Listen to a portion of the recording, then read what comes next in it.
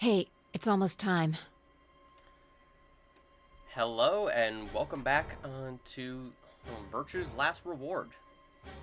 When we last left off, we began the game.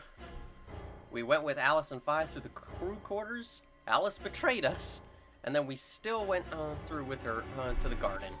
And then a lot of stuff happened. 2 people infected with this new virus, Radical 6.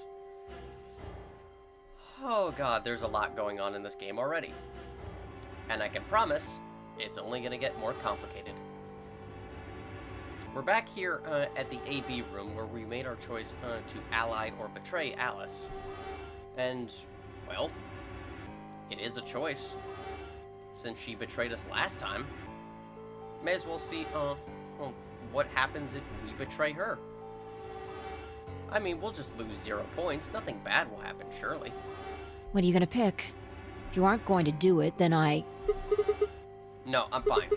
I'll do it. You're gonna choose betray, right? Yeah. Don't worry about it. Alright. Take it away. 30 seconds remain until Ambidex game polling closes. I stood in front of the selection screen and took a deep breath. This was it. I ran over my options one last time. There was only one possible choice. Sorry, Alice.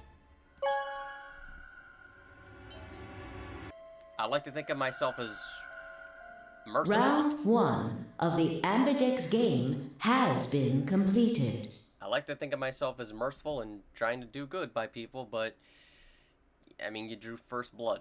Results will be displayed in the warehouse. Thank you for your participation. Ambidex gates now opening.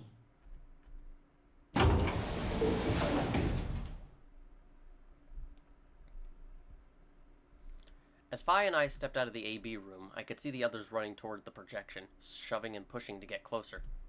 Well, you chose what I wanted you to choose. I guess I should say thanks. So, thanks. Wow, gratitude from you. That's a rarity. Aw, come on. You don't need to do that. I just made the obvious choice. Obvious? Well, I'm sure Alice chose betray. That means we pretty much had to choose betray, right? How do you know what she's going to choose?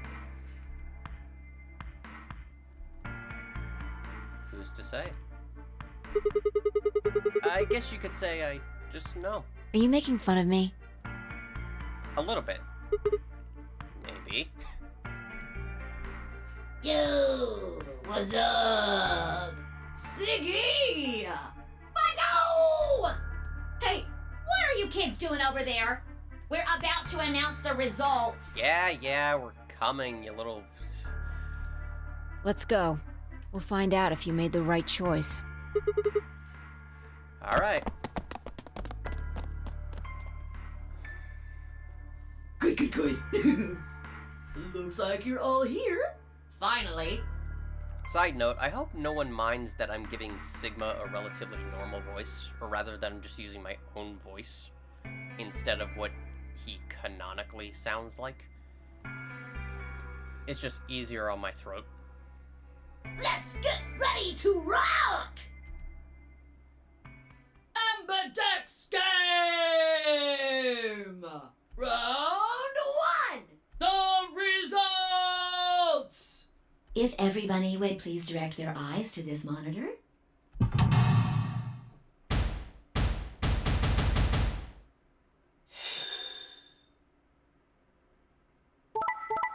That's the same.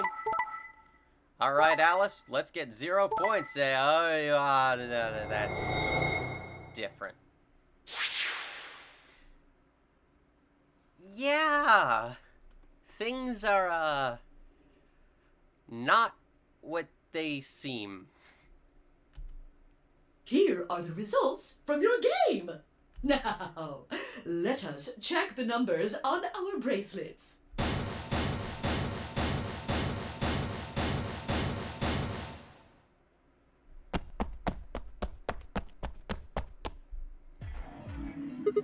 Hey, Alice! What the hell is this? What? You chose betray last time. So I chose betray too. No. Why? Wait a minute. Last time? What on earth are you talking about? I have a headache coming on. Can you tell me one thing? What? When exactly did you press the button? 5 minutes before the deadline. There's that announcement, right? I pressed it right after that. Why? What? No, that can't. What was going on? When Fi and I chose ally, Alice picked betray. I just made the most rational choice. The best way to minimize risk and maximize reward in this situation is to choose betray. Anyone who thinks otherwise is, well, an idiot. But this time I chose betray, and her vote changed to ally. Why? What was different? Had history somehow changed because of my choice? No, that was insane. If Alice had somehow known that I had chosen betray and chosen ally in response, at least that would have followed the principle of cause and effect. But what had just happened was something entirely different. There was no way Alice could have known what we would choose when she made her decision. Besides, if she had known we intended to betray her, there's no way she would have chosen ally. In other words, she must have made her decision without any knowledge of ours. Let's say we're talking about a game of rock, paper, scissors. I throw out a rock. Right after that, Alice throws down paper. Obviously, I lose, so I go back in time and decided to whip out the scissors this time. This time, Alice chooses rock. I lose again. But that's fine, because it still makes sense.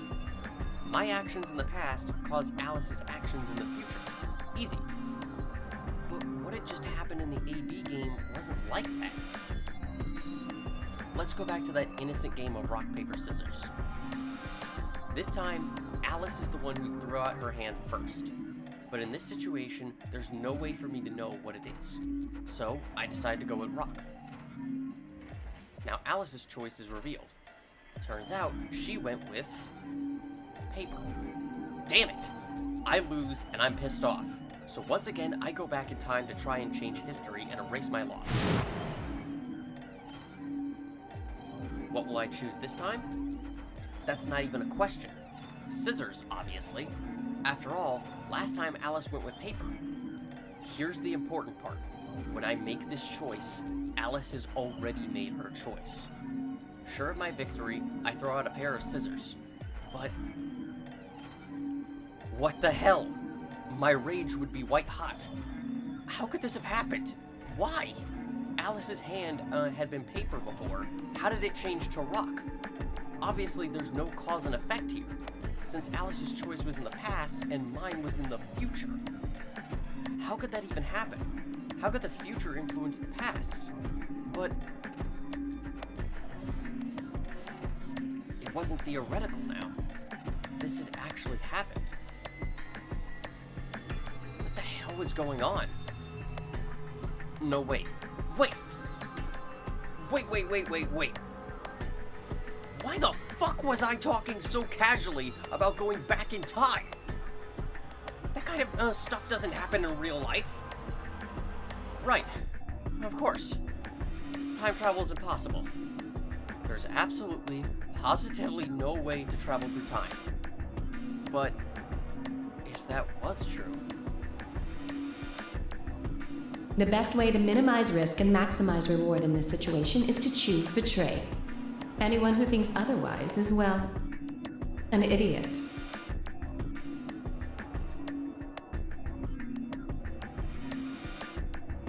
Hey, did you have a stroke or something? I'm in the process of having one, yes. Oh, sorry. Besides, why do I have to answer your questions? I should be the one yelling at you. Because of you two, I've only got one BP left. Yeah, you're right. You're right!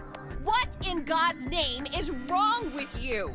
I wish I had an answer for you. I'm sorry. Really, I seriously feel terrible about this. Forget it. I'm never going to trust you or Phi again. You'll pay for this. Ah, that bodes well. Alice stormed off. She threw one last hurt, scornful look over her shoulder as she left, and it stabbed me right through the heart. One of the other teams seemed to be dealing with a similar issue. I really don't know what I can say. We had no idea you would choose Ally. No way I'd choose Betray. Not with Clover on the other side. Interesting comment there, Tenmyoji. It's almost like you know her. What? What do you mean? Do you have an interest in Clover? What? No, that's not... No. What is it then? Well, It'd be difficult to explain. You'd have to be crazy to pick Ally. The only way it'd make any sense to do that is if you really, really trusted the other person. so you're saying you don't trust me then? Duh! Are you senile? Clover, what the hell? Why the hell would I trust some old geezer I just met a few hours ago? I mean, true, but also, you don't have to be rude about it. I see. Say no more. Didn't think it'd hurt this much. Huh? What's that supposed to mean? You're starting to get kind of creepy. Creepy, huh? I understand. I guess I just haven't had enough time to earn your trust. I suppose you could say that. I just didn't really expect you to be so nice about it. Well, looks like those guys managed to get through this all right. Figure that means the fault here's gotta be mine. Huh? Tenmyoji's a nice guy. I feel like I've known him for quite a while, in the short time I've known him. It just feels so familiar. Thank you. Thank you very much. Don't worry about it. We only did what anybody else would do. Right, Mr. Dio? Yeah. Exactly. So yes, because we chose Betray this time, we got to see more of the conversation, or argument, between Tenmyoji, Clover, and Kay, while here we only got to see a brief bit of what happened with Luna, Quark, and Dio. As opposed to the other path, where we chose Ally, we saw what happened more with these three, and barely saw what happened with the others. Which kind of makes sense. Choosing Ally led us to listening more to the team that chose Ally.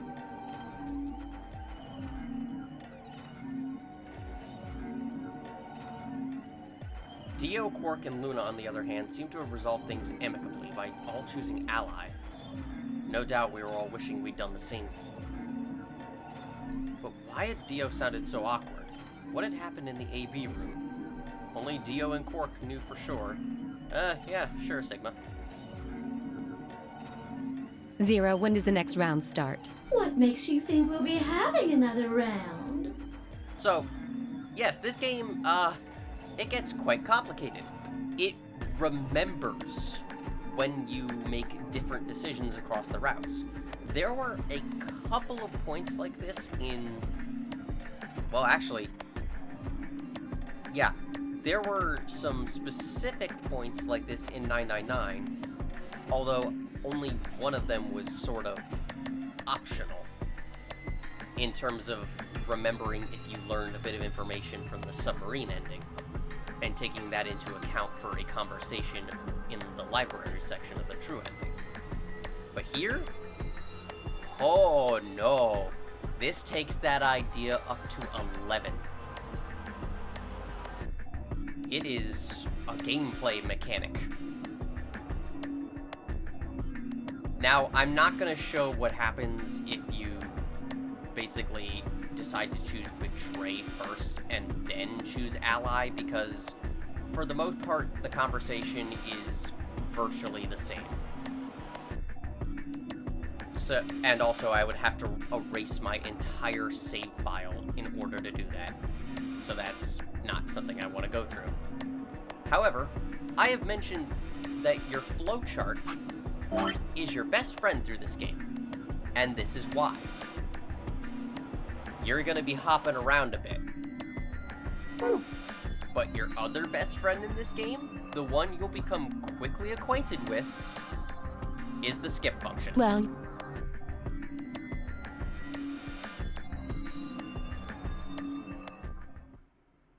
If I had to guess, I'd say it's going to be 10 Mialdi or less. One or the other. So yes, there are a few points in this game where they kind of say the same exact things, including these big exposition dumps. And the skip function will be your best friend. It speeds through them like Sonic the Hedgehog. If he was told there was like a bunch of chili dogs on the other side of the planet for free. But it will stop for when there is new dialogue. In this case, since Alice has 1 BP instead of us, well, she gets acknowledged with 10 Myoji instead. Or it might be both of them. Alternatively, you can have the option to turn on the ability to skip all text. And I actually don't know if that's automatically on. Make sure to go to options before you start the game to check, so that you don't accidentally skip over new content. But, yeah. Wait, what? why am I going to die? I guess I can tell you why. Anyone whose BP drops to 0 gets penalized, just like when you break the rules. I'm pretty sure I already told you what the penalty is. So yes, from here on, at any point when we have just repeated scenes like this, I'm going to be skipping them. I see. Alice and I only have 1 BP. That means we'd have less than 0 if we lost 2 points. What? What the hell? This is important stuff. Why didn't you tell us about this earlier? Sorry. Sorry's not going to cut it. But yes, I will be skipping any old scenes throughout this. I probably will not be editing out these skip sections for the most part, just because it's a part of the game, and also, well, yeah, it's a part of the game that most players are going to have to deal with unless they want to sit through all of this again. But also, I thought you were supposed to tell us the rules, not hide them. Well, Is there anything else you've conveniently left out? It's not fair to make people... I think it's fair. After all, it's not like anybody else knew, right? Right, Fido? Yeah, oh yeah, fine. I guess so.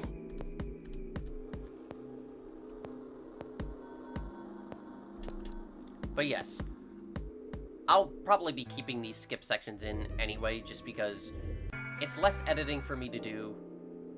I mean, look at all this it's skipping through at the speed of light. And yeah, it just goes through it so quickly. There's no worries about it. We went to the lounge first, I believe, so this time let's just go in reverse order. Let's go to the crew quarters. But look at this. Look how it goes through the map. It is so good. Well, I don't think there's any reason for us to get all worried about it. Talking about the Radical 6 pandemic they brought up. We should just hurry up and try to find out how to get out of here. Quark has a point. If we want to know what's going on outside, the fastest way to find out is by going outside. Yeah, you're right. Good! Mr. K and I will keep searching the cabins then. What are you gonna do? I guess I'll go somewhere else. Okay. Then we will see you later. Later. I stepped out of the cabin we've been in and headed toward the small hallway. Where to next? Yeah, go to the infirmary. But I can't. Since this is technically a new scene, I can't skip it. Oh, thank God, it was so quick.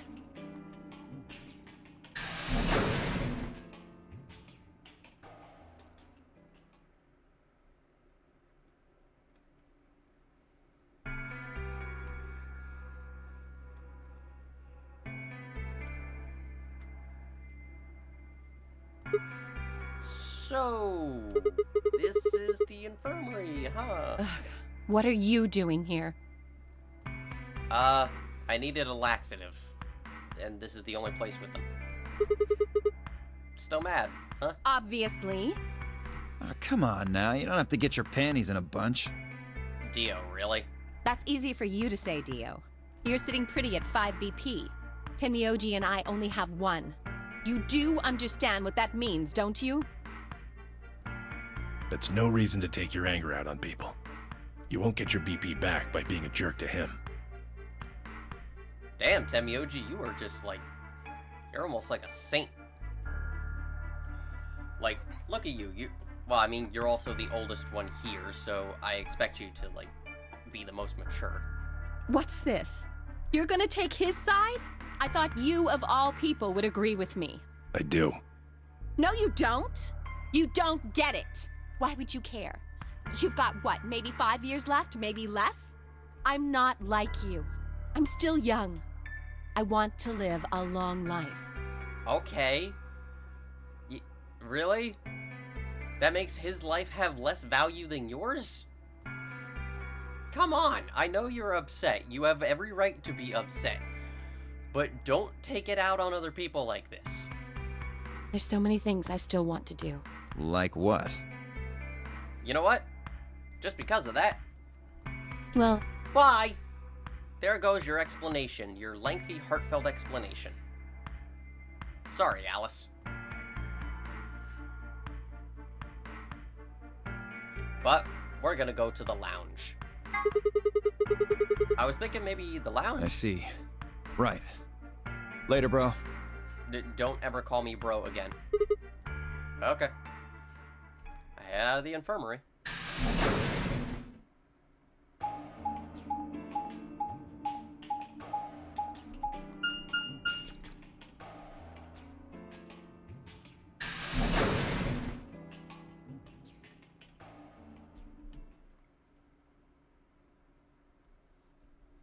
And now...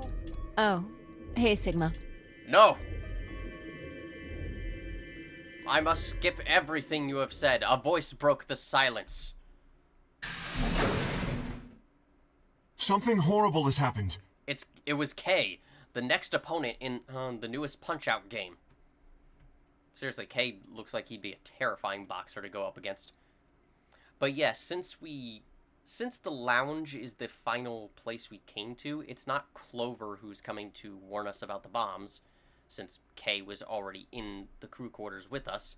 No, this time, it's Kay. I actually don't know what happens if you go to the infirmary last. I'll check that. Please, you all have to come with me. Like, I don't know if it's Clover or Kay who comes to warn you. I will check that. What is it? I found something horrible in room 2 in the crew quarters. Something horrible? Clover, get that smile off your face. I know you're crazy about that stuff, but we can't have it right now. Never mind. You'll understand when you see it.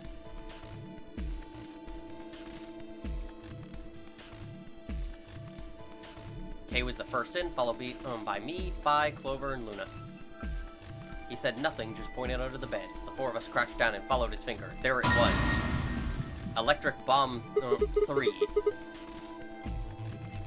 Wow, I can't... Why was there never a sequel to Electric Boogaloo? Like, just to have the whole trifecta of names. That could have been such a good name. What would be the name for that? Huh. What the hell is this? I think it's a bomb. Bomb? No. No way. Yes, Sigma. It is just like what you saw. And I can't skip it. So, goodbye. And I can't skip this because Kay is the one showing it to us.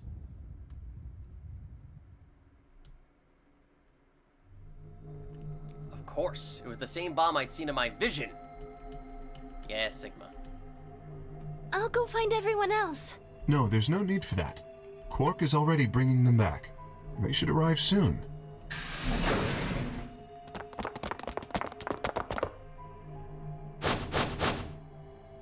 You see? Where is it? Where's the bomb? I'm trying to... God, I can't think of a joke. Never put me on the spot at a comedy club. No sooner were the words out of Kay's mouth than the rest of our fellow captives appeared. Quark shoved the others aside and pointed to the bomb. See? There it is! Under the bed! And I believe now, with that little screen transition, yep. Who was the first person to find this? It was me. I found it while Quark and I were investigating this area. We split up to collect the rest of you. How did you know it was a bomb? I have seen it before. That's suspicious for someone with amnesia. When? I'm not sure. Because of the amnesia? Yes. Odd thing to recollect. Are you kidding me? We don't even know if it's a real bomb. What the hell else does it look like? You think this thing is a lava lamp down there? Are you gonna tell me you believe that guy who can't remember his own fucking name knows a bomb when he sees it? I believe him more than, frickin' circus ringleader, 5.0 here. No. Kay is right. That's a bomb. I'm sure of it. How do you know? I just do, okay? You sounded pretty sure about the switch, too. How do you... And now we can skip. Go through this entire lengthy explanation of what a bomb is that's absolutely terrifying, and then realize that we only have so much time left before the doors start closing. Time to go. Everyone rush! Chromatic doors have opened. 5 minutes remain until chromatic doors close. Alright, who's going with who this time? Hey, the doors are open. We need to figure out who's gonna go through which door. Well, what are our options this time? Pay attention. Okay. I'm only saying this once. Just like the last time, we've got 3 possible combinations. Vi quickly laid out our choices. Option A, Luna and I, yellow, pair up with Clover, cyan, and go through the green door. Temioji and Dio, magenta, pair up with Alice, yellow, and go through the red door. Kay and Quark, cyan, pair up with Vi, magenta, and go through the blue door. Option B, Luna and I, yellow, pair up with Vi, magenta, and go through the red door. Temioji and Dio, magenta, pair up with Clover, cyan, and go through the blue door. Kay and Quark, cyan, pair up with Alice, yellow, and go through the green door. Finally, option C. Luna and I, yellow, pair up with Alice, yellow, and go through the blue door, which is what we did last time. Temioji and Dio, magenta, pair up with Vi, magenta, and open the green door. Kay and Quark, cyan, pair up with Clover, cyan, and open the red door. Hope I said that fast enough. 3 minutes remain until chromatic doors close. Okay. How do we want to do this? Well, you decided the first time, right? Yeah. Then can I decide this time? Under what reason? Why you? I think I deserve it. I only have 1 BP left. Doesn't it seem like the fair thing is to let the person who's at the greatest disadvantage choose? That sounds familiar. And as I seem to recall, you said no to this logic. Wouldn't you agree? I would agree, because I had the exact same thought. But you said no, so you can take your toilet ring, thing over your breast there, and bash yourself in the head with it. Because I may be a little angry. That means you should get to choose too. I mean, you've only got 1 BP, right? You've got a point. Can you tell I'm not the biggest fan of Alice? I like her, but she is a little mean at times, too, kind of unnecessarily. But how about we listen to what Alice wants first? Temioji, you are a better man than I. You have more patience for this. So tell us, which door and which people do you want? The green door. and I want to go with Kay and Quark. I see. Option B, then. That means Tenmyoji and Dio will go with Clover through the blue door. Is that all right with you, Tenmyoji? Yeah, sure. I don't mind. Why? If we go through there together, that means you'll be playing against me in the next AB game. Are you really, really sure? Oh yeah, I'm sure. Matter of fact, that's why I want to go with you. You said you didn't trust me, right? Well, I'd like to change your mind. I figure this will give me the chance. I've been wanting to pair up with Alice, too. I mean, Clover, what are you gonna do? If you hit Betray after this, that risks just killing him. And... well, I was gonna say you don't have it in you. You actually do, but... would you really kill an innocent man in a game like that just because? Like, for absolutely no reason? Especially, like, because you're not in your insanity mode, we'll call it. There's something I want to talk to you about. Ah, want to talk to her about Ice 9. Oh, and that is? We'll get to that later. Anyway, Alice's first choice would be option B then? Yes, I get. What about the rest of you? Is that okay too? I thought about it for a moment. If I went with option B, then Luna and I would go through the red door with 5. As far as how I felt about that... no. No. That's not okay. Why not? Because I want to make you angry. And I know it will. Oh no, this is bad. Which door do you want then? The only other choices are A and C. I thought about it again. If I went with A, then Luna and I would end up paired with Clover and we'd go through the green door. On the other hand, if I chose C, we'd be going through the blue door with Alice. So which one did I want? I decided to go with... let's go with Alice. Let's, just, you know, utterly piss her off. I'd like to take option C. We'll take Alice in the blue door. Are you dense? No, just stubborn. What on earth makes you think I'd be willing to do that? There's no way in hell. I'm not going anywhere with you. You betrayed me in the last AB game. I don't pair up with assholes. 1 minute remains until chromatic doors close. Oh no, what are we going to do? We don't have much time left. Sigma, please, can't you reconsider? Fine. I didn't really have a choice. There was no way I'd be able to physically force Alice to come with me. At least not in less than a minute. Fine. In that case... let's go through the green door with Clover. I'll settle for option A. That's Clover in the green door. That's fine by me. Like I said before, there's something I want to talk to Alice about.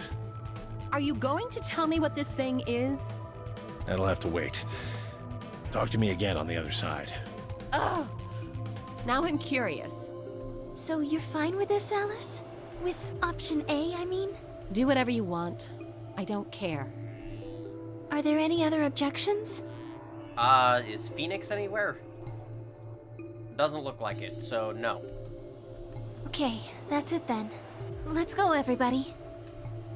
10 seconds remain until chromatic doors close.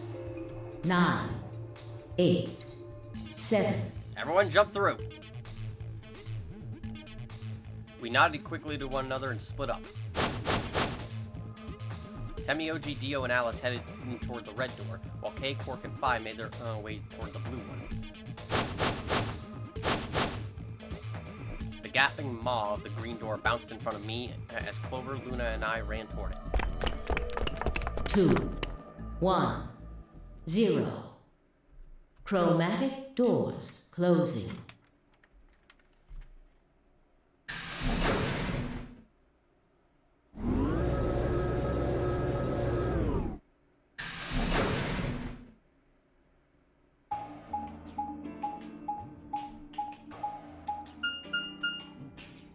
Huh? just to make it clear, in case you think I'm being a bit mean to her, I do like Alice. I like the character. I think she is well written, but at the same time, I can be mad for how unnecessarily harsh she is to not just me, but even to some of the other characters. The only one she's not harsh towards is Clover, and I mean, that makes sense, because she's the only one she knows. But still, I can be a little annoyed. And to be fair, yes, Lotus was very much the same way, but Lotus was more... It was more out of logic than simply being kind of spiteful for little reason. Is this a dead end?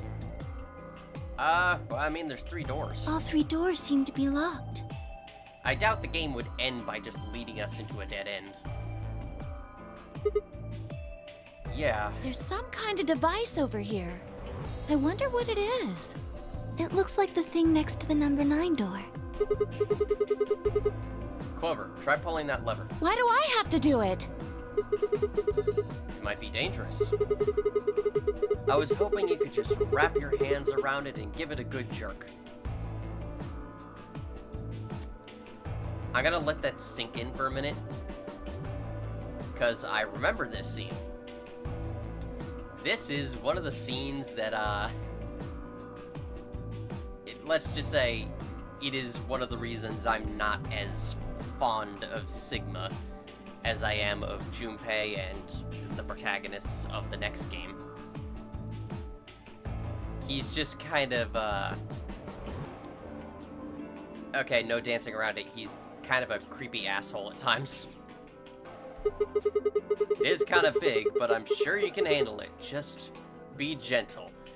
God, it hurts to read this. This doesn't seem like appropriate workplace behavior. It especially hurts to read it aloud. And yes, Clover, you're exactly correct. You're kind of grossing me out.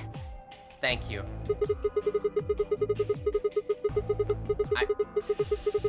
God, I don't want to read this. But I have to for anyone who's not actually watching the video and just, like, listening to it. I know you probably still think of yourself as just a girl, but you have to become a woman You're not making it any better! Clover, please hit him. Like, please punch him in the head. Why don't you do it? If you can't take it, then maybe Luna can. Have you done this before? You just start at the base and work your way up, then give it a good tug once you get to the top. What? What is wrong with you? If you're so desperate to give that lever a good time, why don't you do it yourself? I complain about Alice, but again, Sigma's not that much better. He is just really gross. Just leave me and Luna out of your sick fantasies, you creep! Like, seriously, Uchikoshi, I like you. I like your writing. But what purpose does this serve? Why is this scene here? Fine. But I won't like it. I sighed heavily and flipped the switch with as much languid disdain as I could manage.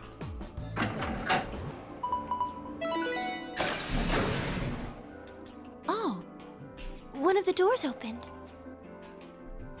Yeah, just the one on the left. We might as well go through it. Yeah.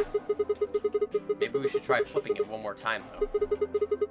I think you could actually manage it with just one hand, Clover. Just do it real fast and only take a second. Just up and down once. Ugh, you are disgusting. Agreed. Where's Snake when you need him? He would... God, now that I'm imagining it, if Snake heard Sigma talking this way to Clover, I think he'd probably kill him. And I would not stand in his way. Hell, if Seven heard him say that shit, even he would probably kill him.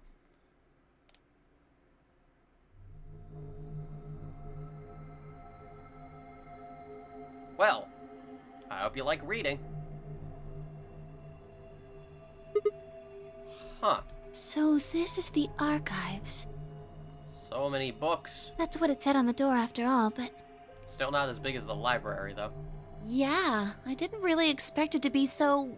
archivy. All these books and stuff everywhere. What did you expect it to look like? Maybe we could find some clues here. I agree. Alright, let's split up and have a look around. Alanis. Alonzi. Which I believe is a Doctor Who reference. I've never watched it.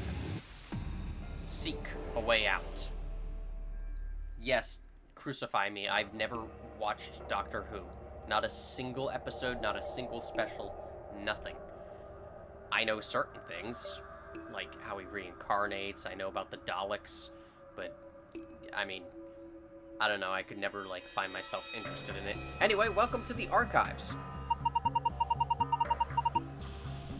It looks like these books are in Latin. Can you read it? No, I'm sorry. You, don't need to apologize for that. What about you, Clover? Of course not. Some books written in Latin. None of us can read them. This is immediately one of the reasons I don't like having to click and drag, because I can very easily get tripped up and accidentally click the books. Isn't there something up there?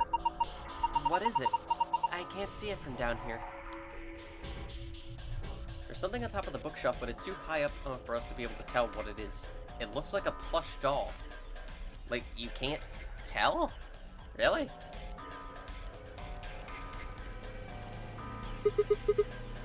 What is this? It looks like some kind of chart. It says management number. What do you think it means? Well, pretty much the only thing anyone's gonna manage in this room is books. It's got the letters A, B, C, and D, and then the numbers 1 through 8 running vertically. Maybe it's referring to the bookshelves in front of us? Well, the bookshelf has 8 rows, and so does this chart. There's a narrow bookshelf on either side and wider ones in the middle. Yes, they're shaped just like the diagrams in the chart. A management chart for the bookshelves. It relates to the placement of the books on the shelves or something. Nothing else to say, Sigma. Oh, because I have it on... That's my bad. That chart is for the bookshelves in front, right? If the 4 shelves there match up to the chart, then the bookshelves from the left would be A, B, C, and D, right? That would make the thin one on the left A, and then B, C, and D as you go to the right. Yeah, and I think the numbers are the rows counting from the top. So the top shelf would be column A, row 1. I think it'd be easier if you just call it A01. Okay. I forgot. Switch it to easy mode for extra dialogue. Usually it's just hints, but whatever. Probably the exit. It's locked. The door lock, it has a keyhole. Wow, how astute.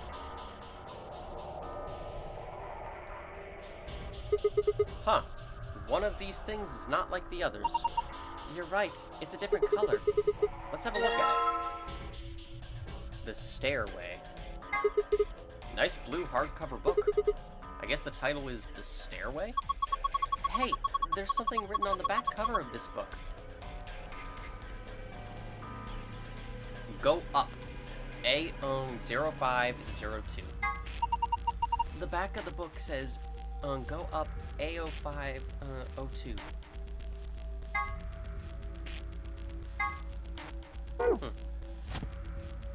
Well, we can put it back if we want to, but there's really no point. This book is different too. Maybe we should take it with us. Go Up. A book with a red cover. Its title is Go Up. And this one too. On the back it says The Stairway B0630.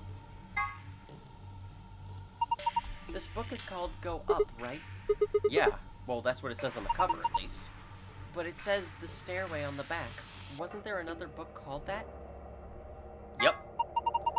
If you can't tell, the solution is fairly obvious. We have to put the red book where the blue book was, and the blue book where the red book was. Do you think the text on the back of this book means they got it mixed up somehow? So you're saying this stuff was supposed to go on the stairway? Yes, I think maybe B0630 was meant for the stairway.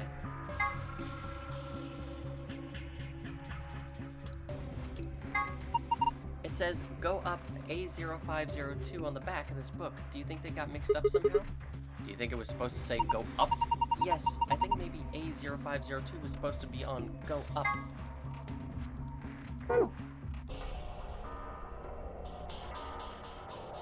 Oh, I forgot you could click those. The 8th row of the second leftmost column of shelves on the management chart.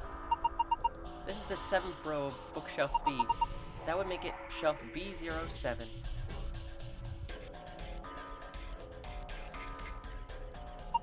This is the 5th row of bookshelf B. That would make it shelf B05. This is the 4th row of bookshelf B. That would make it shelf B04. This is the 3rd row. That would make it shelf B03. This is the 2nd row. Make it shelf B02. The 1st row. That would make it shelf B01. Weird that you have all those dialogues. This is the 1st row of bookshelf A. That would make it shelf A01. And they basically say the same thing here. That's basically just to help you figure out which one is which in terms of each row.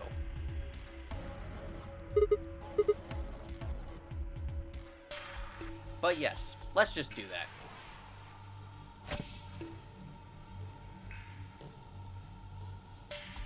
Ah.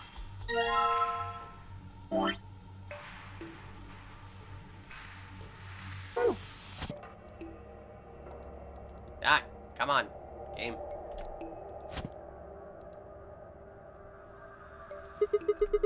This is the 6th row of bookshelf C. That would make it C06. And I'm not going to go through all those, because why? Here's another book that doesn't match. That makes 3. A book with an orange cover. Its title is N Lion. It says something on the back cover of this one, too. On the book, on the back it says, To the Sun, C0518. Okay, nothing more to say. Is this the last odd book out? I think so. I double-checked all the shelves. Book with a green cover. The title is To the Sun. Huh. It says something on the back of this book just like the others. Yup. Nothing more to say. Do you think the text on the book means they got mixed up somehow? So you're saying this stuff was supposed to go on N Lion? Yes. I think maybe D0703 was meant for N Lion. Yup. Swap the green and orange books.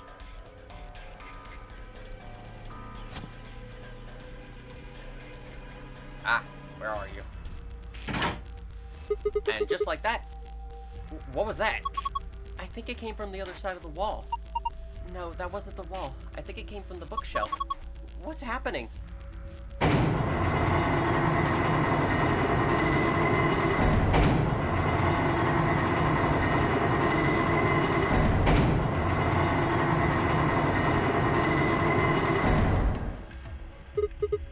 It sunk?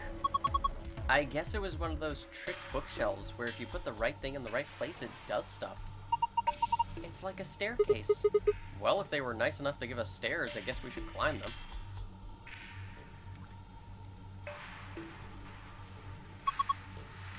The top is a lot more narrow than I thought. Should I go? Well, with a big skirt like that, it might get kind of dangerous. Oh, if I just hike it up, I think it should be... And, I think there's somebody down on all fours trying to not look like he's staring up toward the bookshelf. Sigma? What are you doing? I, lost contact. You don't wear any! Ow! You climb. Okay. Thank you, Clover. A doll? Okay. That's the only thing that's up here. Guess I might as well take it. Huh. Can't really go any further. This is a dead end. Are you done yet? Was there anything up there? Yeah, I'm heading back down now. So, did you find anything? No puzzles or anything like that. Just that stuffed animal? Yeah. That's a funny looking dog. Clover? Do you not see the main dog? I'm pretty sure that's a lion. This is a lion? It doesn't really look like one. What do you think this thing on its head is? Nah, it's a lion. Oh, hold on. There's a zipper on its back. Let's see what's inside. Oh, would you look at that? Here you go. This was inside of the lion. We found this memory card in the lion. You think we're supposed to stick it into something? Well, what else do you do with a memory card? Well, there's only one place I can think of. Alright, I've got this blue memory card. And there's a blue slot in the stand. Let's see what happens when I put it in then. Well, that's a thing. Oh god, this. Not this one. What's going on here? It's showing the dice. I wonder what the puzzle is. Well, there's only one way to find out. Roll the 6 dice to move them where they need to go. Choose which die you would like to move by clicking it. You can roll it vertically or horizontally by clicking and dragging the mouse or using the arrow keys. No. Not yet. We don't even know the answer. It's not time for this yet. Damn. I don't get it. Don't worry, Sigma. These are the stairs the bookshelf turned into. There's nothing up there anymore, though. You don't have any reason to climb them. That would have to be really inconvenient for Zero. Like, I imagine they were living here. And then, like, what if you someday accidentally put those books in the order that required this to drop? And be like, oh, no. How do I get those up? Actually. Oh god. How do you get it back up? The green and orange books went down. Yeah, you can't see them anymore. How do you get this thing back up? Do you just remove the books? Huh. Interesting. Okay, Sigma, I'm trying to move this. Huh. Oh, would you look at that?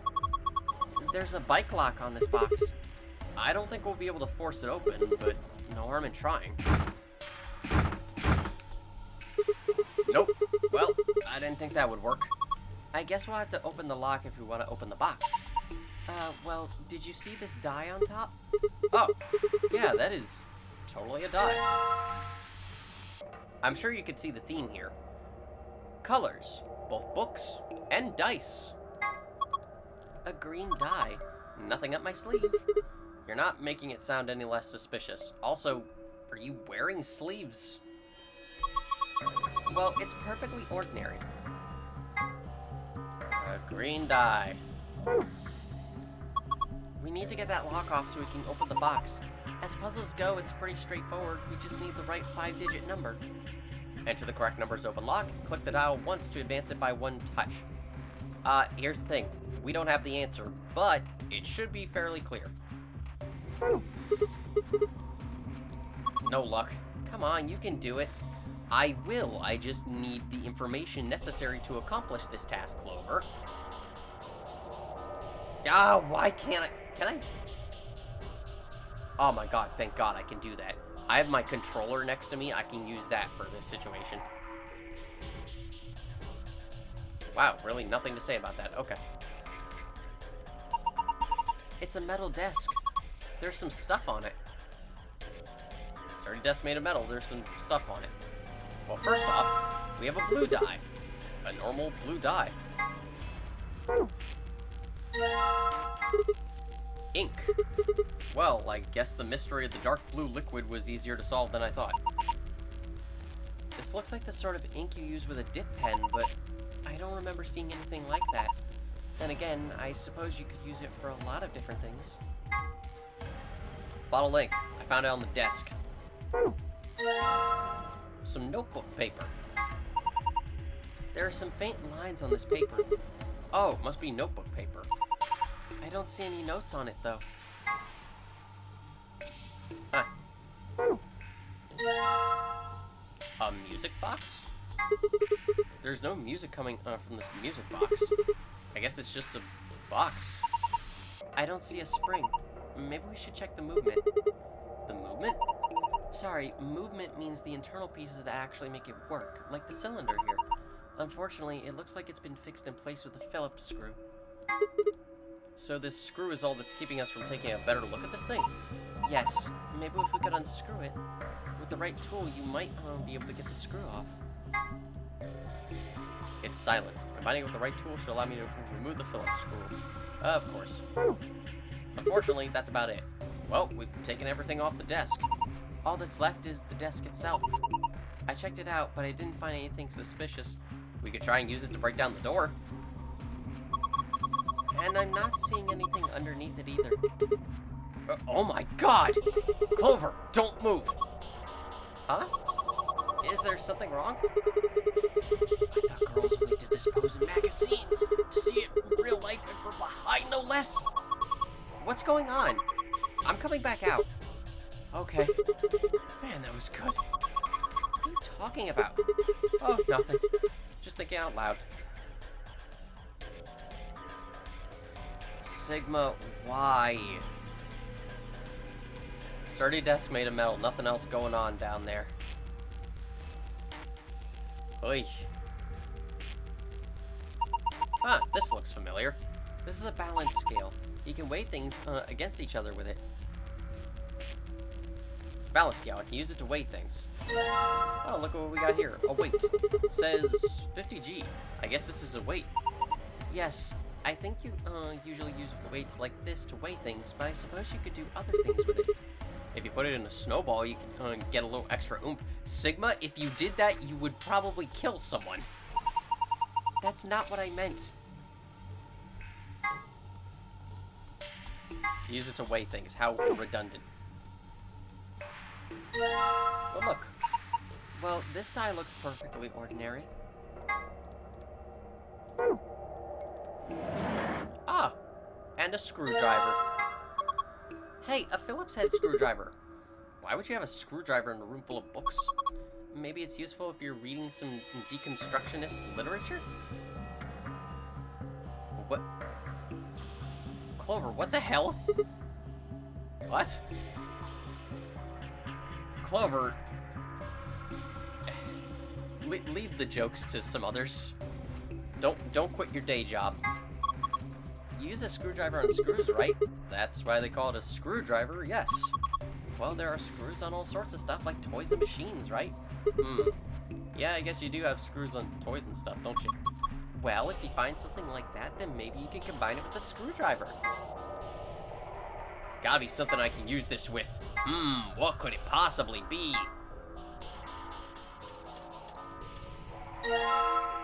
Music box. So I took off the screw, but all I got was the cylinder. Then maybe the cylinder is what's important. This should seem familiar. We unscrewed a cylinder from a music box. We have a piece of paper. We have ink. Does this sound similar to a puzzle we did in the last game? Any idea what I can use the cylinder for with? Why don't you try putting some ink on it? Ink? Just do it. I hope you know what you're doing. Of course. More. Put more on. Slather it on. Clover, please stop. Took the cylinder off the music box. Clover's convinced me to put ink on it.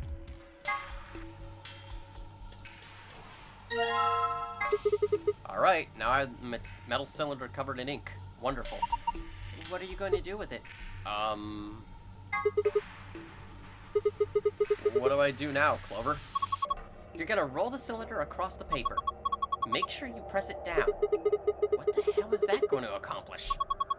The ink on the sticky outy bits will get pressed onto the paper, right? We can see what the pattern is. Sticky outy? Just do it! Might as well do what Clover says and roll it across the paper. This is a neat little detail because Clover was in the escape room where we had to do this exact puzzle. Well, not even really a puzzle, just do this exact combination of items. Although, I don't know if she saw Junpei do it. I guess it could have been a case where Junpei just showed her for absolutely no reason. Just need to roll this across the paper. And there we go. Pattern transcribed. You found a report. But yes, that could be a reason why she even knows it. Especially because that occurred, I believe, in the true ending route.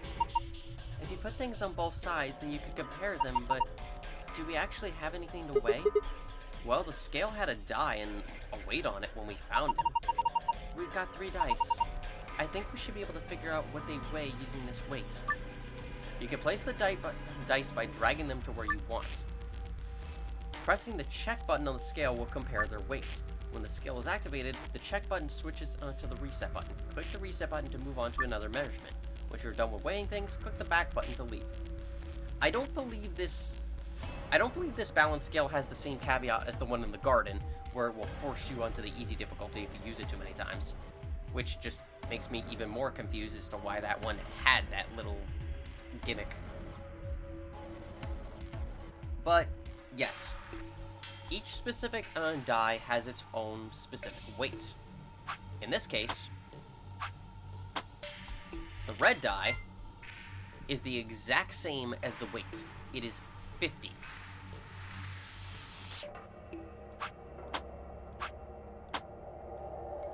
Meanwhile, the green die is 100. The combined weight of the red die and the weight. And finally, the red and green dice plus the weight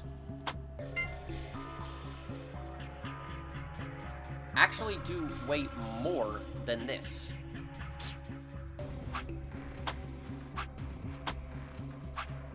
However, if we take the red dice off, we can see why.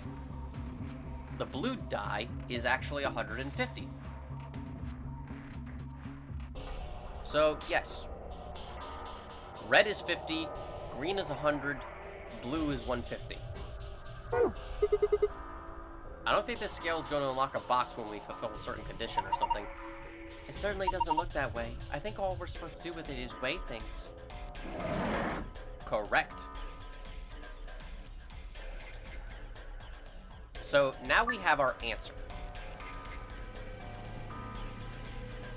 Basically, we're supposed to we are supposed to use the weights, or rather, the number of the weights, and just do a little mathematical problem.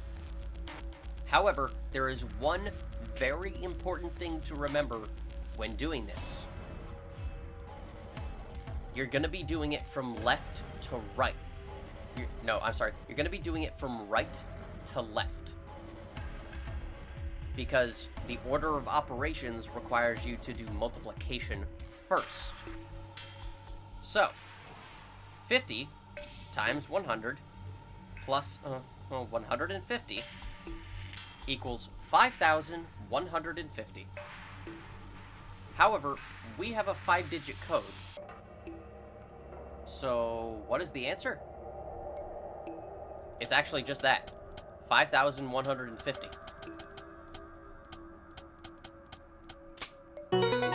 You just ignore the first one. It just stays a 0. There we go. Unlocked. Good job. Let's open it. Huh. Ooh, I wonder if this is someone's diary. Sounds like fun. A book with a check mark. Nothing going on the cover. I wonder what kind of book this is. Let's open it up. I can't read it. I think this is Latin. Looks that way. Well, it's not a total loss. There's a bookmark. I briefly misread that. There's a bookmark at least. Maybe we should take that. Found a bookmark. View, to visit, view the archive. Do you have anything to say about these dice now? I guess not. There's nothing else in here. The box is empty, like my soul.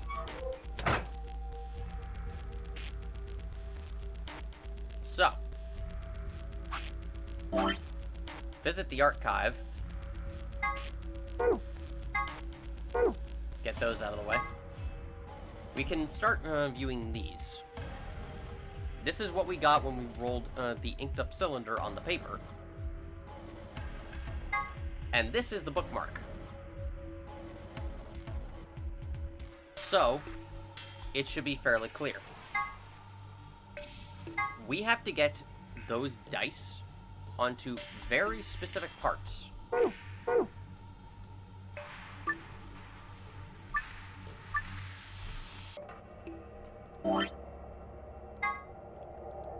To be more specific, we have to get each correct color die onto the correct spot. We also have to get them with the specific number on the die facing directly upwards. So in this case, at the top, we have to have blue 6, then a green 4, then a blue 1, and then a green 3. On the left here is a red 2, and on the top right, a red 5. This is incredibly annoying to do. This is one of the more infamous puzzles of this game, because it's quite tricky to predict, well, just to know how to do it correctly, because you have to move each individual die. And because of this, thank God for video taking, because I just have the answer. Granted, I've played the game before, so I would have had the answer anyway. But still. First, take this blue die. Ah, right, I have to use the arrow keys. Up, up, up, to the right. Keep in mind the paper we saw, essentially, this is the top. So that also doesn't help, that the diagram is a bit odd. Next, take this green die. Right, right, right.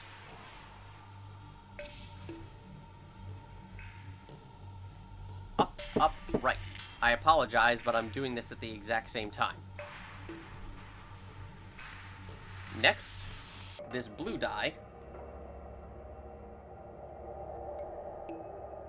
Oh god.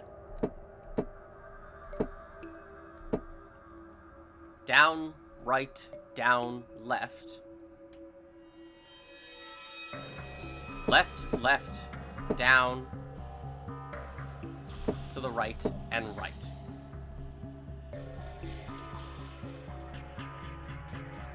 Next, the green die. Up, right, right. Right, down. Left, down.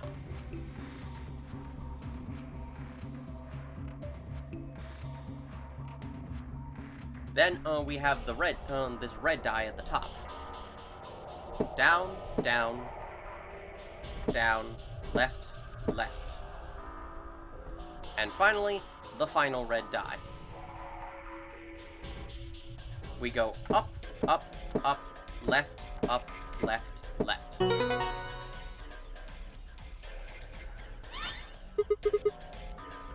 You do have to move them in a very specific order in order to make sure the number gets up on the top. That is what makes this particular puzzle quite irritating to play.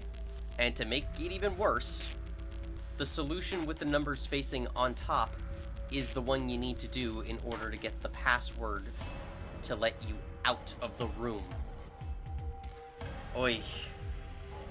Yes! Did it! Good work, Sigma. That was amazing. The colors changed. Do you think... Let's take a look. Wait, is this... Yeah, it's the password to the safe. However, we're not done. We still have... Whoopsies. Ah, where is it? We still have the file password to get. So, what do? Basically, we just have to get them in the correct order by color. The number won't matter. So... blue, red...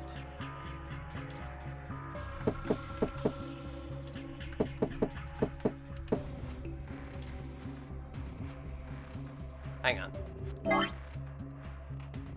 Blue, red, green.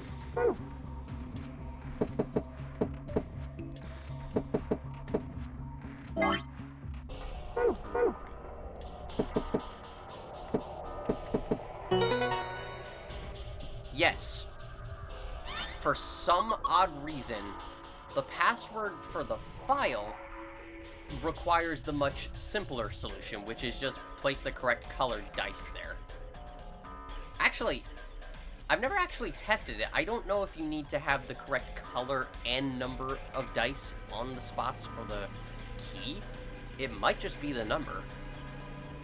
But the solution I've learned is just the quickest way.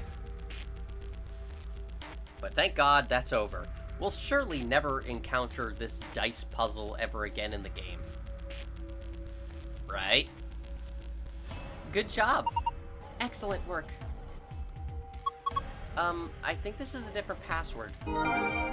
Yep, it sure is. Let me out of here. A screen. I'm all done here. There's a blue memory card in there. Let me out.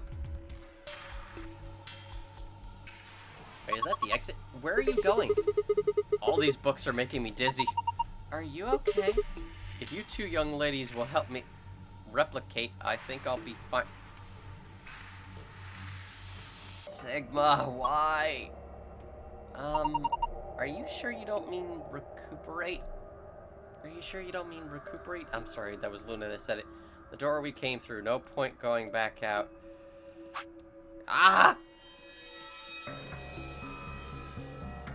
No, Sigma, I clicked the safe. This is the safe, right? Yeah, it's just like the ones I saw in the AV room in the crew quarters. If we enter the right password, it should open up. I think. Moon, star. May as well get the file password first. Awesome, it's open. Good job, Sigma.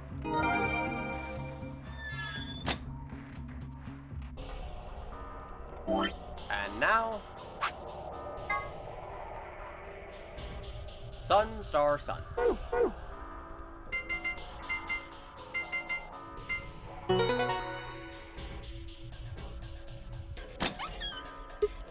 Ha!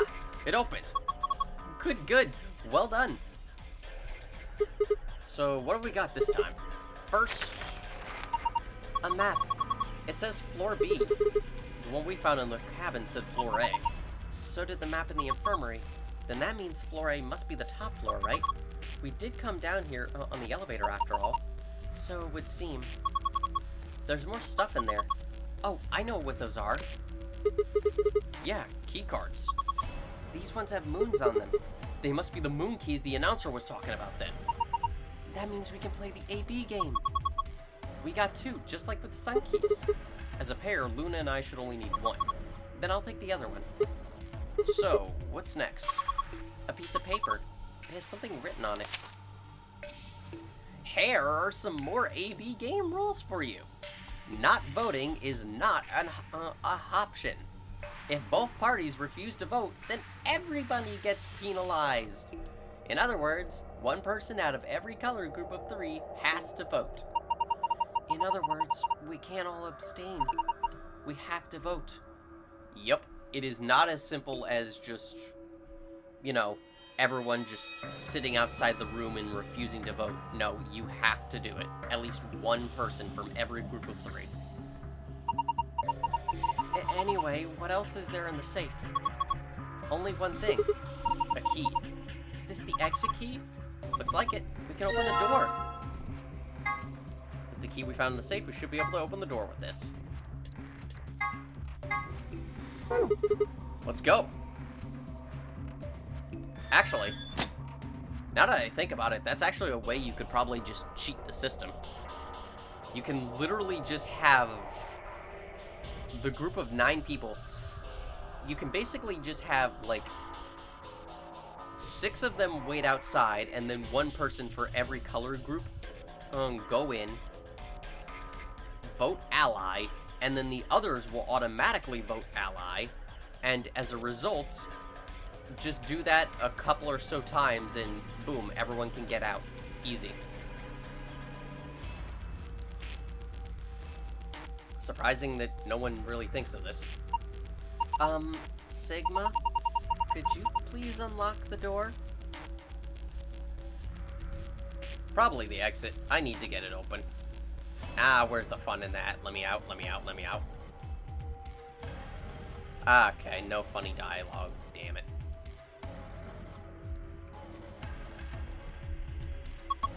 What are you waiting for? You've already got the key. Maybe I can open it with a die. Okay, clever. So am I just gonna put these dice and wait back? Or am I gonna carry them in my pockets for the rest of the game? Presumably the lock for the door. Right now it says lock. You guys ready? I'm gonna open the door. Go ahead. I'm all set. Then here we go. 3, 2, 1. You found it.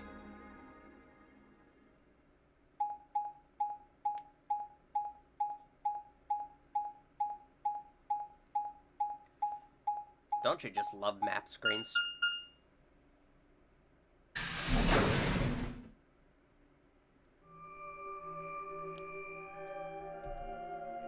Interesting. Is this another warehouse?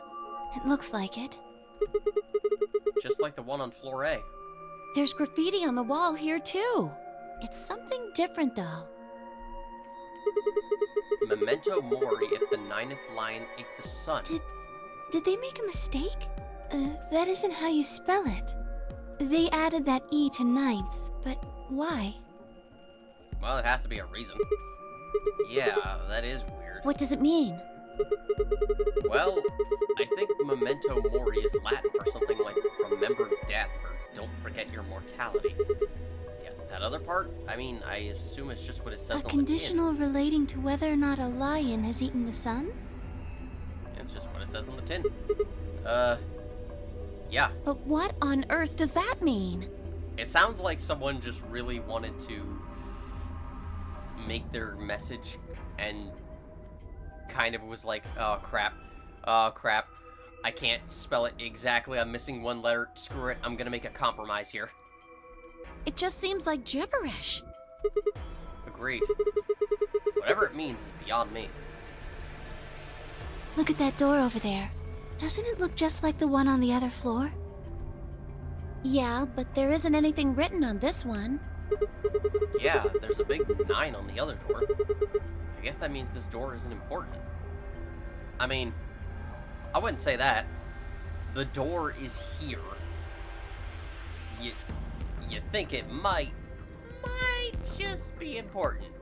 I don't see anything that looks like it might open it either. Yep. Nothing. Not opening. Of course it isn't. I mean, look at this thing. It's solid steel. Might be more than that. Well, how do you open it then? From the other side, maybe? The other side?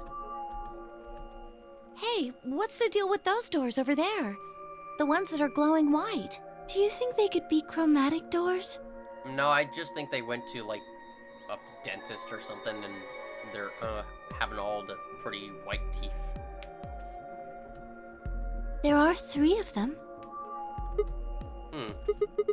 Yeah, I think you're right. See? They've got those little boxes. These must be the next set of chromatic doors we're supposed to go through. But they're all the same color. Well, for all the other doors, we had to add colors together to make another color. In this case, we probably just have to make white instead. Suddenly, the voice of the announcer echoed through the warehouse. An ambidex gate has been opened. 45 minutes remain until ambidex game polling closes. Well, that's not good. What? How the hell did that happen? Someone on one of the other teams must have opened one. All they'd need is one of the moon keys. Why would they do that without waiting for the rest of us? We can ask them when we get there. Come on. Alright, let's get back onto this map screen. Greatest map screen ever. I sure love to spend every second of the game on it.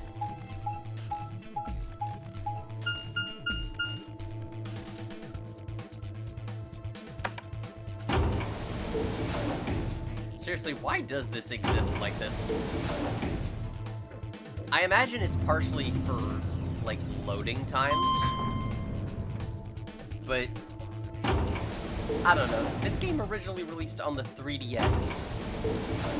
Did it really need that much loading for just this one small area?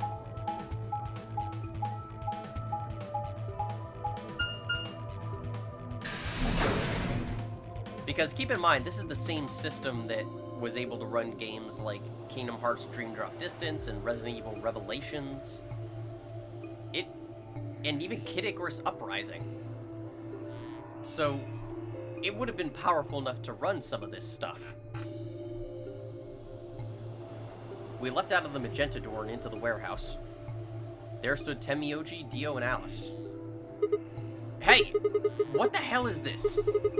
Why'd you open one of the AV rooms before the rest of us got back? Alice and I haven't done anything. Dio apparently felt he didn't need to wait.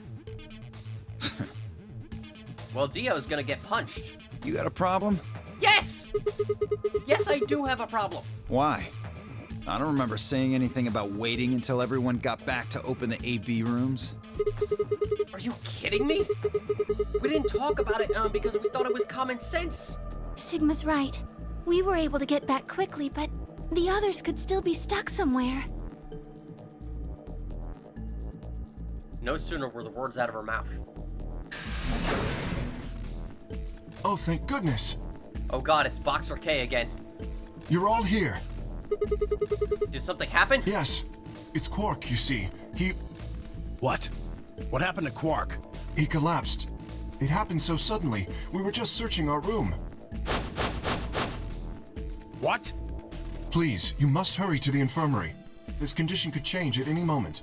You should go. Oh no. Tenmyoji shoved Kei aside and left through the yellow door. He did a sick backflip as he did so, and punted Kei through the ceiling. The rest of us exchanged a few startled looks, then ran off after him.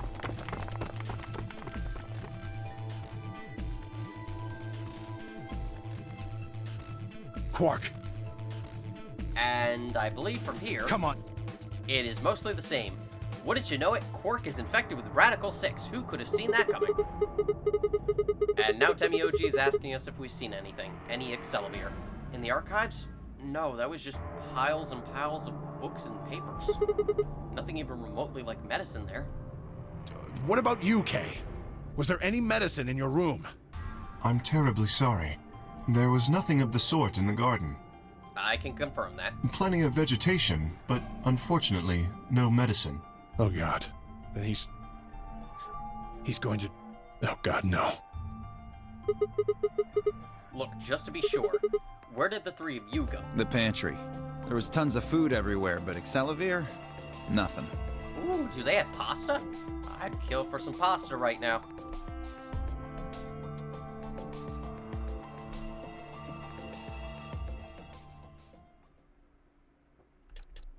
But we've already seen this. Quark is trying to stab himself. And like many good people trying to do that, we have to put them to sleep so they don't do that. And now Alice is running off. Because she too is infected. And has got the crazy kill-kill syndrome. No one here, huh? Damn! Where did she go? No point in complaining. I just need to look somewhere else. I turned and headed toward the exit.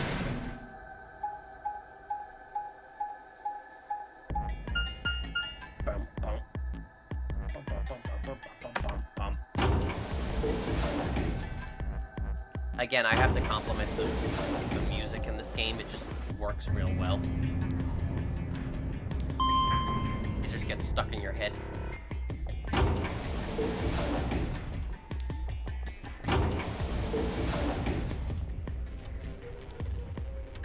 Alice! Where are you? Ollie ollie oxen free! Marco! Ooh, the pantry. I'm gonna pick up some linguine, some rigatoni.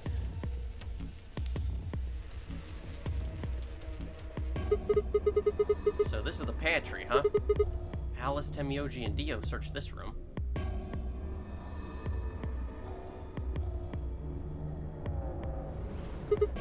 Damn, nothing here either. We need to find her quicker, she's gonna do something bad. She loses like Quark did, and nobody's around to stop her. Shit, I need to hurry. Quick, grab a chocolate bar before you leave. I decided to try the garden where Phi, Quark, and Kay had gone after passing through their door. So, interesting thing to note here, we're trying locations that were previously mentioned. So, our search is technically going differently.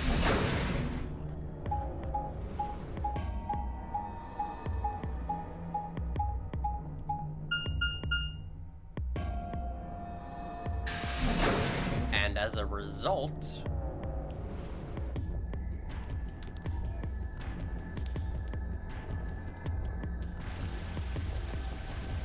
the first thing I noticed when I stepped inside was the smell.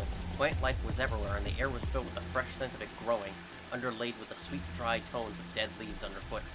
While the air outside had been dry and harsh, and here was warm and wet, like a forest after a spring rain. Just like Kay said, plants and stuff everywhere.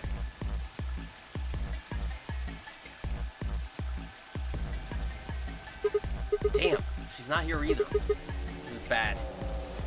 We've been searching for Alice for a while, and I found nothing. I hoped that nothing had happened to her, but...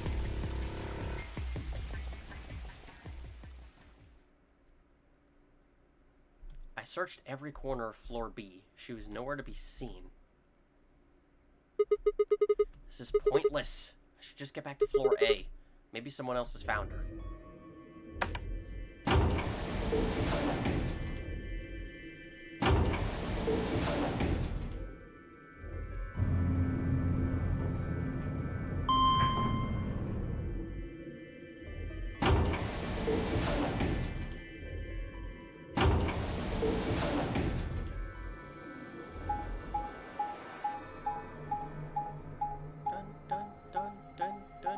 This beeping will haunt my nightmares.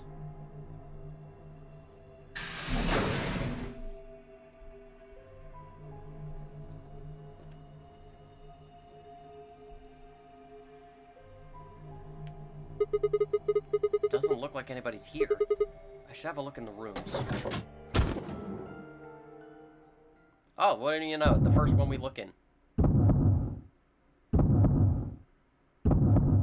Oh, Alice! Alice, that is... You got pasta sauce all over you. Why did you do that? Alice! The first thing I saw when I stepped through the door was the blossom of red on her chest. It was almost like getting punched. I stopped short, my body refusing to move. No. Why did this happen? I forced one shaking foot forward, then the next. My legs began to wobble, and I put a hand against the wall to steady myself as my heart thundered in my chest. Calm down. Calm down. This looks pretty bad, but you don't actually know anything yet. Yeah, that's right. Maybe it's not too late. Sigma, there's a knife in her chest. Maybe we could still save her. Also, the bracelet is off. Then at last I pressed my fingers to her neck and those hopes were dashed. No pulse. Clearly she wasn't breathing either. Her pupils had dilated hideously, making her face seem somehow inhuman. No. Embedded in her chest was a scalpel. I was no doctor, but judging by the angle, it looked like it had pierced her heart. Had someone stabbed her? No. What if she... We're all going to die. I'd rather die here! No. No.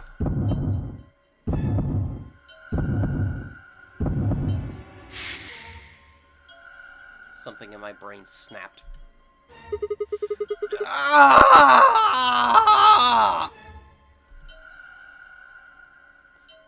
I apologize if that scream wasn't convincing. I can't scream too much or it'll break everyone's ears. A scream clawed its way out of my body, taking my mind with it. The last thing I felt was my body slumping to the floor as the world went dark. When I came to, I was floating in a field of nothingness. Game over, yeah! Well, that was a quick playthrough. Surely, we can't do anything else, but, you know... No. It's a quick playthrough. Nothing else we can do. I mean, what do you think Alice went into? Jump!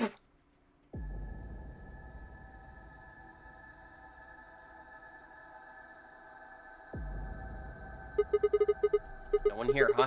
Damn, where did she go? Then suddenly, the world shifted. For just an instant, I was somewhere else entirely. My mind reeled, and then, just as I begun to adjust, it was gone, as if nothing had happened. What was that? It was the same sensation I'd felt when I saw the vision of the bombs exploding. Had it been a premonition? This is bad.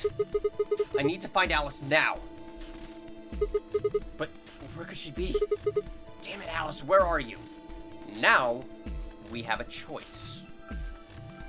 And we know where to go. What about the crew quarters? Yeah. That has to be it.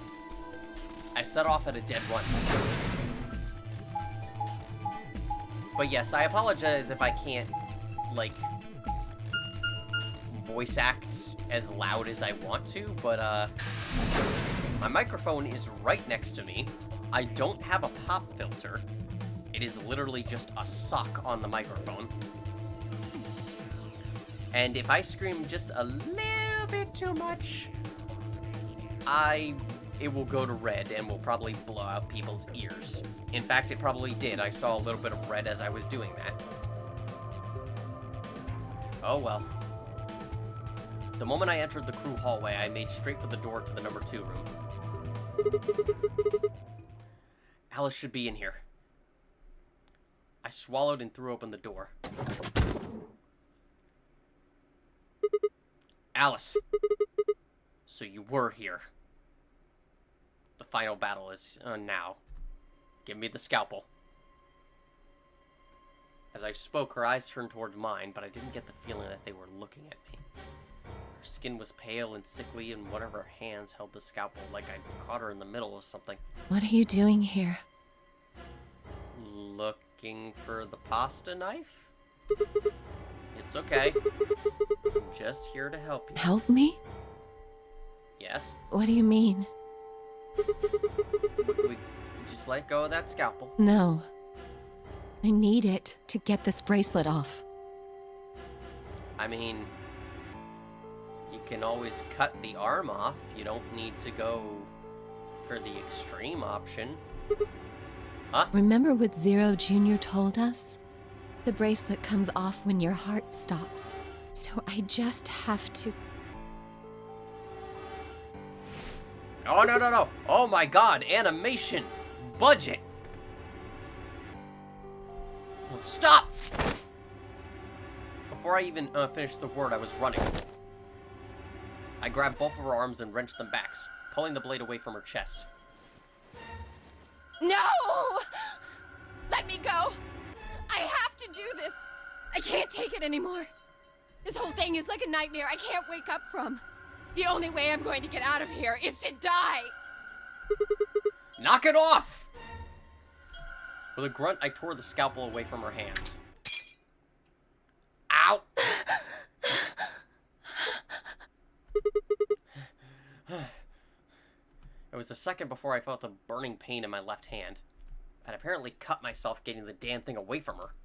Very quickly, it progressed from a dull throbbing to a hot line of pain across my palm. I clenched my teeth and squeezed my hand tight. I was so focused on my pain that I barely heard Alice collapse. She didn't respond when I shook her. Hey, are you alright? Alice, say something! There was a moment of terror before I realized she was still breathing. I didn't know why, but it seemed she'd only passed out.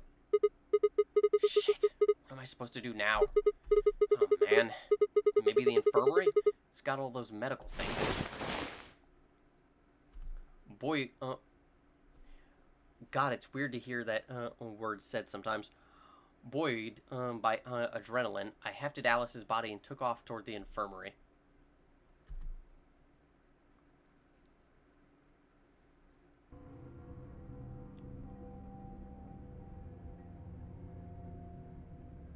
Alright, please pay attention, everyone. No, I'm sorry, Luna, but I've heard all this before. She's got Radical 6, and it doesn't feel so radical. The Atom has finished scanning. What did it say? Wait, really? This is new? Her results are identical to Quark's. She has also been infected with Radical 6. Phi had called everyone else back after I'd brought Alice to the infirmary. 7 set of eyes widened as Luna spoke. Oh no. No! What's going to happen to her? Well, like I said before, there's only one way to cure Radical 6. It's a special antiviral treatment. Whether or not there's any around here, though. No! No! Oh, Alice! I don't want you to die! Please! Please don't die! I don't want to be alone! Don't die! Don't worry, we're gonna try and save your girlfriend. Clover wrapped her arms around Alice's unconscious body and began to sob. Began to sob. None of us had the heart to pull her off, so all we could do was stand and watch uncomfortably.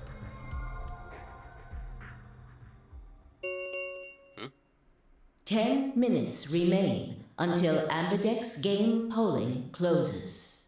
Oh, right, that's still going on. All players, please enter your votes. If no vote is recorded before the deadline has passed, any non-voting parties will automatically ally. Guys, I think we should get back to the warehouse. God, really? All that happened within 30 minutes?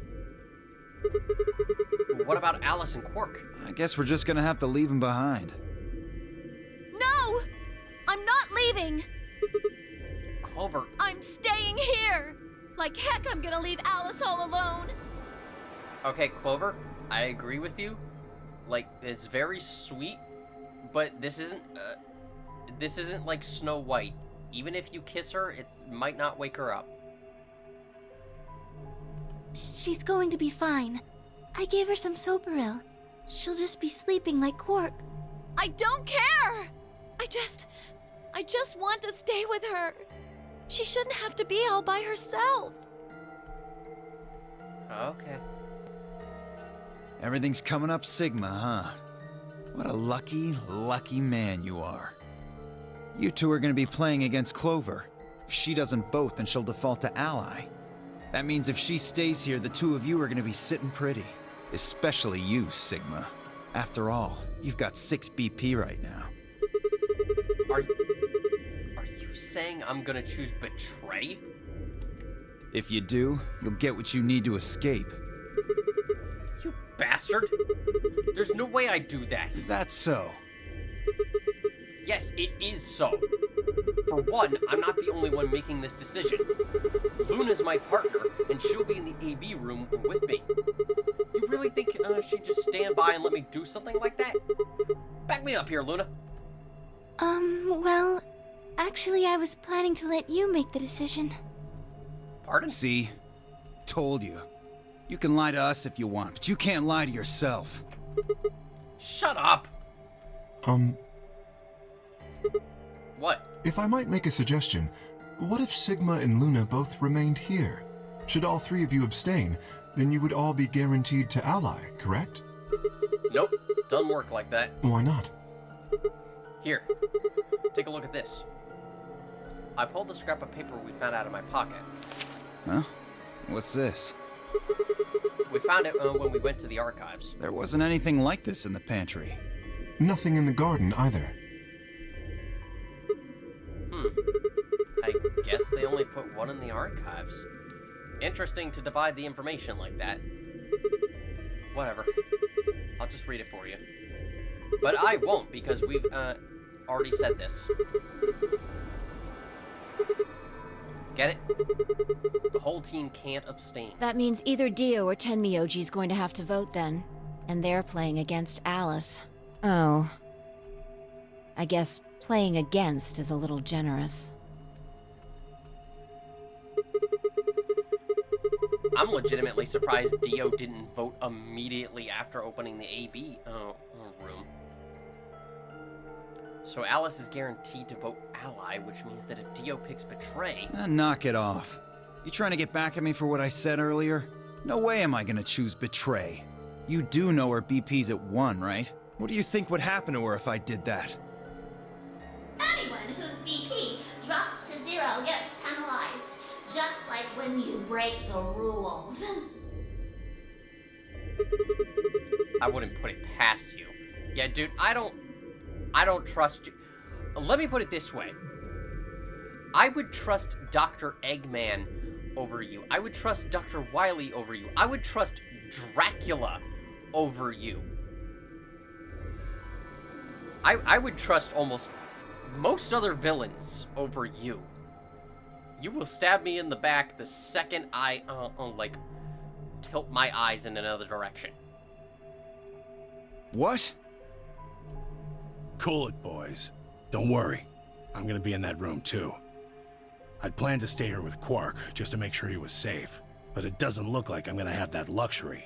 I can't trust Dio to make a decision for all three of us. Tenmyoji, you are a good man. And thank you. I trust you far more. That means we're gonna be sharing a room, bucko. I've got my eye on you. Happy now, Sigma? Yeah, thanks. That's a relief. Exactly. Oh man, everybody's against me. Really? Can you guess why? Whatever shall I do? Can we just tie him up somewhere? Can't be too careful. I wouldn't want to see Alice killed by an unfortunate accident. What do you mean, accident? You really have to spell it out for you? Oh! Tenmyoji, before we went into the CDs, you told Alice there was something you wanted to tell her. What was it? Huh? Oh, that, well, I mean, look, it wasn't important. Just forget about it. 5 minutes remain until Ambidex game polling closes. Oh. Time's running out, people. Yeah, we gotta go. Clover and I will stay here and keep an eye on Alice and Quark. Everyone else needs to go. What? You're staying too? Yeah. Something does happen. Clover might need a hand. That is true. If the two of them miraculously wake up at the same time and go crazy, yeah, Clover, you're not gonna be able to handle either. Like, you're not gonna be able to handle both of them, at least not without an axe nearby. Aren't you a solo? You're playing against Kay and Quark, but with Quark out, that means Kay will get to decide this whole round. Are you saying that you trust me? Yes. Even though I have 6 BP? Yes. Whoa, whoa, whoa. Are you nuts? What happens when he gets 9 BP? I'm not worried. Kay won't betray me. How can you know that? I just know, I guess. You just know? What the fuck is wrong with you? Had something happened between Fi and Kay while they were out exploring? I understand. I can hardly betray trust like that, can I? I will vote for our team. Good. We're counting on you. I've had enough of this bullshit.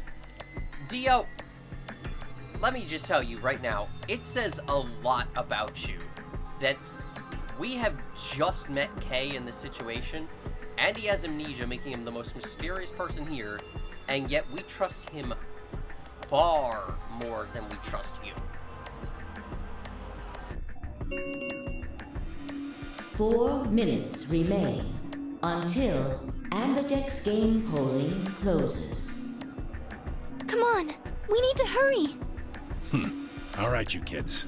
Take care of those two, okay? Of course. We promise. With that, we were off. I gave one last quick nod to Fi and Clover before heading back for the warehouse at a dead run. I don't think we needed the map for this. I know where we're going.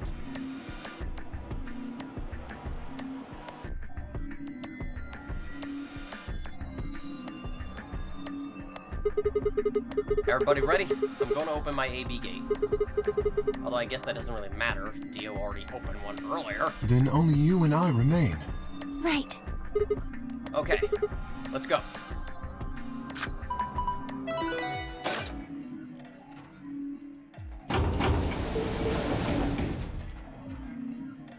Two more AB gates slid open. We all shared one last look at each other before ducking into our respective rooms.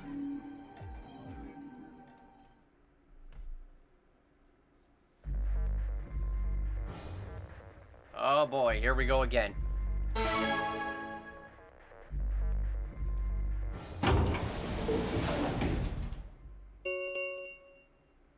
Two minutes remain until Ambidex game polling closes. What are you going to do? I mean, how are you going to vote? No question. If Clover isn't voting, then she's defaulting to ally. Betraying someone who isn't even playing hardly seems fair. Of course, I think so too. I'm just glad to hear you say it. Luna's face broke into a warm, happy smile. Not to be sappy, but it was like a ray of sunshine on a cloudy day. Luna can cheer anyone up. I grinned back at her before I knew what I was doing. For a minute, the nunnery game didn't seem so scary. Then she spoke. Sigma, what's wrong with your hand? Huh? There's something white on it. There's what? Oh God! I thought I cleaned that up. Yes, let the jokes abound. There is white stuff on Sigma's hand. Of course, there's stuff like this on the pervert's hand. What? What the hell is this? For the first time since I'd found Alice in the crew quarters, I looked down at my hand. Across the palm was some sort of strange white liquid. For a moment, I thought I'd somehow touched some white paint or something similar. But the truth was far stranger. The liquid was coming from my hand.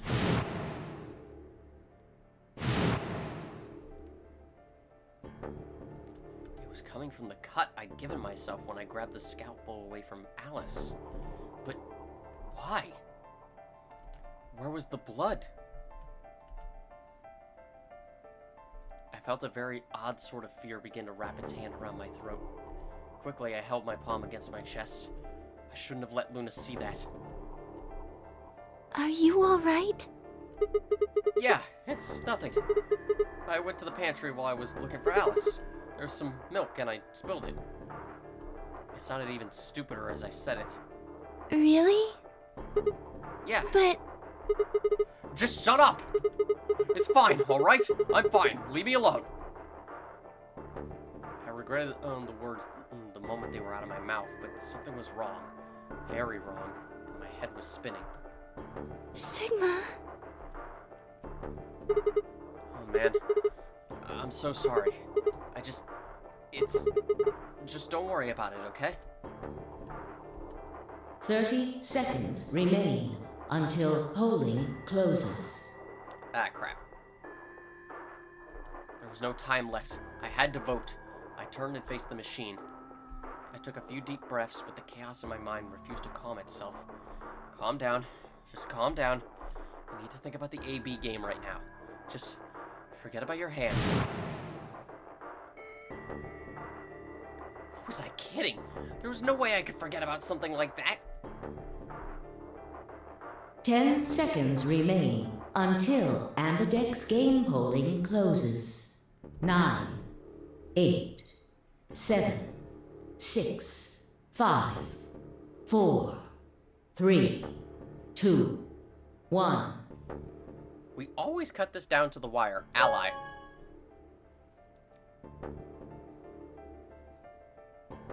Round 2 of the Ambidex game has been completed. We have to think with a clear head and not one covered in white stuff.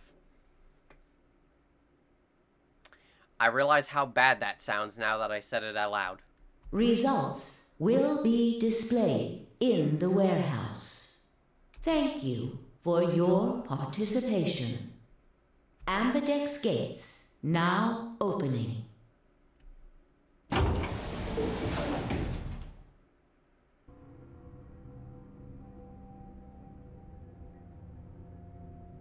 Wait a minute.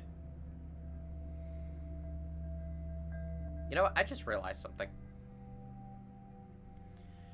The AB room, does it scan the bracelets too? Like, you only need the card to open an AB room. So let's say that Luna went into the AB room that Clover was in. Couldn't she have voted ally for Clover anyway? Or does Zero not allow that? Are they watching to make sure it's doesn't happen? Huh. Interesting question, but I imagine it wouldn't have worked. Luna and I stepped out of the AB room. I could see the others filing out of their rooms as we did. So you chose ally after all. Yeah. To be honest, the AB game was the last thing on my mind. As chaotic as my thoughts were, they all centered on one thing. The mysterious white liquid. Do you want to go see the results? Sure. Luna nodded and walked off toward the projection, but I couldn't move. I glanced around to make sure no one was watching and opened my hand. The liquid didn't seem to have clotted or run out, since it was still oozing thickly out of the slit in my hand. What in the hell is this? It couldn't be blood, could it? No, that was impossible. No matter how many white blood cells clumped together, you'd never get anything that looked like this. And I'd never seen my blood do this before. In 22 years of my life, I'd seen my body bleed many times. Scraped knees as a kid, accidental nicks with a knife as an adult. But every single time, I'd bled red like any other human being. So why was it this time it was white? What the hell is happening to me? Hey, Sigma, what are you doing? Get the hell over here. They're gonna show the results. Yeah, right. I'm away. I did my best to compose myself and headed over to join the others. Results from round 2 of the Ambidex game will now be displayed. Oh, no Zero announcing it. Please direct your attention to the results screen.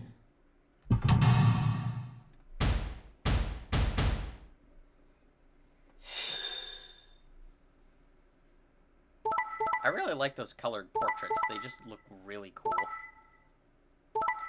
Everyone allied! It's a miracle!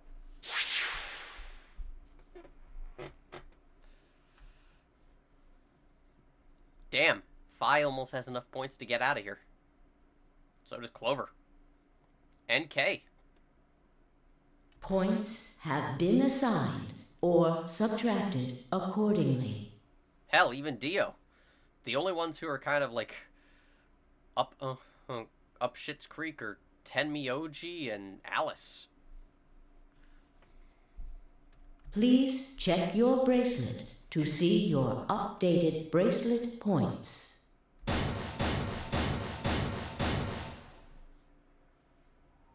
This is incredible. Look, everyone voted ally. You did just like you promised, Kay. How could I choose betray after what Phi said to me? Tenmyoji and Dio voted ally too. Of course. If we hadn't, Alice would have died. Yeah, well, that's about it, I guess. We should thank the both of you as well. I'm happy to see you also chose ally. Oh, I didn't have anything to do with it. That was all Sigma. Then thank you very much, Sigma. Sigma? Sigma, are you all right? Come on, what's wrong? Just say something. Huh? Oh yeah. Looks like we all allied. That's great.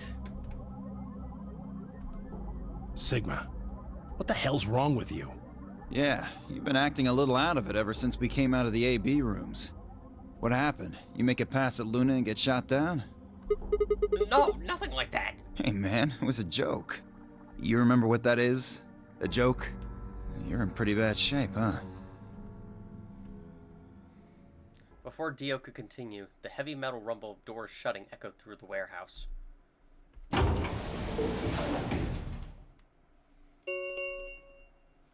The Ambidex gates have closed.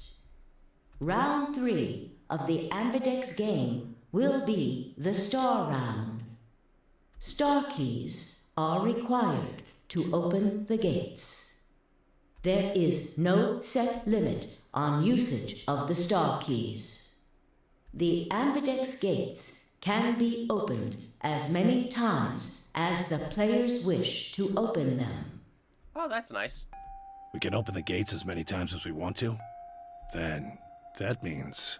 We can play the AB game as many times as we like. Yep. Right? Exactly. So we could basically just keep playing it until all of us have 9 or more BP, and then get out together. Now, if only we could all cooperate to do that. Hey, Zero Jr. said something about this, didn't he? And it would only require, like, a little bit of waiting.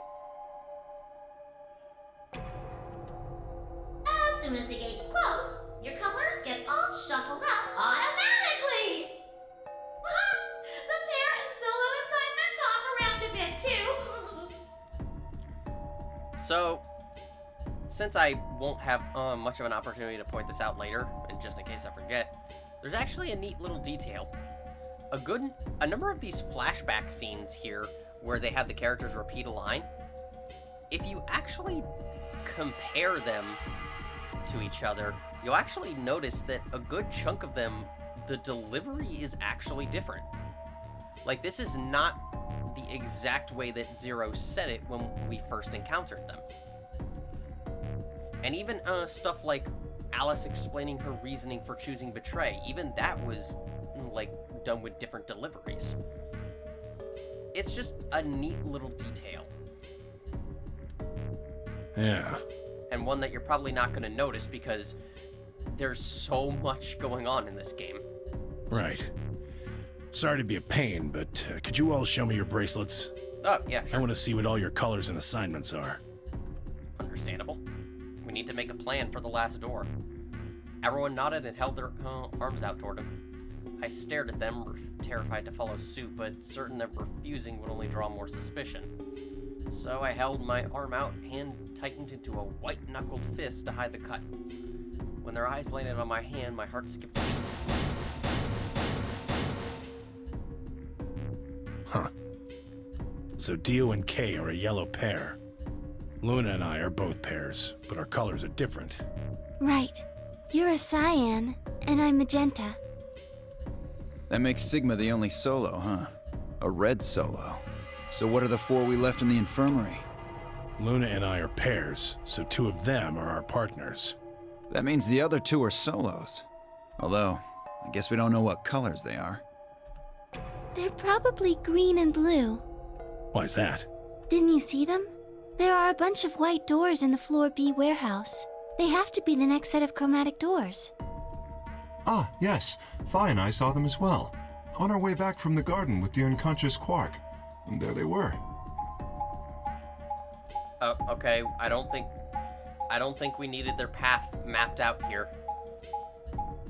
I think we could have gotten through without knowing all of this. Each one had a box just like the doors on floor A. Given that, I don't see how there can be any question. Those white doors are our next set of chromatic doors. I think that our bracelet combinations will have to add up to white in order to open the secondary doors.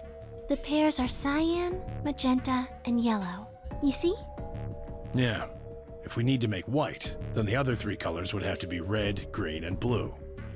So basically, the pairs are the same color as the same colors as the first set of chromatic doors, and our solos are the same colors as the second set of chromatic doors. That's a nice little theme. Right.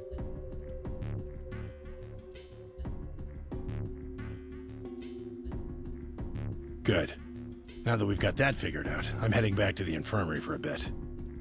Also, remember, this is, these colors mixed together make white in terms of light, not paint. So if you're thinking, that doesn't make sense, no, it does. It does. I want to check up on Quark and Alice. I shall accompany you then. Might as well go with you, I guess. No real reason to hang out here. Well, what will you 2 do? I need to talk to Sigma about something. About what? Something? Could you be more specific? Her usual pleasant expression had been replaced with something much more sullen. She must have noticed that there was something wrong with me. That was what she wanted to talk about. I was sure of it. Okay, fine. I managed to make my voice sound almost relaxed. Whoa, hold on. A private talk? What are you guys plotting? We're not plotting anything. We're plotting how to fill that hat of yours with milk from the pantry and then put it on your head. It'll be friggin' hilarious. I promise, it's nothing. Fine, whatever. See if I care. Semioji, can you give him a good kick in the ass? Thank you. Dio tossed his head with a mixture of arrogance and feigned disinterest and marched out the yellow door. Temioji and Kay quickly followed. In only moments, all 3 had disappeared.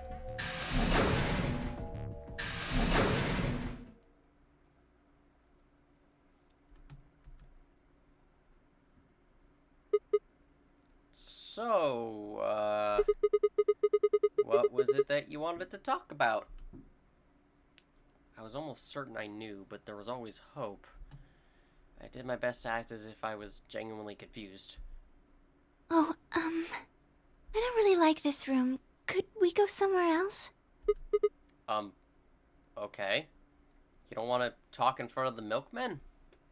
I mean, come on. They might be related to this. Good. I found somewhere nice when I was looking for Alice earlier. Quick, Sigma. Rub your hand in the blood over by the wall. Maybe you can disguise it. As strange as her request was, I had no reason to object. I kept my mouth shut and followed Luna as she headed off.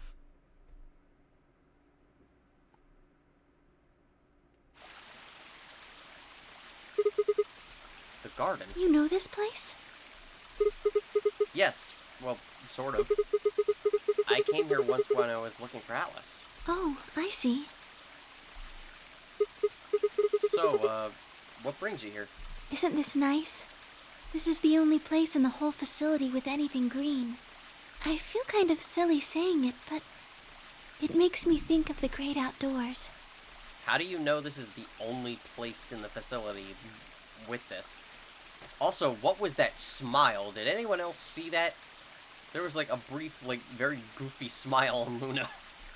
I think it's the perfect place for a serious conversation. I think the model glitched out. Being surrounded by nature makes me feel happy. I can agree with that. This seems like a good place for that. Oh, there's a bench over there. I think the running water is also very calm. Would you like to sit down with me? She sat down softly and gently, and I lowered myself down next to her. So, what did you want to talk to me about? Instead of answering, Luna lifted the tiny birdcage pendant she wore into the palm of her hand. She was silent for a moment, and then began to talk. Can I tell you something? This is actually a music box. Oh, it's adorable. Really? Yes. She twisted the key on the bottom, and it made an almost imperceptible winding noise.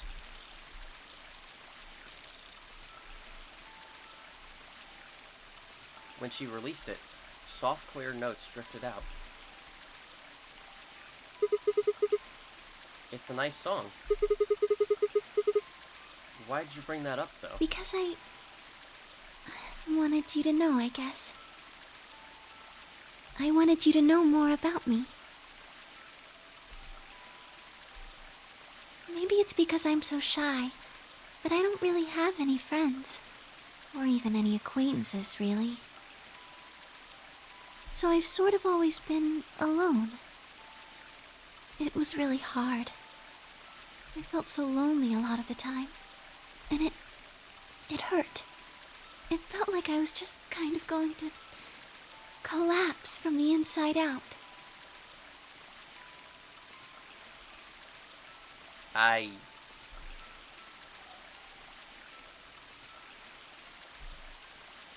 can kind of relate, Luna. That was when I got this music box. Someone very important gave it to me. They didn't say anything, but I felt like there was an unspoken message behind it. Luna, happiness is closer than you think. Do you know Maeterlinck's The Bluebird? Yeah. Well, I know the gist of it. I think it starts on Christmas Eve. This brother and sister named Tiltil and Meetil get asked to find a bluebird by this old woman, and they travel to the dream world. Or something. Anyway, supposedly if you can catch this bird, then you can make a wish come true. So they visit all these different places, but they can't find it. Eventually, they give up and go home, but when they wake up, the bird is in a bird cage in their hut. That's right. It's a well-known story, and it teaches a simple lesson. Yeah, like you said, happiness is closer than you think. Right. It got me thinking. Maybe the person who gave me this music box was trying to tell me just that. I don't know if that's true. Maybe all of this is just in my head, but I really felt like that was what they'd meant. It was so kind. I kept it with me all the time, like a kind of good luck charm. But one day I realized something. There was another meaning to the bluebird. In Maeterlinck's original story, it doesn't end with them waking up. There's more? Yes. When Tiltil and Mittil try to feed the bird, it leaves the cage and flies away. And then the story ends. Whoa. What about the moral, then? It changes. Now the message is that just when you think you found happiness, you'll lose it again. Well, that's depressing. I thought about that for a while, but in the end, it didn't change how I felt. I don't know what they intended it to mean when they gave it to me, but I decided how I was going to look at it. It means that happiness is something you should always be looking for, and it's only when you're pursuing happiness that you're truly happy.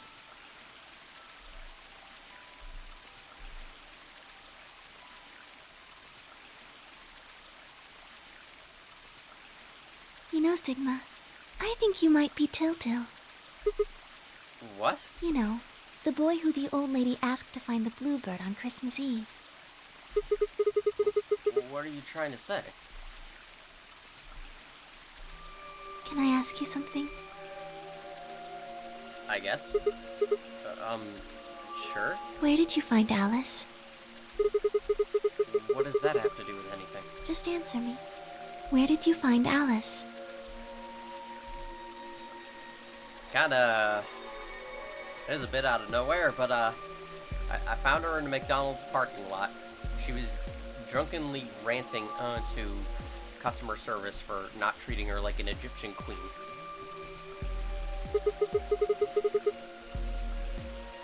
Room 2 in the crew quarters.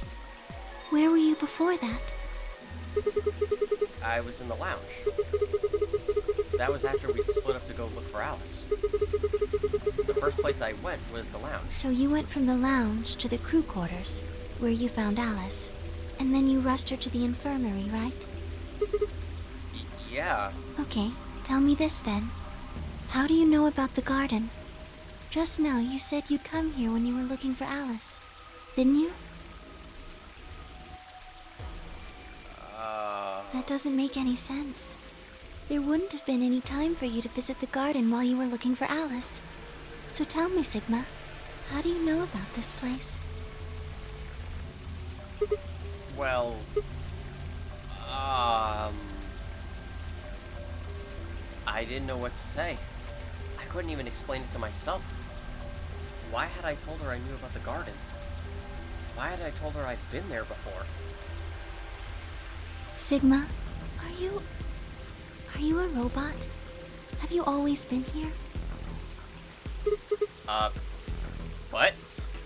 See, it would make so much sense if you were. That would explain why you knew about the garden, and it would explain that cut on your left hand.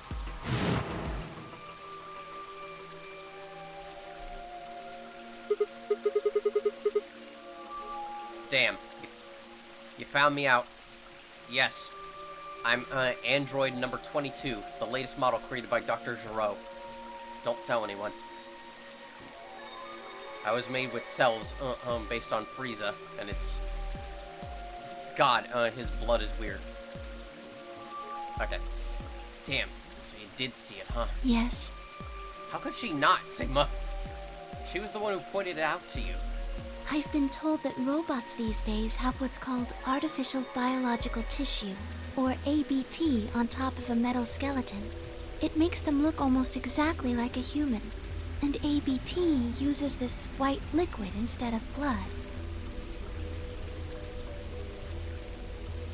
For some reason, when Luna had called me a robot, it hadn't really fazed me. Maybe because it was just so... out there. It didn't sound like a real possibility. It sounded more like a theory you'd get from someone in a nut house. Still, my hand was still oozing white liquid. Was I really a robot? No, that was impossible. I needed to stop doing that. Questioning myself so much was giving me heart palpitations. Luna, aren't you a little scared? Scared? Why would I be scared? Well, let's say I am a robot. That means there's a pretty good chance Zero's pulling my strings. That would make me your enemy. Oh, I guess so. Well, even if you were, I wouldn't be scared. Why not? Maybe because you're a robot. Huh? Have you ever heard of the 3 laws of robotics? Everywhere. They were a set of rules created by the science fiction author Isaac Asimov that he used in several of his stories. I'd be surprised if someone who hasn't heard of them. Like, seriously, any story that involves robots having free will, these are the rules that are used. Rule 1. A robot may not injure a human being or, through inaction, allow a human being to come to harm. Rule 2. A robot must obey any orders given to it by human beings, except when such orders would conflict with the first law. Rule 3. A robot must protect its own existence as long as such protection does not conflict with the first or second laws. There's also technically the 0th law, but that's not really relevant here. Oh yeah, I've heard those before. That's just an ideal, though. You could work toward that, but I don't think you could ever actually achieve it. I mean, depending on how you program them, robots could do pretty much whatever they wanted to. Yes, you're right. But I believe in them. In you. However you're programmed, I don't think you'd break any of the 3 laws. A robot without the 3 laws is just a bunch of metal and plastic. That's not you. You have a heart. You're a good person. It's in your eyes. Well, I guess I'm just kind of assuming you're a robot. There's still a chance you're not. We should run some tests. Tests? Yes. How? Well, the atom should be able to tell us. Oh, yeah. That thing in the infirmary. I heard the crunch of dried leaves behind us. But when I turned, there was nothing. Who is it? Is someone there? It's nothing serious. I thought I heard my Uber driver. Just me. Oh god, it is my Uber driver. Run! Fi? Sorry, but can you guys come over here? I need you to see something. Lou and I looked at one another, shrugged, and stepped into the bushes.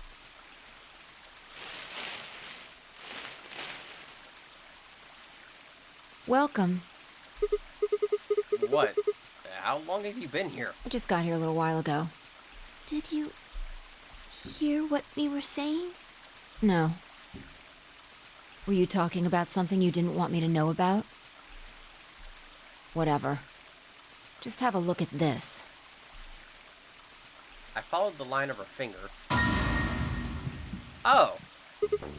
Shit! This is... An antimatter bomb.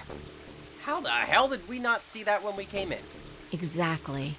I'm pretty sure someone didn't move it here from the crew quarters. In fact, I'm pretty sure it's an entirely different bomb. Look at the number on the side. It says 01. And the one in the crew quarters said 3, right? Then that must mean... Shit! Then there's no question, huh? I've got more good news. Oh, really? Alright, lay it on me. How much worse could the situation get? Just think about the numbers for a moment. You're saying there's a 2 bomb out there somewhere? I can't be sure, but it does seem pretty likely. Unless they did this just to screw with us, but yeah, probably. Damn it. That means we're dealing with a combined explosive power equal to 3 tons of TNT. Yeah. Who planted them? Was it you guys? I mean, you've been in here quite a while. Hey, don't give me that. You're way more suspicious than we are. What were you doing in the bushes anyway? Well, I was taking a walk. Taking a walk? You really think I'm gonna buy that? Seriously, Fi, if you had to go to the bathroom or something, just say it. Also, why would you go here? Fine. You got me. I heard you two were off talking in secret, so I got curious and went back to the Floor A warehouse. Of course, you weren't there. That seemed pretty suspicious to me, so I headed here. And just as I'd suspected, there you were, talking on the bench. I snuck up from behind so you wouldn't notice me. Then, just as I was getting close enough to hear, I found the bomb. So, believe me now? So, who planted the bomb? Honestly, it could have been any one of us. Who's our gardener in this situation? Anybody could have come here while we were all looking for Alice. Great. We still can't narrow it down. We need to tell everyone about this then. Well, I guess it rules out Quark and Alice at the very least. Yeah, you're right. Let's head back to the infirmary.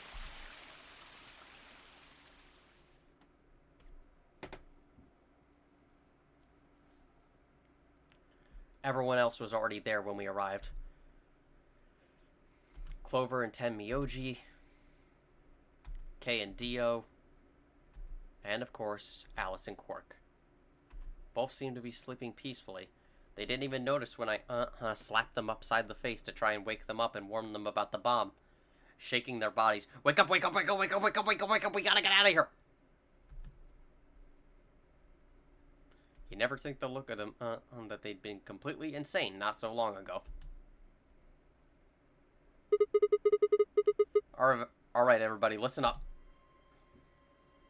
I told them how we'd found the #1 bomb in the garden, and how, judging by the numbering on the 2 bombs we'd found so far, there was probably a #2 bomb out there somewhere too. Oh, this is bad. Bad is pretty weak in this situation. I'd say this is just shit creek levels of shititude. What are we going to do? Well, I think Alice mentioned something. This is like if shit hit the fan and the fan started exploding. There should be an emergency deactivation password. If you enter that password, the device should, well, deactivate. You see it right here. There's a port. If we can find the password input device, we just connect it here. Then we can enter the password. So if we have the password, we can deactivate them?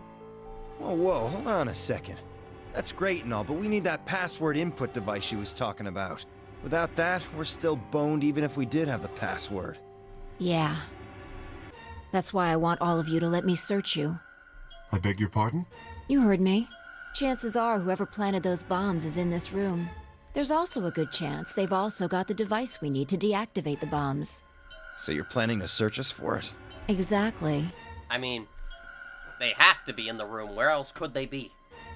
But... No buts. If you refuse, then I'll assume it's because you've got it and you planted the bombs. Just for extra precaution, I think we should restrain whoever we're searching at the moment. So if we search Dio first, for instance, we should all restrain him so he doesn't try anything. Unless you want that, I suggest you cooperate. Clear? Good. Now who's going to be first?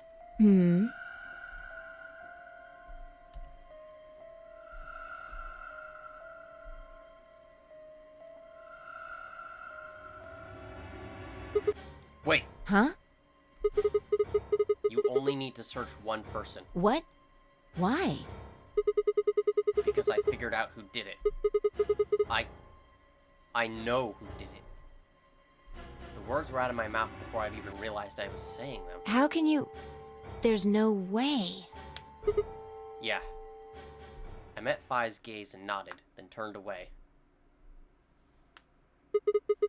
I know who set the bombs. That person. Well, you get flash forwards / flashbacks.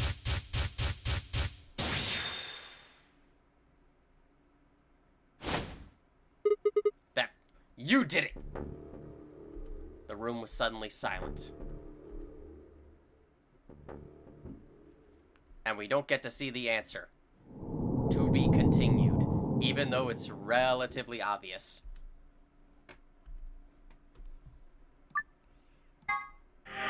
So, yeah, you may complain that, oh, we know who it is because of those images, but, I mean, that's how the game is. You can tackle this in almost any order you want, except for, you know, the plot locks. But we need to find out who planted the bomb before we can do that, even though, again, pretty obvious. But before that, let's go back and find out what happens if we vote betray in this one round instead of ally. What could possibly happen? I'm sure it's not going to be anything bad based on how small this is.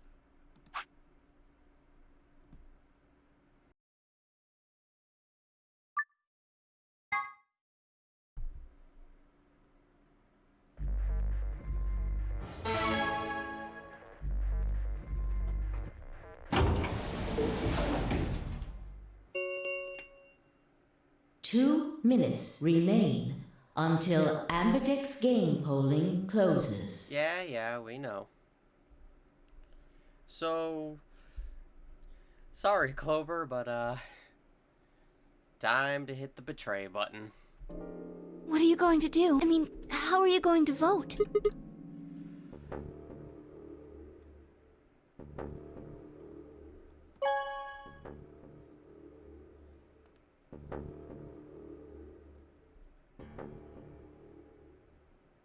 Yeah, I can't see this possibly backfiring on us in any way, shape, or form.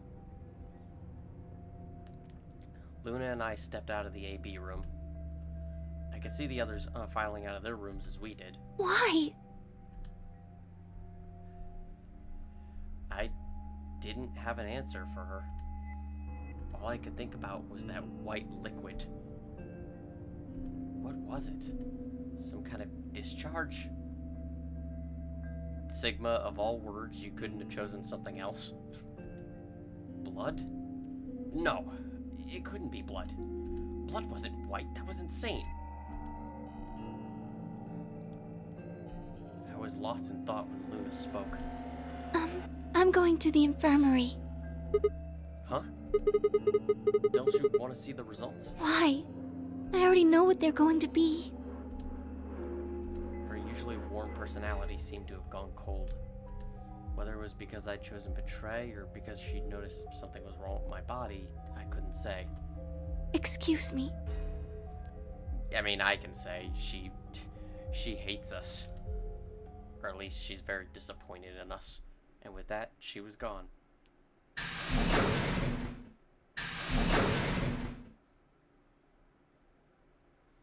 If you make Luna sad, then you are automatically in the wrong. I turned back to the projection. With heavy steps, I headed towards Kei, Dio, and Tenmyoji. Results from round 2 of the Ambidex game will now be displayed. Please direct your attention to the results screen.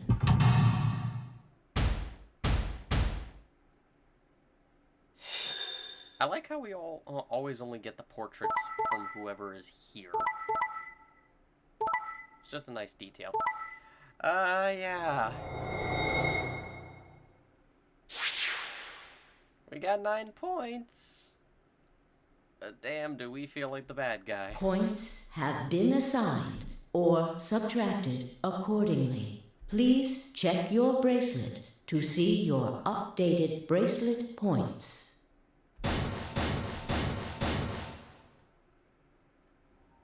What the hell? Sigma has 9 BP? See? I told you! The bastard's finally showing his true colors. What the hell are you doing? Clover isn't even voting! I have misjudged you. I never thought you would do something so cowardly. Ah, God, that hurts when even Kei is against you. There was nothing I could say. I had chosen betray of my own volition. But had I really? Had I really pressed that button of my own free will? The more I thought about it, the more I felt as if some other force had guided my hand to the button. Perhaps it had been fear? I was scared by the white fluid that appeared on my palm. Maybe that had been the tipping point, and I had decided that I had to escape as soon as possible. Damn the consequences. If I got out, then the nightmare would be over. That's all it was, right? A nightmare. It couldn't be real. White blood was insane. Impossible. That was when I looked up and saw the others staring at my hand. Shit! I quickly put my hand behind my back, but it was already too late. They moved toward me like wolves closing in for the kill. Sigma? What was that? He was cut. It must have been blood. But why was it white? Isn't that obvious? He's not human. Not human? No! What are you saying?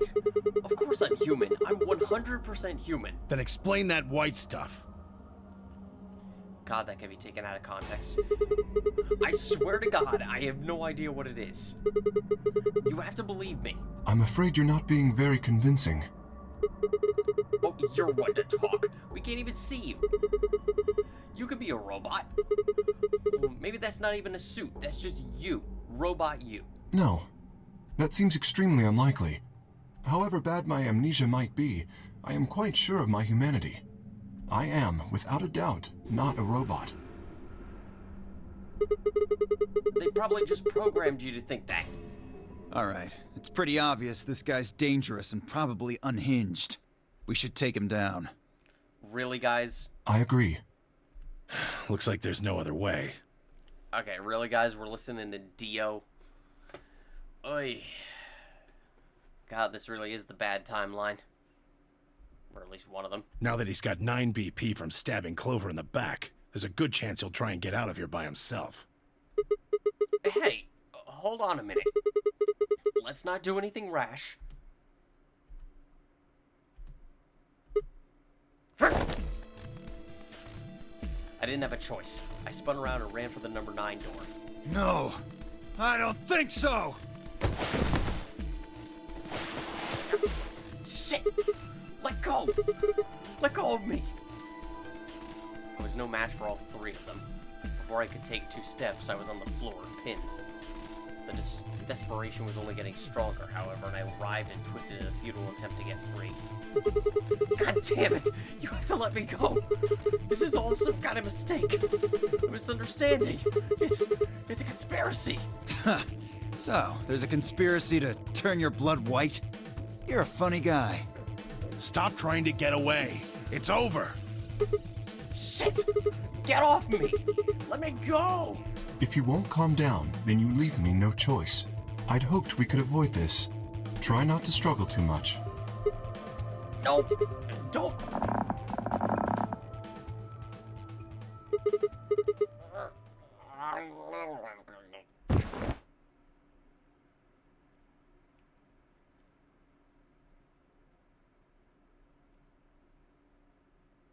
I really wish I could shout.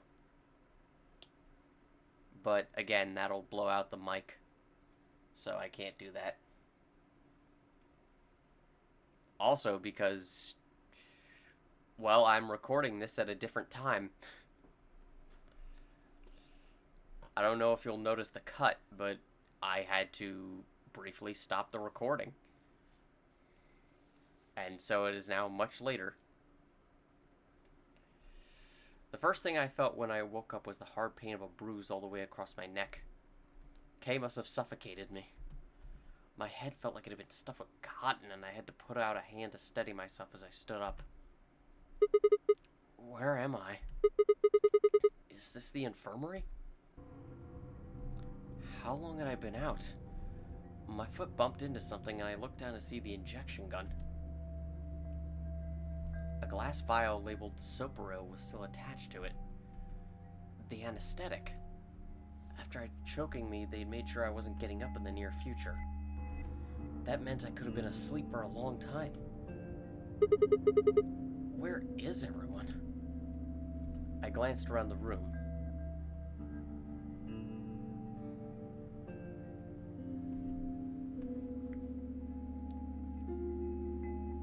It was empty. Except for me. It took me a moment to realize what was especially odd about that. Even Quark and Alice had disappeared. What the hell's going on? That was when I noticed it.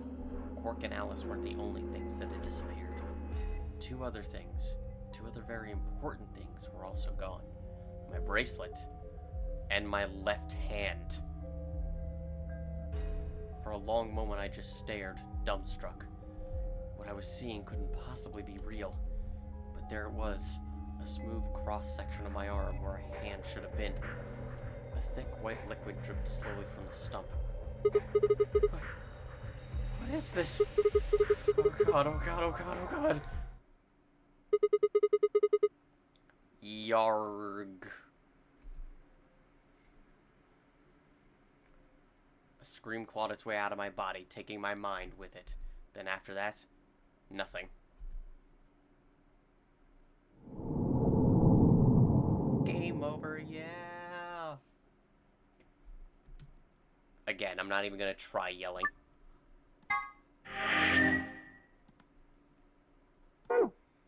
But yes, that is what is called a dead end in this game. Basically, as should be obvious, whenever we... Oh, damn it.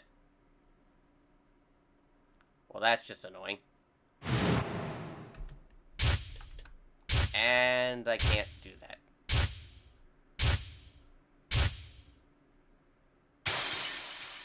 I really wish it wouldn't immediately go to that. Oy. As should be obvious, the first time we pick ally or betray, it simply leads us down a different route. However, starting with the second chromatic doors, anytime we pick ally or betray, it has the chance of either leading us down to, well, probably one of the normal endings, or a dead end, which is basically just a game over. AKA the bad endings. And there are a good few of them. However, the majority of the bad ends are not required in order to achieve the true ending. They're more just there for completion. However, we still have things to do.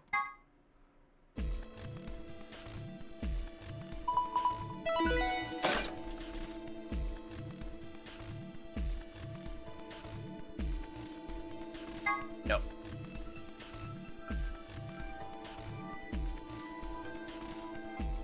Ah, damn it. What gives you the power to just decide that? I want option A. We'll take Clover and go through the green door. That's fine by me. Like I Well, that's my bad. I forgot where that dialogue chain headed. But we see that choice now. Nothing changes. Basically, say yes here. Yeah, that's fine. I don't have any problems with it. There are no objections. Then we're all set. Let's go, everybody. 10 seconds remain until chromatic doors close. 9, 8, 7. We nodded quickly to one another and split up. Kay, Quark, and Alice headed for the green door, while Temioji, Dio, and Clover ran toward the blue one. My feet slapped against the hard metal of the warehouse floor, and Luna, Phi, and I ran for the red chromatic door in the next stage of the Nonary game. 2, 1, 0. Chromatic doors closing. Now time to see what's beyond this door. Hopefully Sigma will be less of a creep. Granted, we have Phi around now, so she'll help keep him in line. Hopefully. Huh? Is this a dead end? All 3 doors seem to be locked. Yeah, looks like it. I wonder what this thing is. It looks like the thing next to the number 9 door. It's got a lever. Try pulling it, Sigma. Why should I? It might be dangerous. Maybe it'll trigger an explosion. Or possibly it shocks you when you pull it. Who knows? Wow, you're very specific. Right. Then I have no choice. Did you really think I'd say that, you heartless monster? There's nothing on either side, is there? What's that supposed to mean? Sorry for the confusion. I was talking about your breasts. It's called dressing modestly? I'll have you know I'm a C-cup.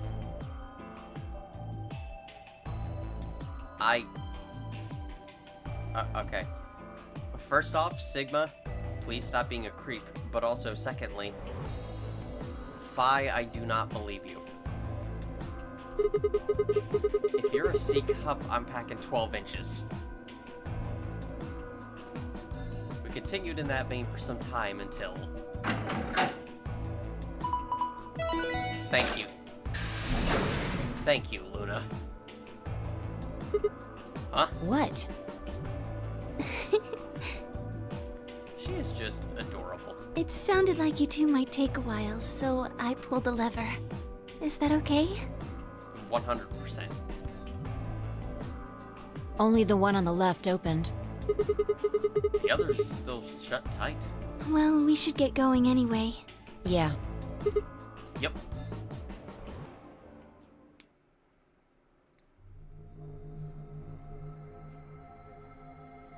Well, this is inviting. What is this place? It looks like some kind of control room. I can see a huge machine of some sort on the other side of this window. Maybe a generator? Huh. Right, well, let's split up and look around. We need cards with the moon on them for the next AB game, right? Yeah. They're probably in this room somewhere. Then let's get started. Oh gee, oh buddy, oh pal, seek a way out. Welcome to the control room. This is... Oh god, this one is a little bit of a pain to move through sometimes. This looks like it's the control panel. It's covered with screens and buttons and so forth. Wait, before I forget.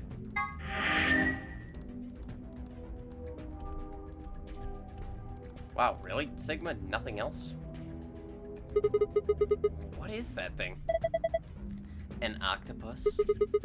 That's a pretty big octopus. Yeah, it'd take all our lives to eat something that big. Don't eat it. I think that maybe that's an annihilation reactor? Annihilation? You mean, like that bomb? Yes. The core of the annihilation bomb would work on the same principles. I think Phi knows a lot more than me about these things, though. Well, I wouldn't say that. I've just picked up a few tidbits of information here and there. Tidbits, huh? If it is what Luna thinks, it should be pretty simple.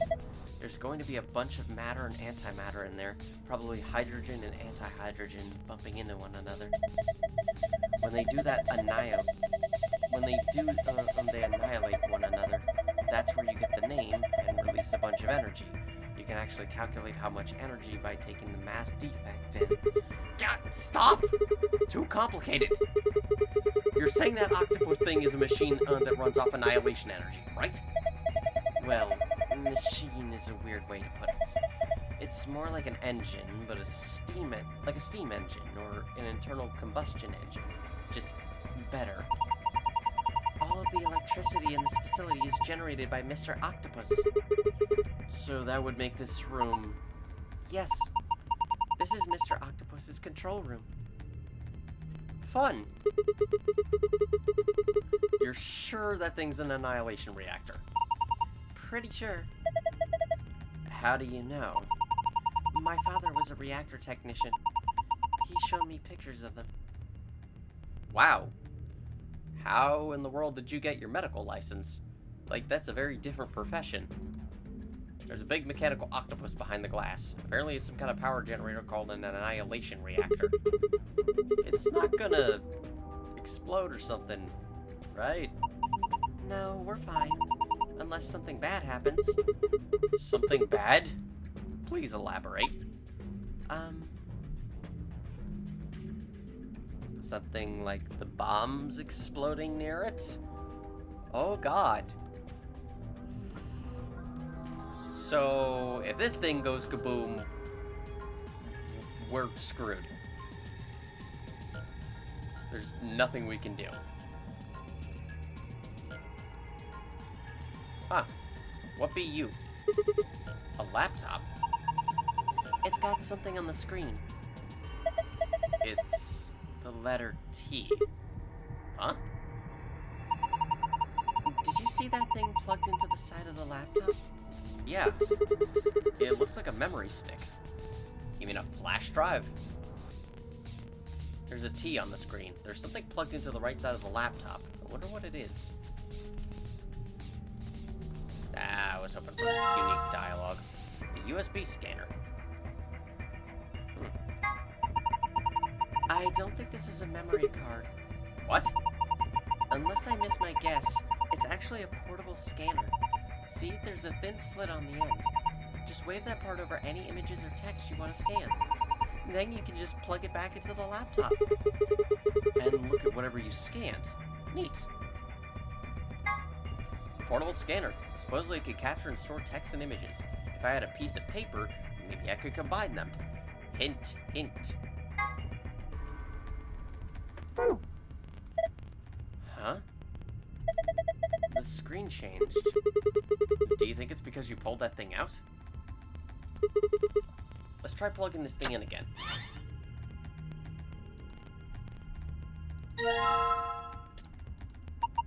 Do you think this picture was taken with the laptop camera? There are 2 bundles of folded cardboard boxes, just like the ones behind us. Look at the space between the boxes on the left and the wall. Is there something there? Yeah, there is. Let's go take a look. Oh.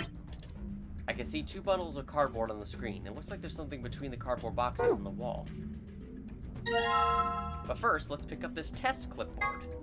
A clipboard with a piece of paper that says test on it. Look at this. Test was written with a highlighter, wasn't it? Yeah.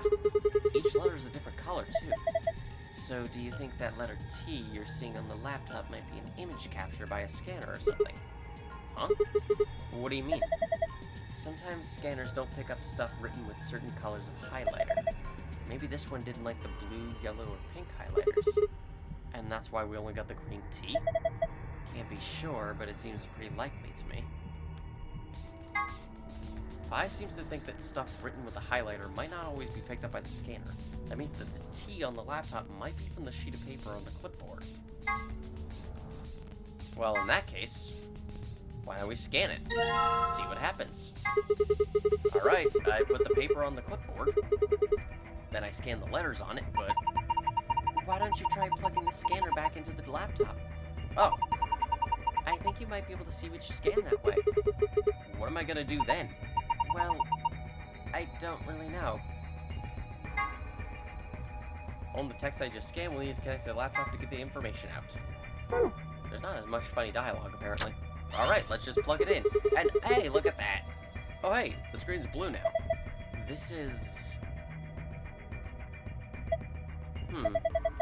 Looks like a password. You think this is for the panel on the safe? I assume so. And just like that, we have one of the safe passwords. Specifically, we have the password for the file.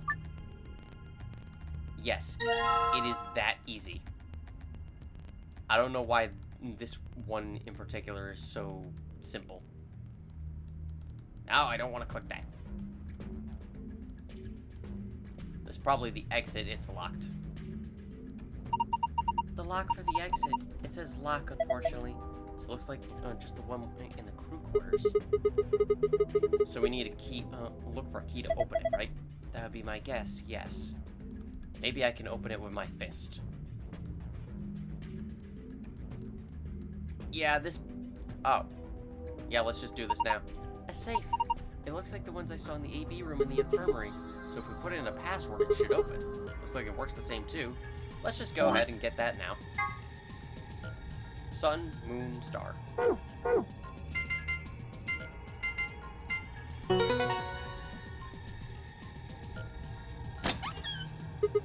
Piece of cake.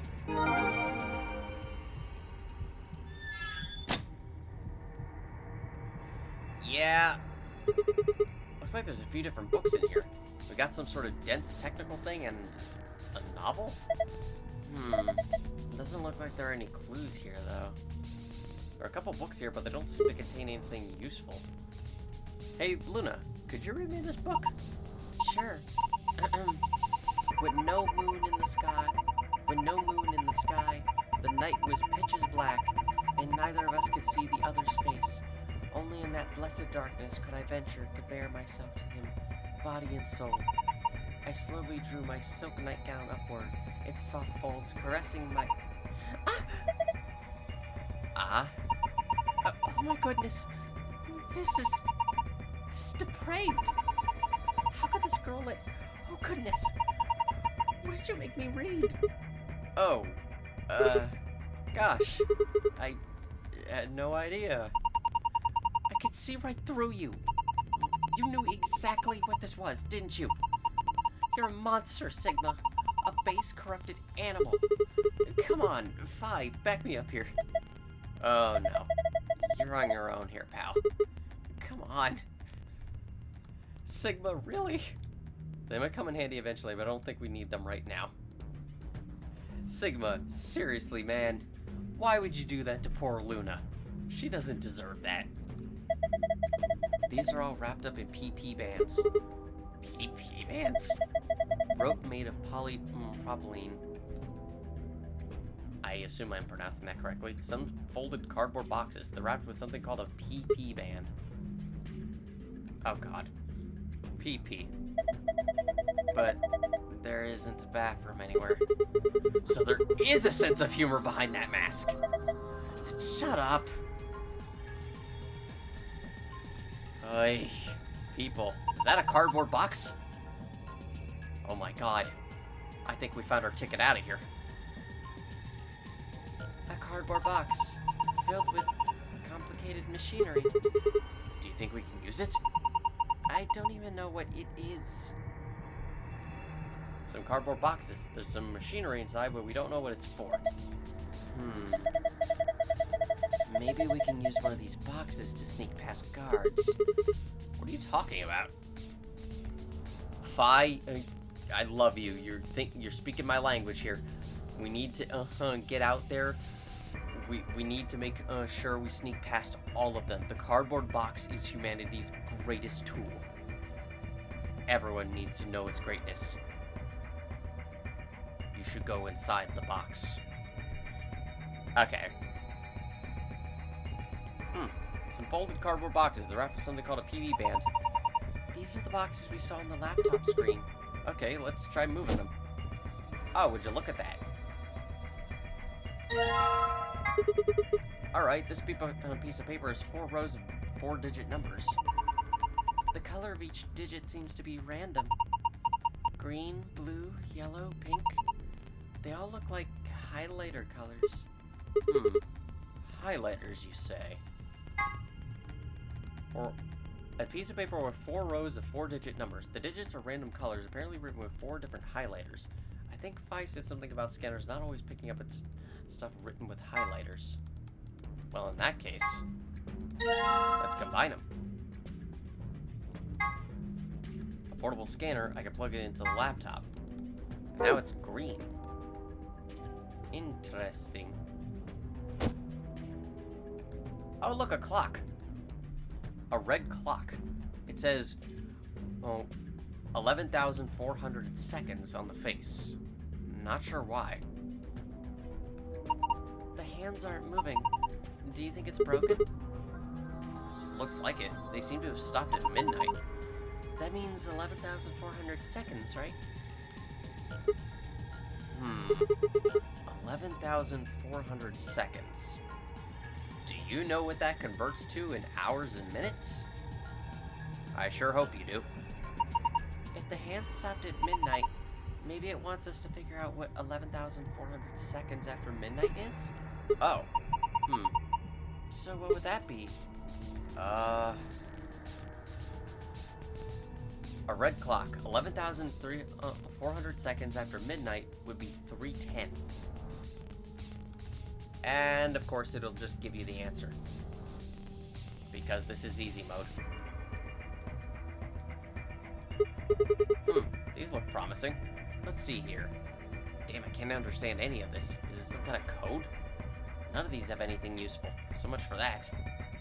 Some papers. They're filled with incomprehensible code. Ooh, what be you? It looks like there's something in the blue box. Let's see what it is. A compass! A compass. One leg has a needle and the other has a pencil. Do you think we're supposed to use this for something? Well, usually you use a compass to draw circles. Where should we draw a circle, though? On a piece of paper, I would assume. How big of a circle? I don't know. If we had an angle to set the compass to, that might help. Compass, am I supposed to use this to draw a circle somewhere? What angle should I set it to, though?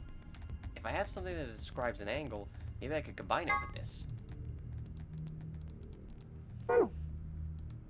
The case that had the compass in it. Something to draw with. Something like this. It looks like there's something in the red box. Let's see what it is. A protractor. Gonna do some protracting.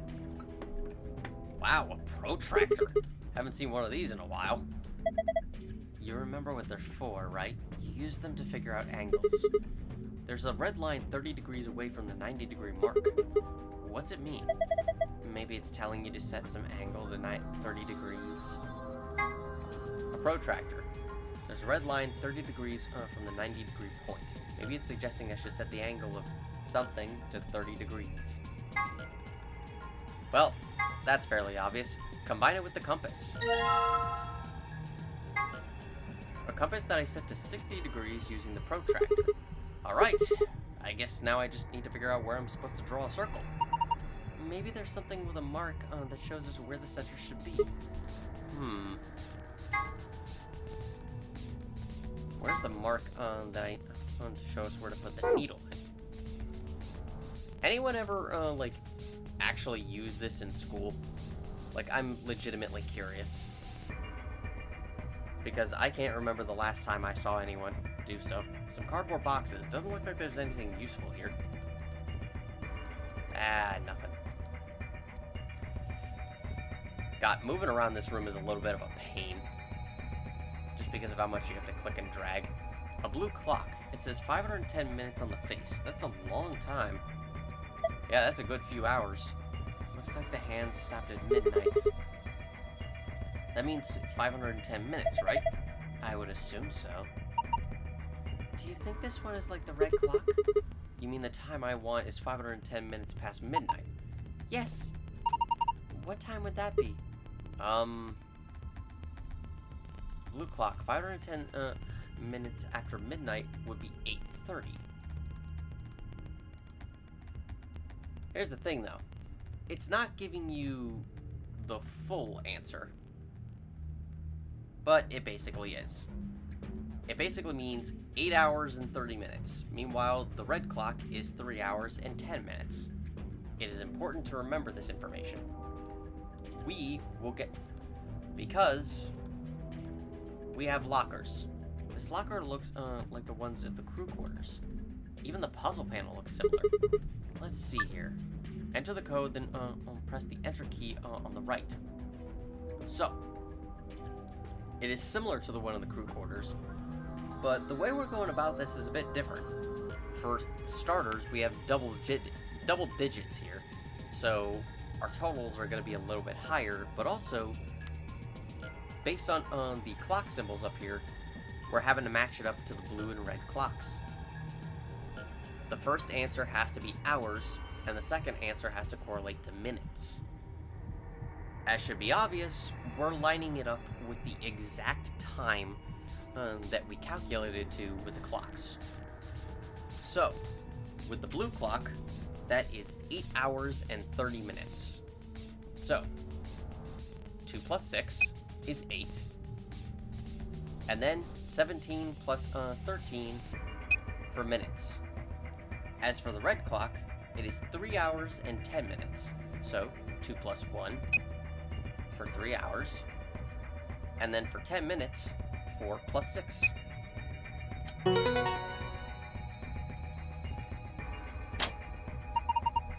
You did it! It unlocked! See if you can open it. Well, you're not what I expected to see. Wow, those are some intense colors. What is this thing? I think it's a root system from a tree. What? Come on, no tree has rainbow roots. I don't think it looks like that naturally. They probably painted it. It's pretty ugly. I agree. Really? That's ugly to you? That looks really cool. Man, you two have no taste. So what am I supposed to do with it? I'm sure it'd make a delightful souvenir, but I don't think it'd make it past customs. Maybe you're supposed to put it somewhere? Like? Well, on that machine, perhaps. Care to be more specific? This looks like a root system, but it's been dyed with several different colors. It's encased in glass. Luna seems to think I should put it on the machine, but...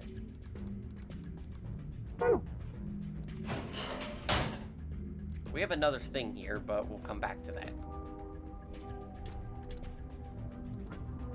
There's a small hole in it that looks like it was made with a needle. Do you think this is where it goes? Or what goes? Luna seems to think I should put something in it, but... I'm surprised you didn't say what I thought you were going to say. This sheet has on and off written on it a bunch of times. There's a tiny hole in the middle of the paper that looks like it was made with a needle. So I just put the compass needle in here. Interesting. So you used the compass to make a circle. And now the circle touches specific words. Maybe those words are a clue? What do you get if you read off all the words on that circle in order? In order? What order? Where should I start? Well, you see how there's a vertical line in the center? Start from where the line and the circle intersect, and then go clockwise from there. Okay, that would give me on, off, on, off, off, off. Right? The third on is white with a black border, but none of the others are. I wonder if it means anything. On, off, on, off, off, off. That's probably the order for something. Gee, I wonder what it could be. Oh, look at this here. What's this? It's got all these pipes. Look at the black and yellow lever. It says power under it. Do you think this tubing has electrical cables in it or something? Maybe flipping these levers will let us change the amount of electrical current. What would that accomplish? I don't know. Well, I'm guessing the power lever is the source. Might as well give it a... Wait. Don't get ahead of yourself. Look at the 320. Oh, the lever's missing. Without a replacement lever, I don't think we'll be able to do anything. Bunch of tubing, the lever under 320 seems to be missing. I wonder if there's a lever around here that might fit. Oh, that's right. What? I think I saw some other levers around here somewhere. Do you remember where? Over by the laptop, I think. What? Levers? Luna seems to think she might have seen some other levers over by the laptop. God, they really just hand it to you on easy mode.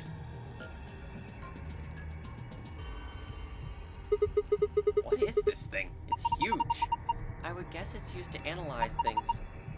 It looks like it's missing a part, though. Maybe this machine is supposed to analyze stuff, but it's missing a part. What the hell, Fi? Awesome. Can't wait to play some basketball. Fi, this isn't a basketball hoop. What?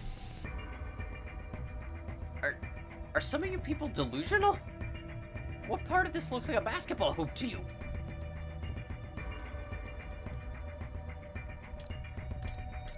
Well, it's obvious what goes here. I think I could put that rainbow-colored root here. Well, that accomplished a lot. A rainbow-colored root. We put it on the machine. What do we do now? This doesn't feel right. I think like we're missing something. We still seem to be missing something, you don't say. That's a tall screen. I don't think it's turned on. Maybe it can't get power for some reason. Ah, let me out. Isn't that the door we came through? I don't think there's any point in going back out. Yeah, you're right. I want to go back out. Go back out. Ah, God. I have to drag all the way. While we're here,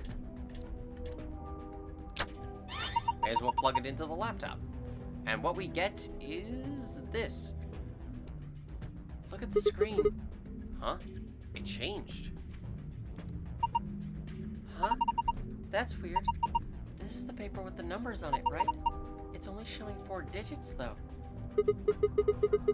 Well, if we read them in the direction of the arrow, then we've got 7213. Oh, I get it. The blue, yellow, and pink weren't seen by the scanner, but the green numbers... What are you mumbling about? Oh, nothing. Forget about it. Anyway, you've got 7213. You think maybe that's a passcode for something? Have you seen anything that wants a 4-digit password? Let me think. Maybe the color green is a hint too. Gee, what could it be? What could it be? I'll take you with me. Well, here we go. So as should be obvious, this is what we need to do. And the solution...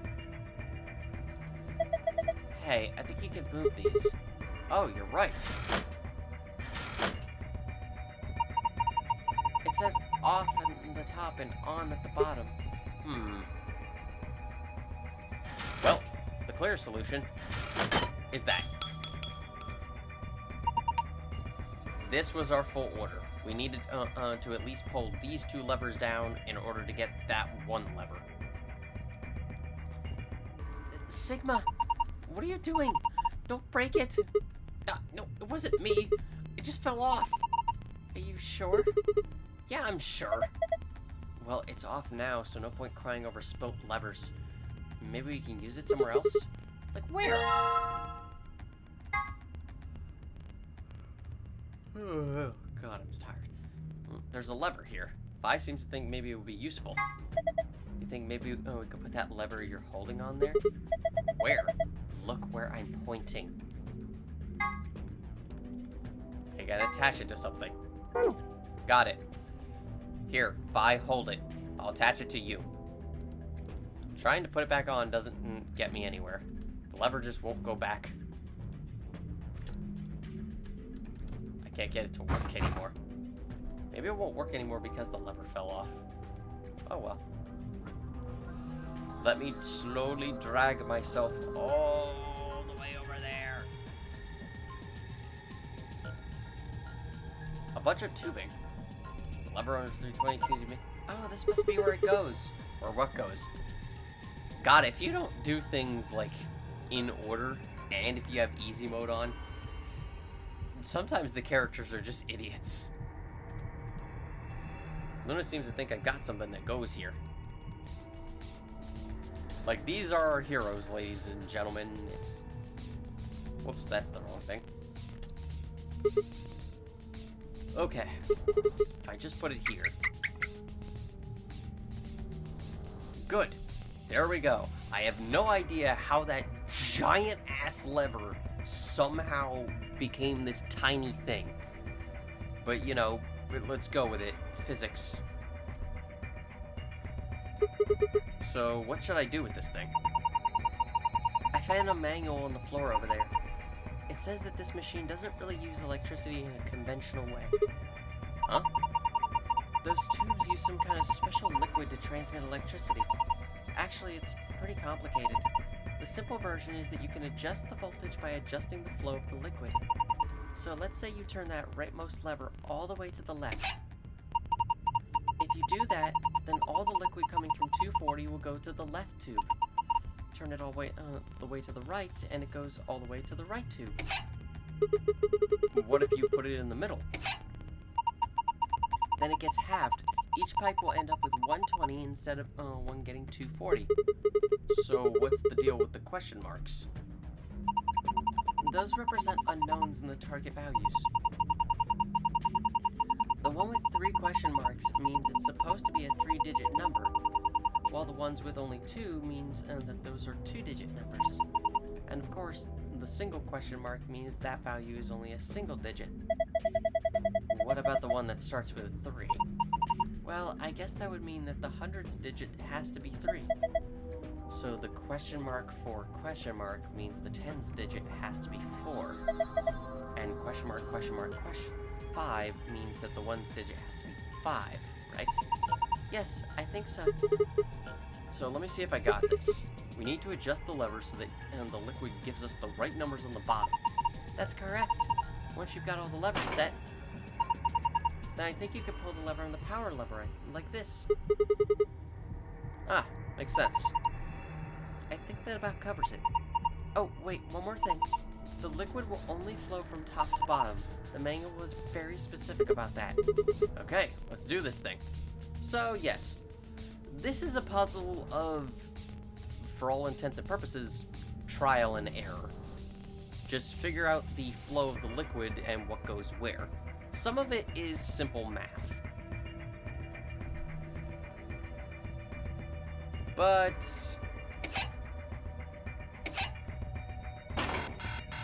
the thing is, it does at least allow you to, like, see when something is correct.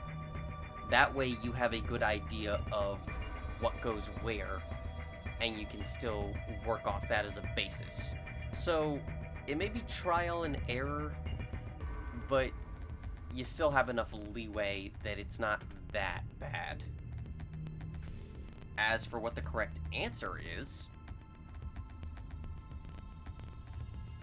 the correct answer is the top levers should be, this is to, the first is to the left, the second, third, and fourth are all pointing down. Meanwhile, on the bottom row, the first, second, and third should all be pointing to the left, and the last is down. And that will get you the amount you need. Yes! I am a champion! Look! Well, the machine's on. It turned the power on. The power's already on. I can leave it alone now.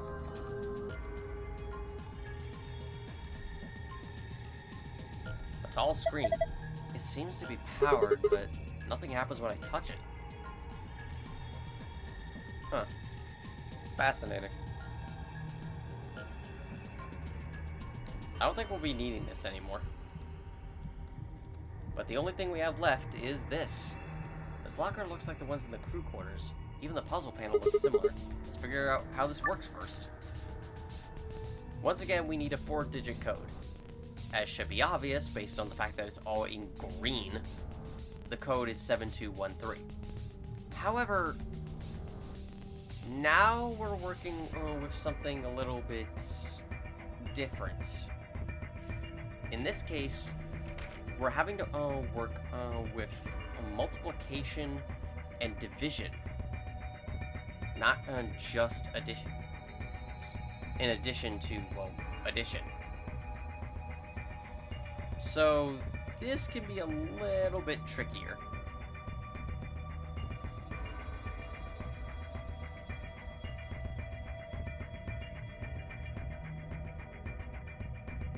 Sure is great when someone bothers you while you're recording. Okay. So going by that, first off, for 7, 5 plus 2. For 2, that would be 2. Oh, wait. That would be 0 plus 2. For 1, that would be 2 divided by 2. That'll equal 1. And finally, for 3, that would be 2 plus 1. Even though they have, but oddly enough, despite having the multiplication symbol there, the multiplication symbols there, you don't really need them. And you only need the division symbol once. So yeah, it's just some basic math. Excellent. Unlocked. Good work. Now open it up. Oh, look at you. What is this thing? It's pretty big. Maybe you're supposed to wear it like a crown. Why the hell would I need to do that? Well, it could be part of a machine. If it is, you probably need to attach it to something. A huge ring thing. Apparently it's part of a machine. Can I attach it to something? Make it a hula hoop. Like, seriously, just put it around your hips. Did he say anything now? Okay, no.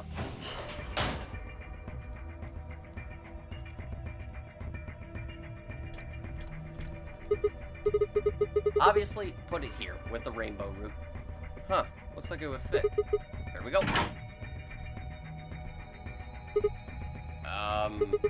Nothing's happening. Hold on. It's moving. Looks like it's finally ready. But ready for what? Well, ready for you to use this, I'm guessing. This screen? Yeah, I think. Oh god. The roots. Look at that thing. I know. Isn't it beautiful?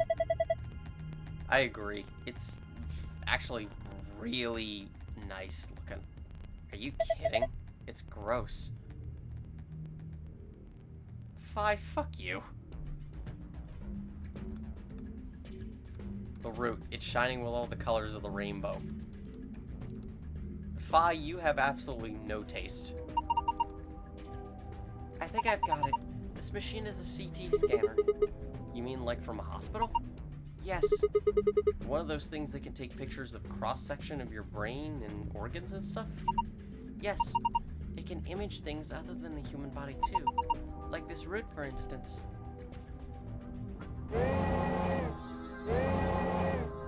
Well, that's neat. So what we're seeing on the left is a slice of that root. I think so. What are we supposed to do then? I think trial and error is going to be the best way to figure this one out. Just start messing with it and we'll see what happens. Alright. Dragging up and down where the image of the root is displayed will allow you to scroll between layers. The bottom layer has 8 circles of different colors. 4 of those circles are blank. Assign an appropriate number to each circle. The numbers you can use are displayed below. You can move the numbers where they need to go by dragging them. Here goes nothing. So, yeah, this one I'm not really a fond of. Fi's little statement there of, I guess we just need to do trial and error to figure it out. This is an example of a trial and error puzzle that I don't like, because it doesn't really explain much of anything to you. It just kind of throws you to the wolves. But the basic idea here is that we need to effectively pick the correct numbers to go in each of these empty circles. No matter what we're picking, it ultimately will have to equal 100 altogether. We have some hints here, but except for the blue. But that's still not a lot to work with, especially since it's not really explaining anything to you. Now granted, if you back out, they'll probably explain it a little bit more in detail, but that's kind of still not great that it doesn't even do anything at the beginning.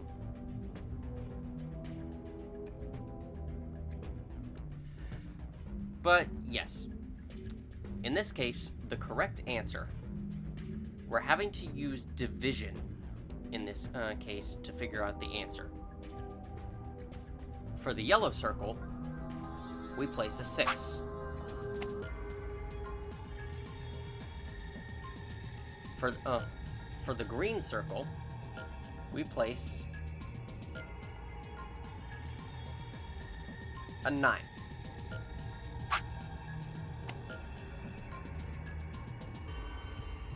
God, trying to read mathematical equations is sometimes trickier than it is. 4 divided by 16 of 100 is 25. 6 plus 19 equals 25. 6 divided by 20 of 100 is 30. 9 plus 21 equals 30. So, yes. Presumably, those are division symbols. They don't look like division symbols, but it's the only thing I can think of. Or it's 4/16ths of something. And 6/20ths. But I almost doubt that. I'll be honest, I never understood this puzzle fully, and I don't know many people who did. It's kind of just... yeah. It exists. For red, we have to put in 8. 3/15ths of 100, or 3 divided by 15 of 100, is 20. 8 plus 20 equals... or, I'm sorry, 8 plus 12 equals 20. And finally, the blue. With this one, the answer is 10. Unfortunately, it doesn't really give you much of a hint there. 25 is pretty much... but this one is sort of easy if you know you're equaling 100. Because 25 is the remaining number left. So 10 plus 15 is 25.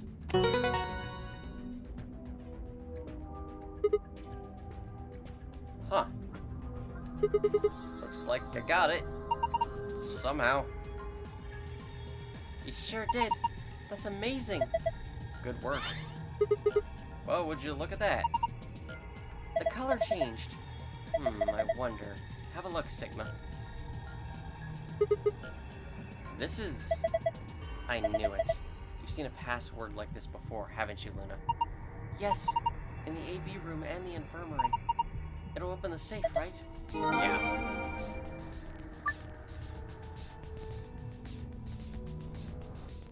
The root is shining with all the colors of the rainbow. But yeah, like I said, I really don't like that puzzle. It's too unclear. It's just far too unclear, especially at the start. The fact that you effectively just have to back out of it in order to get hints to even understand what's going on is... I don't know, it just feels like it's poorly designed, in my opinion. It should at least give you some instruction. I mean, hell, they even made an excuse for the lever puzzle, with Luna just somehow finding a manual out of nowhere about how it works. And supposedly they couldn't have done that here? Oh well. Yes! It opened! Okay, let's get our prizes. First, we've got... a map. It says floor B. The one we found in the crew quarters said floor A. So did the one in the infirmary. We came down here using an elevator, right? So that would make A the top floor. Seems weird. Don't the numbers usually count up from the bottom floor? Well, look at it this way. A for above, B for below. Why does that seem ominous? Whatever, moving on. Our next prize is... let's see. Key cards. They have a moon on them. That means these are the moon cards the announcer was talking about. Now we can play the next AB game. They gave us 2, just like with the sun cards. I'm a solo, so I'll take one. That's fine with you guys, right? Sure, go for it. We've got 2 other things left. I've seen one of them before, but this one... is it some kind of input device? It has a keyboard on it. And a cable connected to the top. We can worry about that later. Might as well take it with us for now, though. Surely that's not something incredibly important that we need. You know, to type in some passcodes. Hint, hint. And finally, the key. We can get out now. Yeah, this should unlock the exit. No more screwing around. Let's move.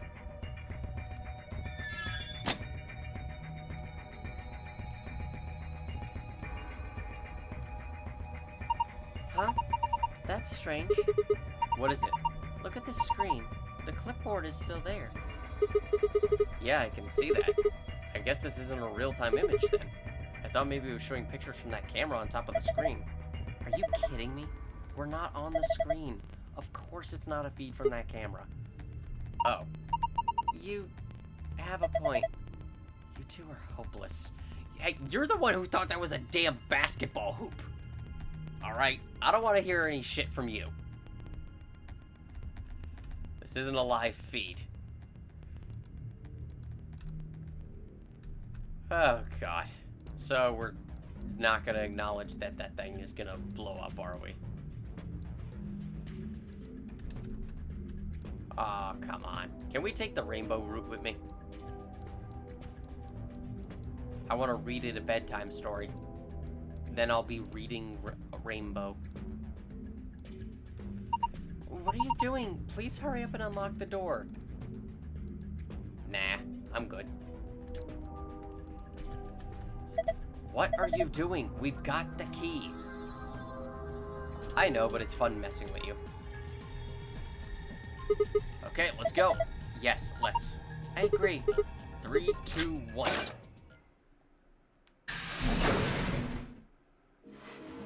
You found it.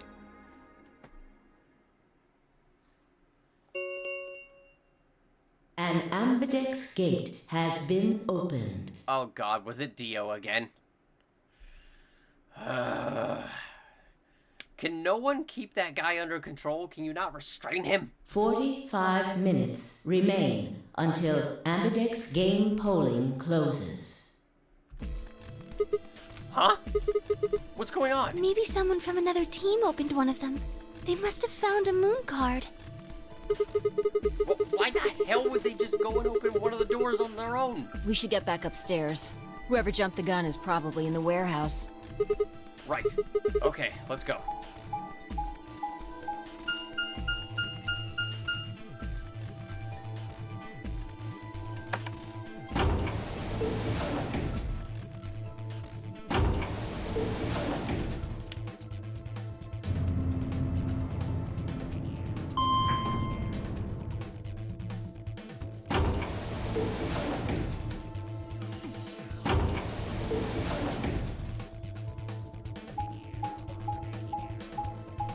There's really not much to say at this point. I mean, we know who did it, right? Who else would it be?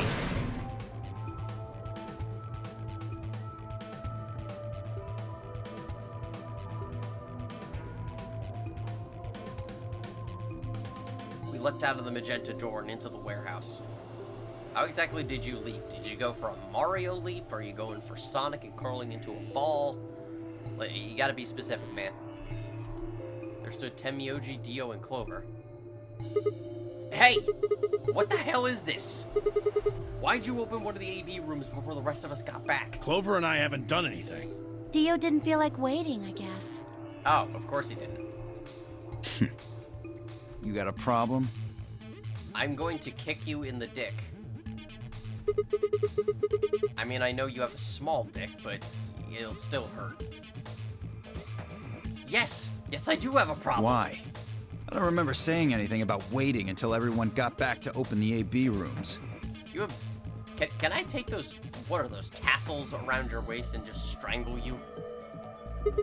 Are you kidding me? We didn't talk about it because we thought it was common sense. Sigma's right.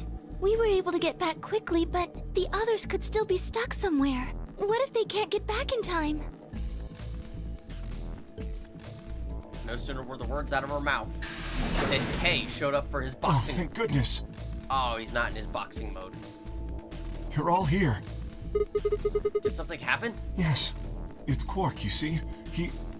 What? What happened to Quark? Oh, God. Did he catch it again? How many times can this kid catch Radical 6? He can't catch a break. He collapsed. It happened so suddenly. We were just searching our room. What? Please, you must hurry to the infirmary. His condition could change at any moment. You should go. Oh, no. Tenmyoji shoved Kay aside and left through the yellow door. He did a quick little body slam and then put him in to just like a chokehold and then finally suplexed him into the ground before kicking him to the other side of the warehouse. and then started to do a 6 series of flips into the door. Okay, I'm sorry, but am I the only one who wants ZeroEscape to have a 4-comma manga? Or at least someone to do like little mini comics like that, because there are some scenes for some reason that make me giggle. And this is one of them. This happens so many times through the game where Kay shows up, informs us of Quark collapsing, and Tenmyoji, like, the description outright says that he shoves Kay aside and just leaps through the door. And it's so ridiculous how many times it happens that my brain has started to think of hilarious ways that he could over the top get Kay out of his way and just leap through the door like a damn mad person, a madman. And I would love if someone made a comic or animation of that, because that shit would be hilarious to me. The rest of us exchanged a few startled looks, then ran off after him. He didn't need to be that violent towards Kay. Quark. Well, I think we all know the diagnosis. Come on. It is Skip. And now you're gonna ask us if we saw anything. You mean in the control room? All that had was a bunch of stuff for controlling the generator. I don't think anybody would put medicine there.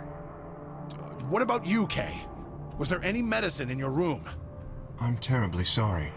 There was nothing of the sort in the archives. Books and so on in abundance, but no medicine. Oh, God. Then he's going to...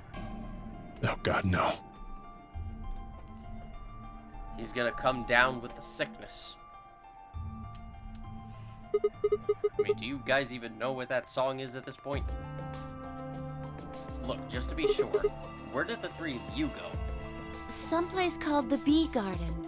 It was kind of like a park with trees and stuff. But... Yeah, no medicine. Maybe some medicinal plants? I mean, I know there was, like, a cucumber, and bell peppers there. I don't know, maybe we can feed him a tomato, maybe that'll help him. Clover, is your model glitching?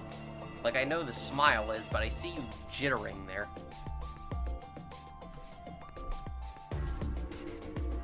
Tenmyoji slumped to the ground. It was at that point that I pressed the skip button to ignore his plights.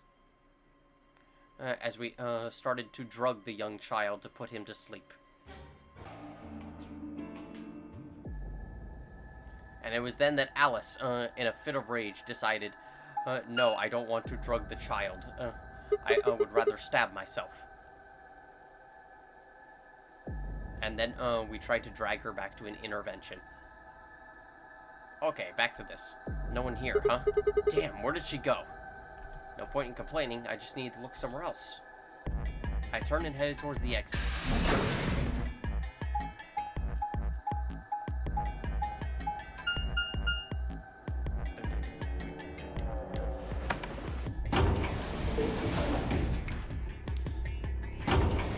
So, what's our bet this time, people? Are we gonna find Alice in another pasta-filled mess? Or are we gonna find her A-okay? Just taking a little cat nap.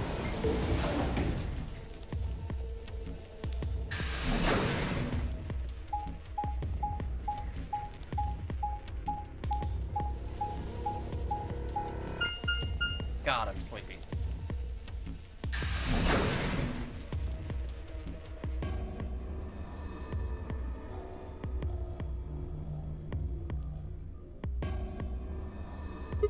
Oh look, the lion doll!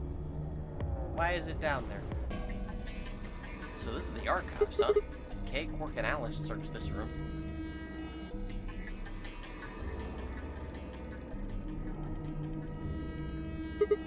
Damn, nothing here either. We need to find her quick or she's gonna do something bad. If she loses like Quark did and nobody's around to stop her. Shit, I need to hurry. I decided to try the garden where Clover, Tenmyouji, and Dio had gone after passing through the door.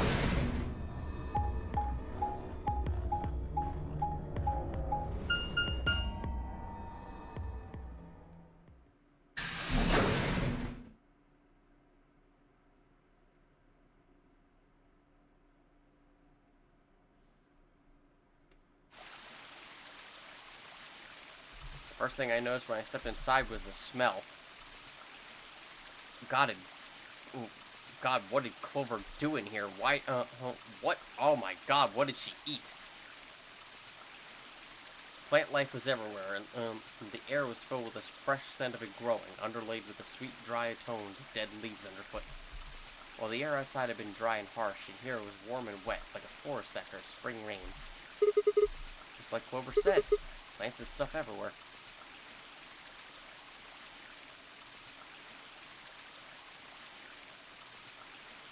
I walked slowly down the path, still slightly stunned. Most of the facility had been cold, dull metal, but this room was positively verdant. Man, hard to believe there's something like this here. What the hell is this even for? Well, I assumed for growing food. As strange as the garden was, Alice needed to be my priority. I reined my thoughts back in and continued on down off the path and into the grass. I'd only gone a few steps when I stopped short.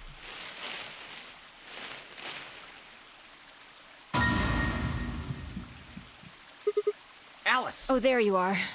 Good. I'm glad you showed up. Huh? I just got here a minute ago. She was like this when I found her.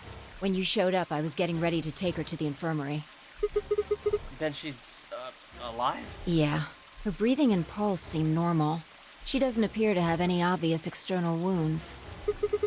So she's just unconscious? Looks like it. What about the scalpel? Doesn't look like she has it. Figure she probably dropped it on the way here. Anyway, we need to get her to the infirmary. Give me a hand here. Right. Wait, hold on. There's something I need to tell you. Just stay calm. I only promise to try. What? Look to the right. My right or your right? Your right. What the hell? This is a bomb! Exactly.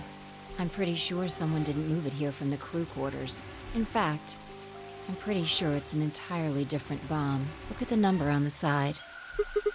It says 01. The one in the crew quarters said 03. Shit! Then there's no question, huh? I've got more good news. Just think about the numbers for a moment. You're saying there's a 02 bomb out there somewhere. I can't be sure, but it does seem pretty likely. Damn it! That means we're talking about an explosion the size of 3 tons of TNT. Yeah. Who said it? Clover, Tenmyouji, and Dio investigated the garden. There's also a chance someone else said it. Anyone could have come here after they left and before we showed up. Anyway, we need to move Alice. Help me out here. God, it's like every minute is just another problem. Alice was lighter than I'd expected, and Fi and I managed to set off toward the infirmary at a brisk trot. And for once, we skipped the map screen.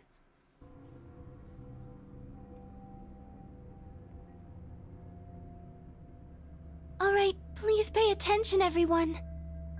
Luna, I love you. But no. You need... We know. Whatever. She can do what she wants. Huh? I see.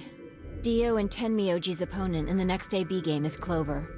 Ah, so Clover is still staying behind. If she doesn't vote, then she'll default to ally, which I don't think I need to mention would be pretty favorable for Dio. Yeah. If she stays, he's got an easy round.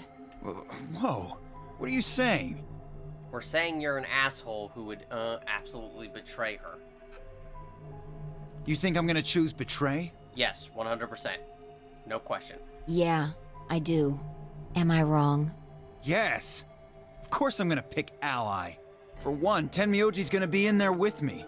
I can't just ignore his opinion and make my own choice. You're serious? You would absolutely ignore his opinion. Right? No, I won't be going. Pardon? I can't leave Quark here when he's like this. I'll be staying, just like Clover. Hey, come on now. What is this? Knock it off, Dio. He's too smart to let you make a scapegoat out of him. What the hell? Why are you so suspicious of me? Do we really need to answer that? Yes? What if Dio stays behind too? If Clover, Tenmyoji, and Dio all don't vote, then everyone allies, right? Oh, you don't know? Know what? This. You didn't find a note like this one? We absolutely did not. God, it's very odd choice to have that only be in one spot. Because it's such an important rule. Wait, what's this? We found it in the archives. Well, there sure as hell wasn't anything like that in the garden. We didn't find one in the control room either. Interesting. Apparently only the archive had one. What does it say? Why don't you read it for us, Sigma? I took the note from him and, still slightly confused, began to read. Yes. One person from every group of 3 has to vote. Otherwise, everyone gets penalized. You see? At least one member of each trio must vote. Otherwise... That means Kay has to vote. Quark and Alice certainly aren't in any condition to. Yep. If he doesn't, all 3 of them are screwed. Pretty much. Wait a second. But I trust Kay to make the good decision. Kay's got 6 BP right now. His opponent is gonna have to default to ally. That means if Kay chooses betray, he's gonna have 9 points. You needn't worry. I have every intention of choosing ally. Oh, give me a break. You expect us to just swallow your bullshit?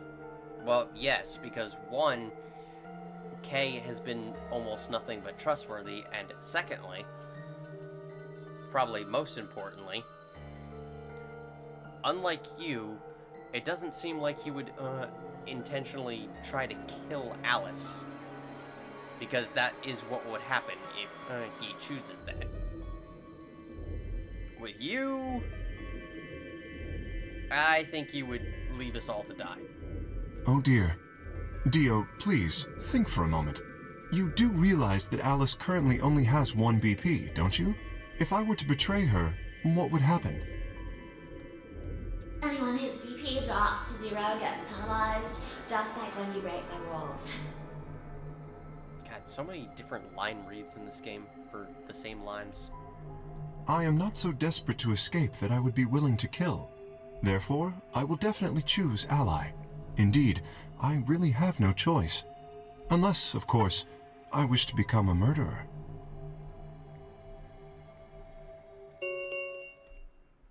Five minutes remain until Ambidex game polling closes. It's odd how so many lines take a different... how certain lines just make you go, like, with the benefit of hindsight. We don't have time to argue about this. Then again, Kay's entire character is just a whole thing of hindsight. There's only one solution. Clover, you're going to have to go vote for us. Huh? What does that mean? What, did I use big words? Yep, you gotta use smaller words for him. Let me explain it to Dio. Don't worry about it. Dio, you stay here.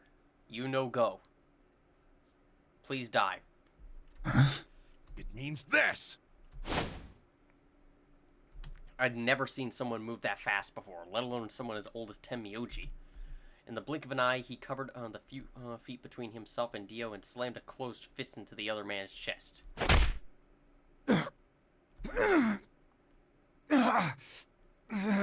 Old man action hero. Dio fell to his knees, wheezing for air. Tenmyoji waited a half second to make sure he was down, then turned to look at Clover. He's not gonna stay down forever.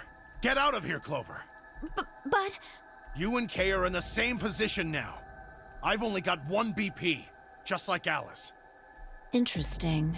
So long as Tenmyoji doesn't vote, Clover's only choice is to choose Ally. Admittedly, there is a chance she might kill me. Are you saying you trust me with your life? That's about the size of it. Clover, come on. You really wouldn't do it, would you? Like, I understand in the axe ending when you did it out of fear and suspicion of others for supposedly murdering your brother, but in this case, this man is putting his life on the line for you. Like, he is trusting you with his life. Just help him out. Well, what the hell are you standing around for? Get! You don't need to worry about Alice. I'll keep a good eye on her, I promise. Now get moving! You still don't trust me? No, that's not it at all. I trust you, I just... 3 minutes remain until Ambidex game polling closes. We need to go. She trusts you. It's just something about this whole thing. It almost seems familiar in some way. Come on. Okay, take care of Alice. She'll be fine.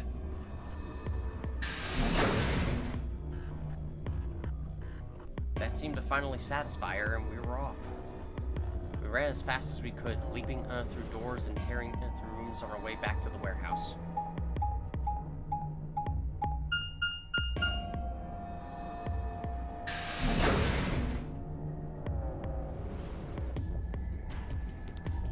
I guess not really familiar, just my brain is kind of short-circuiting at the moment.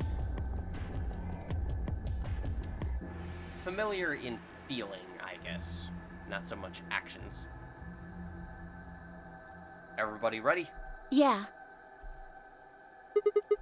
You've all got a moon card, right? Yes, we do. Good. Then let's go.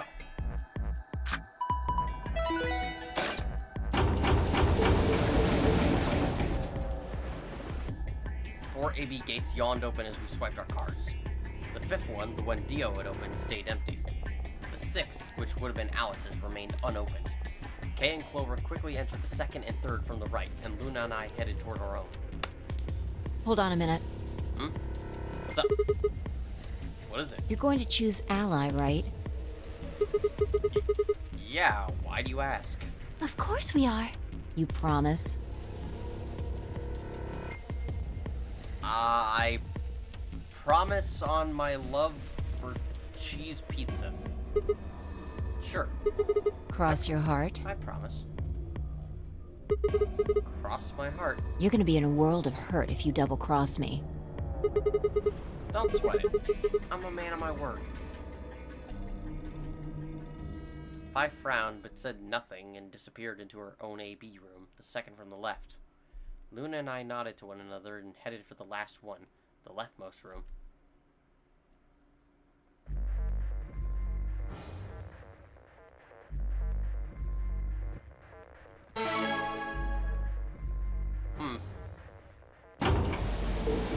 That was ominous. 1 minute remains until Ambidex game polling closes. God, every time it's always down to the wire for the voting. What are you going to do? Well, I don't have a choice, do I? I promised. I said I'd choose Ally. Yes, but Phi has 6 BP. If she betrays us... Yeah, she'll have 9 points, I know. Right. What do you think we should do, Luna? It's your decision, Sigma. I'll be in the same position either way. What? You have 6 BP too, don't you? That means if we betray Phi, and she chooses Ally... I would have 9 points. Yes. You see? In either case, I could end up with someone in my group reaching their goal. 20 seconds remain until Ambidex game polling closes. That's it. We don't have any time left. You have to make a choice. Are you sure this is okay with you? Yes. Alright. I turn to face the machine. 10 seconds remain until Ambidex game polling closes.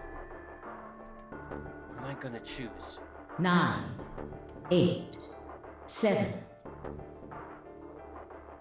Ally or betray? 6, 5, 4, This is impossible! 3, 2, 1. Well.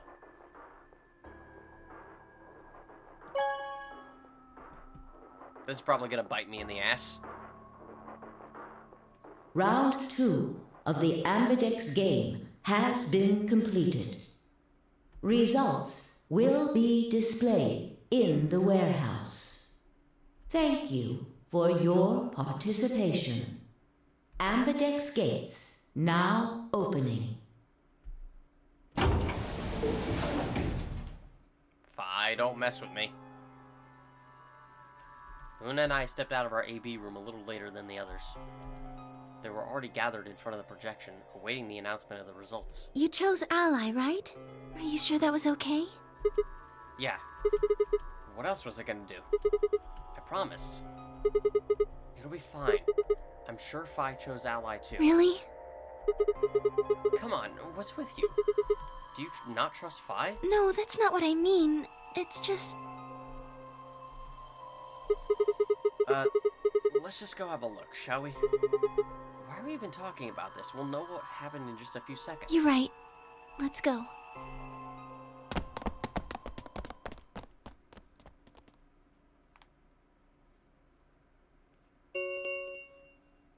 Results from round 2 of the Ambidex game will now be displayed.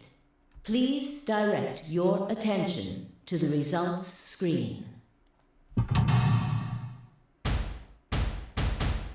It's fascinating how, of all the character portraits, Sigma doesn't have one. Just food for thought. You...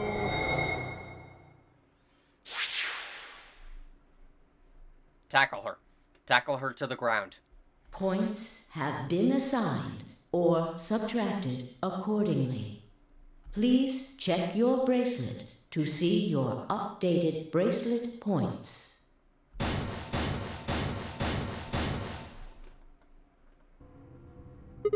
Hey! What the hell is this? Why'd you choose betray? I thought we promised. We? I don't remember that. What? You promised me. You said you'd choose Ally, but I don't recall promising you anything. I was free to choose whatever I wanted.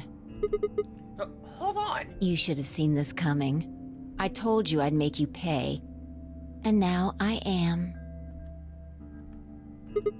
Huh? I had absolutely no idea what she was talking about. You reap what you sow. This is your fault. You chose betray first. First? Do you mean in round 1? No, I mean the first round too.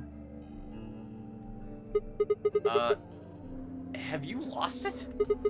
Take a real good look at the results up there. This is round 2. My vote was Ally. Yours was betray. I didn't betray you. I've never betrayed you. Yes, you have. Remember? Oh, don't lie to me, Sigma. What? Drop the act. There's no way you don't know by now. Know about what? What's happening to you? The strange things you've been seeing. Do you mean the... premonitions? I wanted to say it, but as the word formed itself in my mouth, I felt a tingle along the back of my neck. Someone was looking at me. I turned around to see Luna, Clover, and Kay. What are the two of you talking about? It's nothing. Forget about it. I'm afraid it's not that simple. You were the only person who chose to betray this round. Is there some connection to what you and Sigma were discussing? Yes, there is a connection, but you wouldn't believe me. You don't know that. Yeah, try them. I mean, out of everyone here, Clover would probably be able to believe you right away, honestly. We might believe a lot. Fi looked away and scowled. For several long moments, her eyes stared off into the distance, and I could also see her mind working. Finally, she sighed and spoke. Right. Well, I've got 9 points now. So sorry, but I'm out of here. Huh? What do you mean? Do I really have to explain it? I'm leaving. Through the number 9 door. Hey! Wait! Someone tackle her to the ground! Why am I the only one who gets tackled to the ground? Come on! I scrambled around in front of her and threw my arms out. You're in my way. Move. No, I'm not letting you go. Kay, Clover, get over here and grab her. What happened to you? I didn't think you were this kind of person who ditched the rest of us so you could get away. When someone betrays your trust, feels like a part of you dies. For me, I guess it was the part that cared. I don't think you have even the slightest idea what that feels like. Betrays your... Wait, are you saying... Okay, fine. Regardless of how you feel about Sigma, that doesn't justify leaving behind everyone else. What about Kay? What about Clover? What about Tenmyoji, Alice?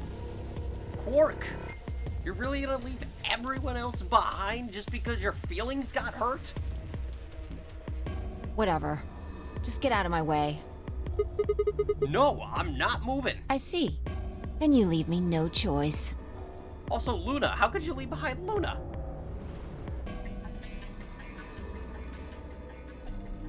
As she spoke, Faiz bent down. Oh my god! Batroc the Leaper. Then shot up into the air and over my head. I spun around to see her standing next to the number 9 door, her hand on the lever. Seriously, why has no one grabbed her? You... Nice try. She grinned and tightened her grip on the lever. Plaudite, acta est fabula. What the hell is that? It's Latin. Applaud. The play has ended. That's what it means. Well, congratulations, you're real fancy. Latin. See you later. Wait! Stop! A bolt of searing light roared through my brain. When I came to, I was floating in a field of nothingness. To be continued. But luckily...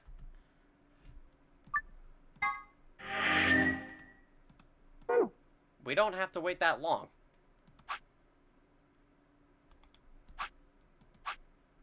How do we stop Fi? Well, the answer is actually remarkably simple.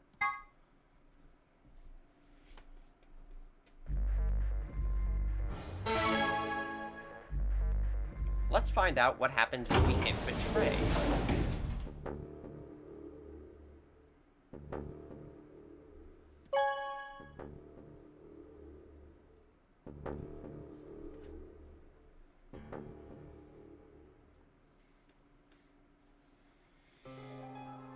Luna and I stepped out of our AB room a little later than the others.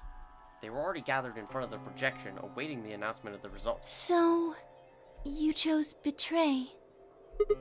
Yeah. Did you do it to protect yourself? Were you worried that Fi might choose betray?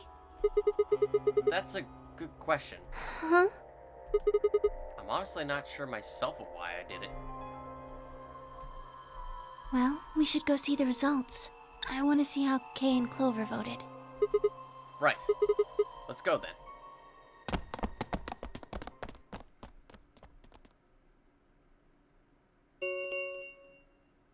Results, Yes, please. yes, we know.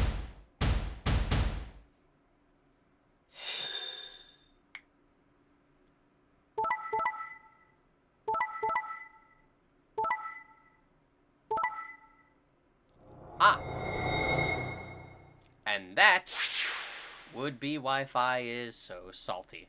Points have been assigned. Please check.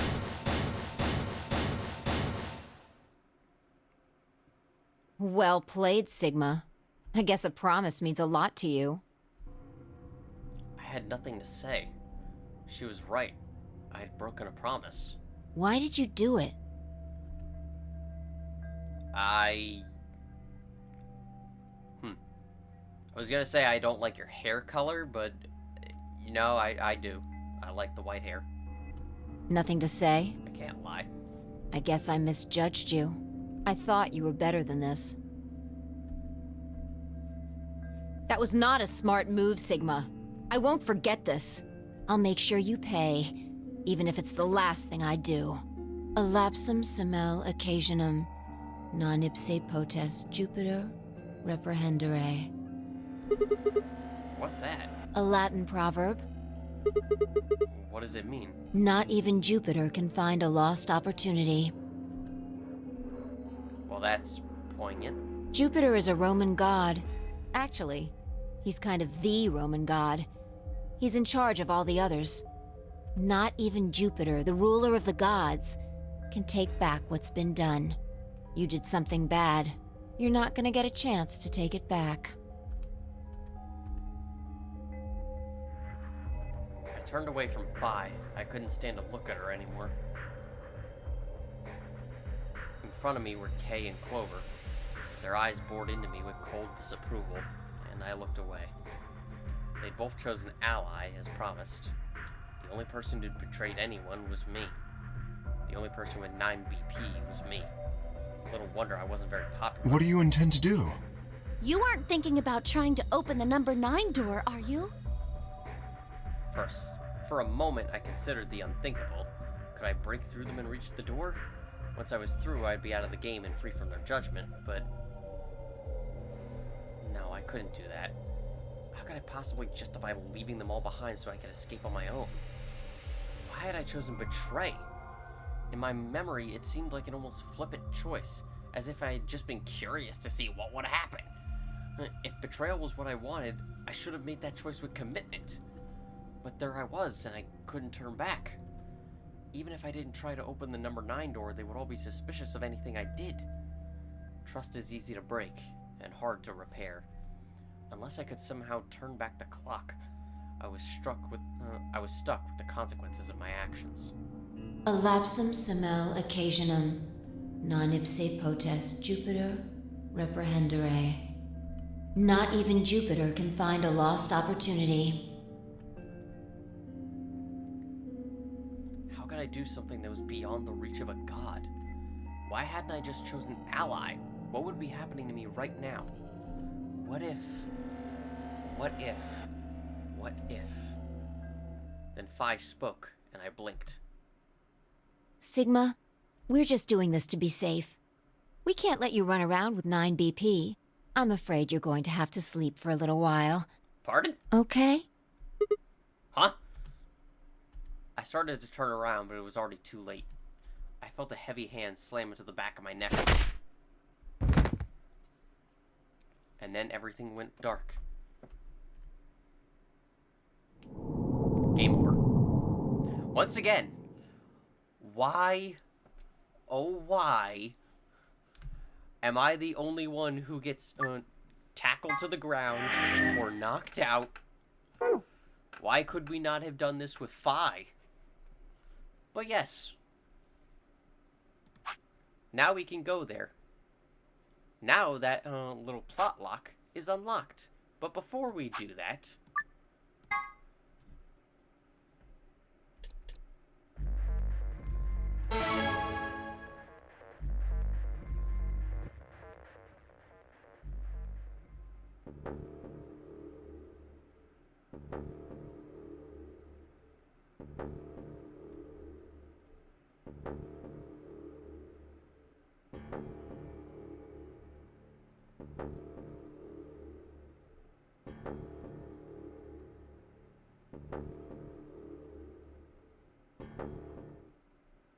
That was not a smart move, Sigma. I won't forget this. I'll make sure you pay, even if it's the last thing I do. Elapsum semel occasionum, non ipse potest Jupiter reprehendere.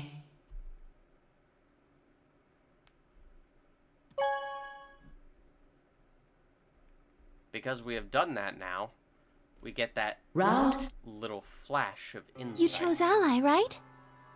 We get that flash of insight, and also... Are you sure that was okay? Yeah, of course. Phi did too. You sound pretty sure of yourself. Oh, it's not confidence. I already know. What? Let's just go have a look, shall we? We'll know pretty quick whether I knew anything or not. Okay, let's go.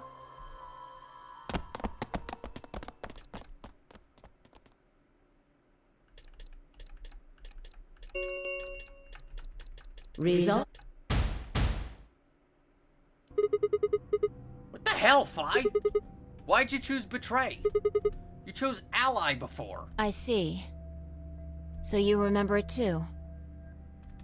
The other round 2. What?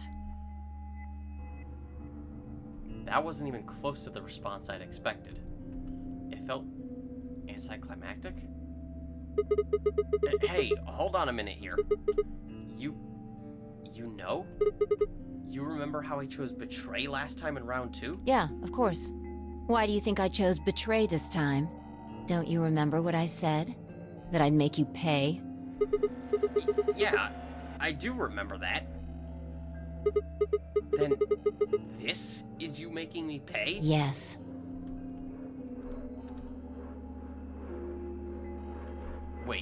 Wait! No, that didn't make any sense. Something wasn't right. How could we both know about an earlier round 2? How could there have been an earlier round 2? Was it some sort of alternate history? What the hell was I thinking? That was conspiracy theory shit. Even if there was some sort of alternate timeline or universe or whatever, there's no way I could know what had happened in it. No way I could know. At least, I didn't think there was any way I could know. But if I could, then how? I remembered Phi choosing Ally, then scowling at me when I broke my promise and swearing revenge. That was not a smart move, Sigma. I won't forget this. I'll make sure you pay, even if it's the last thing I do. Why did I know that? Perhaps more importantly, why did Phi remember it? What the hell did any of this mean? It had happened before, hadn't it? During round 1 of the AB game when I was playing against Alice. I'd seen something. Phi and I had chosen Betray, but for some reason I'd seen a reality where we'd chosen Ally instead. Suddenly I realized that I wasn't alone. I looked up to see Luna, Clover, and Kay. They'd all began to speak at once. What happened? Why did you choose Betray, Phi? Yeah. You're the only one who didn't vote Ally. Phi looked away and scowled. For several long moments, her eyes stared off into the distance, and I could see her mind working. Finally, she sighed and spoke. Right. Well, I've got 9 points now. So sorry, but I'm out of here. Ah! Still, no one is tackling her to the ground. Why? So many problems could be solved right now. Do I really have to explain it? I'm leaving. Through the number 9 door. Hey, wait! Seriously! Someone stop her! This is primarily the same. You're... And we don't need to say all of that text again. Wait! I felt myself speaking before I even knew what the words were. Elapsum semel occasionum non ipse protest and Jupiter reprehende. Not even Jupiter can find a lost opportunity. Are you sure this is how you want it to end? What about the nonary game? Zero, the bombs. We still don't know the truth about any of it. If you leave now, we never will. Is that really what you want?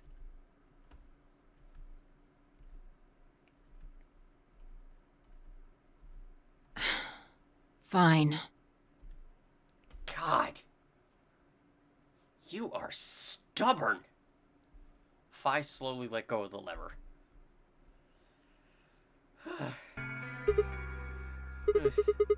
Look, I'm sorry about betraying you. I'm honestly not sure why I did it. Forget about it. This time you chose ally and I chose betray. I think we're even. I guess. What are you talking about? When did you betray her? Are you talking about round 1? No. We aren't talking about round 1. We're... Just drop it. There's no point. I doubt they'd understand even if you did tell them. Again, Clover might understand. She at least has some knowledge of this type of thing. Yeah, you're right. Huh? Hmm? I don't get it. Well, at least it seems Fi has decided to remain. Well, actually, I wonder if Junpei actually even told her, like, what he experienced. You've really changed your mind? Yeah. I'll stick around a little longer. Like he said, I can't leave until we figured out what's going on. Also, just so you don't end up a raging asshole who leaves behind everyone to die. The AB game will continue until someone opens the number 9 door. If someone reaches 9 BP and doesn't open the door, the game will keep going. Oh man, that's a relief. Please don't scare us like that again.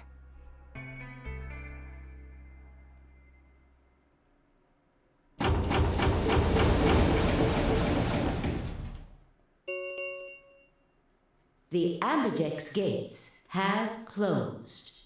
Round 3 of the Ambidex game will be the Star Round.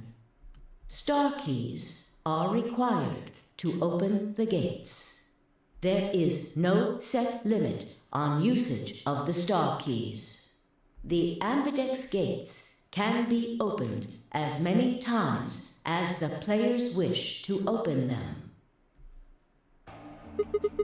As many times as we want, huh? Then that means... As long as you have the star keys, you can play the AB game as many times as you want. You probably won't be allowed to play it continuously, however. There's a period of time between when the doors open and when the polling ends. Yep. So there'll be a point in time where, presuming that we've solved all the escape rooms, just points in time where after the voting closes, you just have to, like, sit around and wait. You just talk about things, our favorite movies. Do we like tomatoes or cucumbers better? Can anyone actually tie a suit tie, or do you go with a clip-on? Things like that.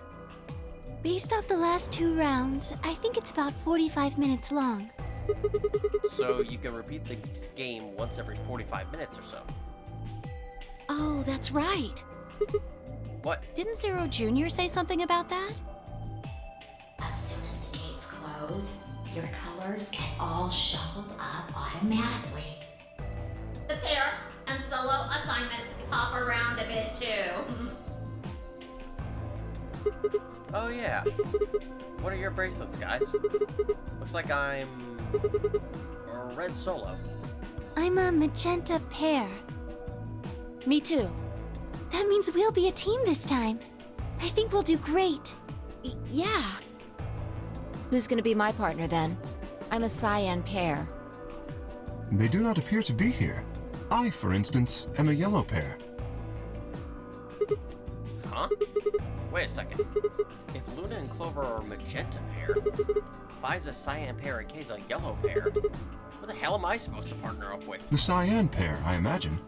Fi and her mysterious partner. How do you figure that? Sigma, what colors are added together to create cyan? Green and blue, right? What color would you get by adding your red to that? Red, green, and blue would be white. Exactly. So you're saying the next set of chromatic doors are going to be white? Yes, How do you know? because I have seen them. After leaving the archives, we found a warehouse very similar to this one. In it was a set of white doors. Well, to be precise, a set of doors which radiated white light. I mean, you don't know. They could have been painted white. I mean, what are the doors we're interacting with now? Are they painted that color? Yeah, I saw him too. Or are they just radiating those colors? It looks like they actually are, like, those colors. Based on the red and green doors and all that other stuff. After we were finished in the garden, we went to the same warehouse he's talking about. Oh god, we don't need the map screen. Enough with the map. Make it end. Please.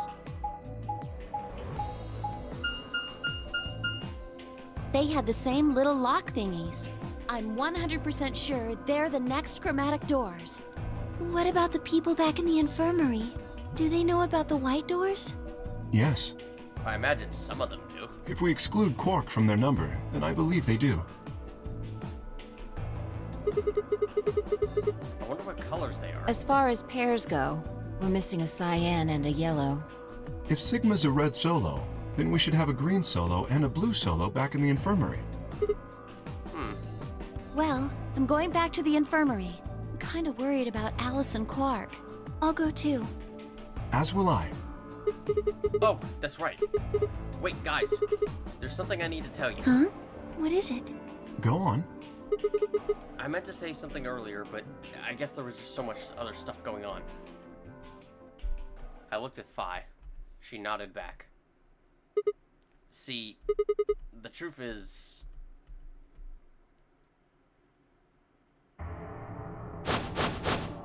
What? That's right. Sigma's a male prostitute. It's an ugly it's a truth that you all needed to know. Oh no! If you want, you can pay for his services at this moment. Granted, I don't know what money you have to offer. You found another bomb? Oh, we're talking about that. Yeah, let's go. Yeah. Where? In the garden. No, that's not possible. We didn't see anything like that. Could you have missed it? No! No way! It'd be kind of hard to miss that. We checked every part of that room.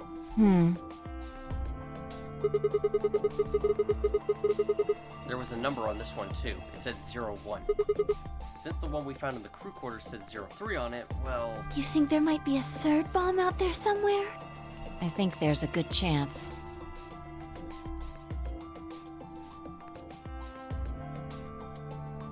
Very well. We should split up and find this other bomb. It could be anywhere. But Yeah, even if we do find it, what are we supposed to do? yeah, I agree. That is a concern for later. At the moment, our primary concern should be finding it. Pretty much. You can't fight an enemy you can't see, after all. Exactly. At this point, it's more important to know where the hell it is, so that if we do find a way to stop it, we don't have to waste time looking for it anymore. Precisely. All right, I'll head back to the infirmary and let everybody else know. Please. How about we set a time to meet back here, just in case? The time we have left until the chromatic doors open is... Let's see... Ooh. Quite a bit, actually. 1 hour and 57 minutes. I think approximately half of that should be enough. When we have 1 hour remaining, we should meet back at the infirmary. Acceptable? That sounds good to me. It's a good plan. Right. I'll tell the others too. Good. Let's go. All right, team, let's hustle.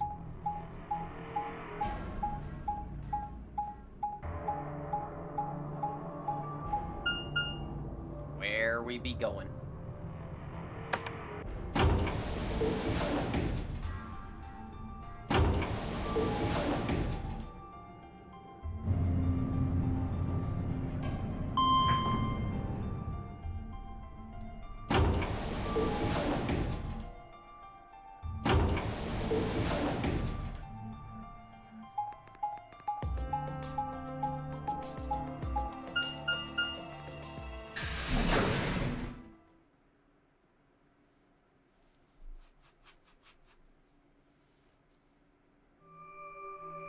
Oh, finally here.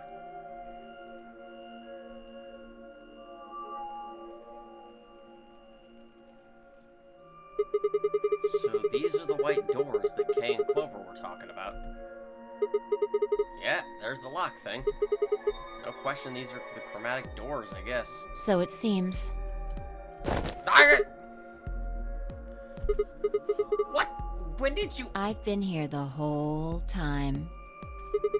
Seriously? I didn't notice you at all. Oh. I guess your hearing's starting to go.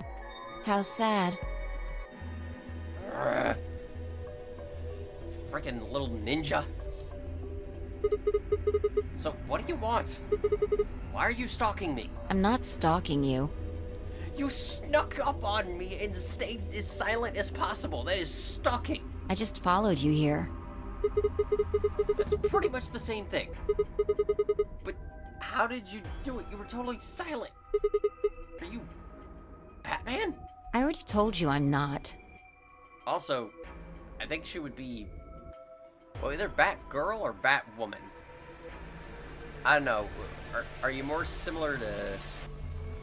Are you more similar to Barbara? Or Stephanie? Or Kate? Like, who are we talking here? Remember? Back in the AB room when we met? Yeah, actually. You also jumped super high all the way up to the ceiling. Right. Aren't you curious about that graffiti? Graffiti? Oh, yeah, that. Memento mori if the ninth line ate the sun. Did a kid write that, or what? Why do you say that? Well, they managed to spell ninth wrong. Who puts an E in there? You're right. Then again, maybe it means something. I mean, you're the one who figured out the last anagram at, like, immediately. Maybe you can figure this one out. Do you know what it means? The Latin part. Hey now, give me a little credit. Even I know what memento mori means. You see it all over the place. As far as I know, it translates to something like, be aware of death, or remember your mortality. Never forget that we all die someday. I guess it's sort of a cautionary thing. What about the other part? It's exactly what it says on the tin, right? Some sort of conditional about lions and suns. Anything come to mind? No, nothing. Nothing at all. What about you? Me? Huh. Well, let's see. Memento mori if the ninth line ate the sun. Memento mori if the ninth line ate the sun. I repeated the words over and over in my head, but nothing. Whatever they meant, it was beyond me. But perhaps phi... Huh? Latin. Don't you know Latin? Maybe you can figure more of it out. Well, I know a little. More than most people, I guess, but I'm not an expert. I mean, how'd you know that phrase? Like, that is a pretty damn specific phrase. Elapsum semel occasionum non ipse protest Jupiter reprehende. Oh, that. That's from, this. She unpinned the brooch from her chest as she spoke and held it out to me. I hesitated for a moment, then took it. Look at the back. I turned it over. Elapsum semel occasionum non ipse protest Jupiter reprehende. So I guess the I is pronounced like a J in Latin, huh? Yeah. What is this? A memento of my late mother. Well, I guess it's something like a memento. What does that mean? She died right after I was born. I was raised by foster parents, and they told me where the brooch had come from. Apparently, it was the only thing my mother had left behind. Fascinating. What about your father? Don't have one.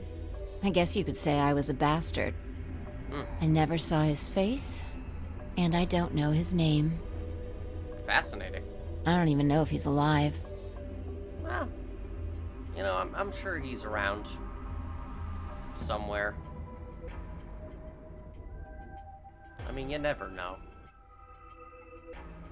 You might have met him and you just don't even know it. Oh. I couldn't think of anything else to say, so I just handed her back the brooch. That phrase got to be almost like a prayer for me. Whenever I had to make a tough decision, I'd say it to myself. Sometimes I'd just repeat it over and over like a chant. Before long, I had it memorized. Got me interested in Latin, and I started studying the language. Elapsum semel, occasionum, non ipsi protest Jupiter, reprehendere. Not even Jupiter can find a lost opportunity. It is a pretty good catchphrase. Or whatever you can call it in this instance. Sounds nice, doesn't it? It does. But it seems kind of funny now. I mean, look at us. We've done what Jupiter can't. We can find our lost opportunities. I mean, I suppose that's one way of putting it. That's why I followed you here. I thought it would be a good idea to talk to you about all this. Alone. Yeah, I agree. There's something else we need to do too, though. Find the number 2 bomb. Exactly. So we should get going. I'm pretty sure the bomb isn't in here. There's nowhere to hide it. So... You're saying we should go somewhere else? Yeah. Any suggestions? Well, come on, don't just stand there. We need to get a move on. Without waiting for a reply, she turned and started toward one of the exits. I followed.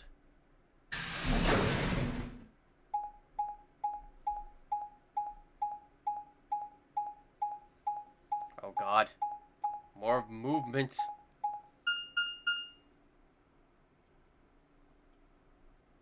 Ah yes, my favorite place. All the books.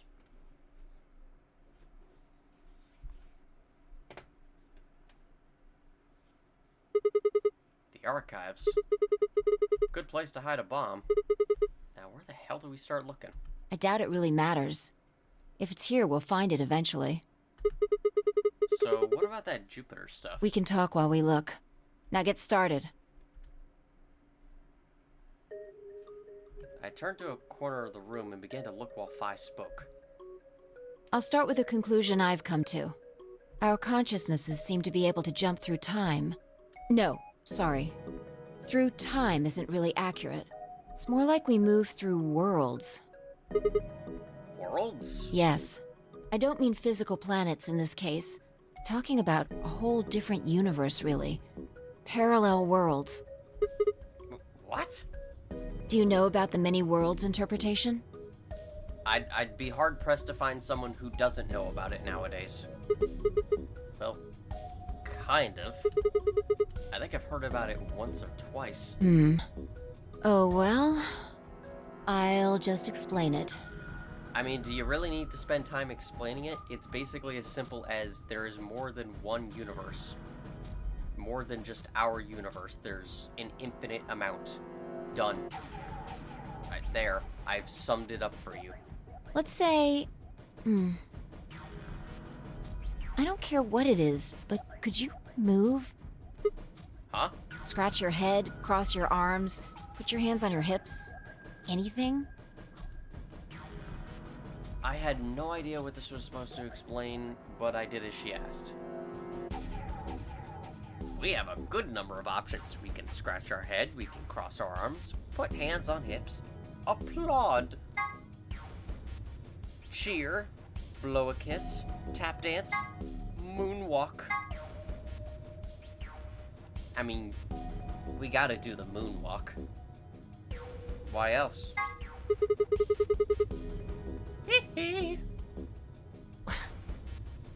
Was that supposed to be moonwalking? Yeah. I'm pretty good, huh? Yeah, sure.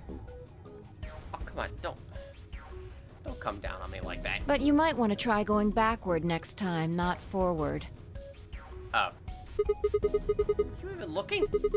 I was going backward. Watch.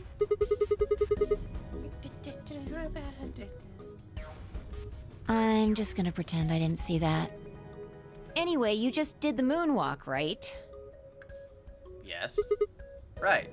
But you could have chosen to scratch your head or cross your arms. Now, maybe there are other Sigmas in other worlds who did all of those things. All of these worlds and realities are branching off from one another. The choices you could have made branched off from the moment you decided what you were going to do just now. Every moment you make a decision, another universe branches off, on and on into infinity. Oh, great. So you just, Each of those branches is an alternate world. A world where a version of you did something different. Haven't you ever thought about what life would have been like if you'd made different choices? What if you'd gone to this high school instead of that one? I suppose. What if you hadn't started a study group? Not really. What if you hadn't told that girl you liked her? What if? What if? But are those what ifs really just what ifs? Or are there other worlds out there where you did those things? Anyway, that's the many worlds interpretation in a nutshell. I've simplified it a lot. That's a pretty big nutshell. Also, you realize you have just helped create like a whole slew of different worlds now, just because of that one point of decision making. Doesn't have to be human actions, though. I just used your actions to make the explanation easier to grasp. And to create a whole slew of new timelines as a result. The actions of a cat, the flight of a bee, the movement of a microorganism, even fluctuations in air temperature. All these can change history. Whoa, whoa, whoa. Hold on a second here. I'll let microorganisms slide, but there's no way that air is conscious of anything. Can you say for sure that you are? What? All of your actions are caused by the cells in your brain. If we go down a little further, then you could say all of your actions are the result of atoms or electrons, or smaller particles we haven't even discovered yet. Are those atoms and electrons still you making a decision? At that level, how different are you from the air? I'd say not much. Human existence is just one part of reality. Falling in love is like a tulip blossoming. A tulip blossoming is like a tornado forming in South America. See what I'm saying? Kinda. But also, I think you're explaining it in a weird way. The only thing that really matters is the action of the most elementary particles of matter. That's where history happens. That's where universes branch out.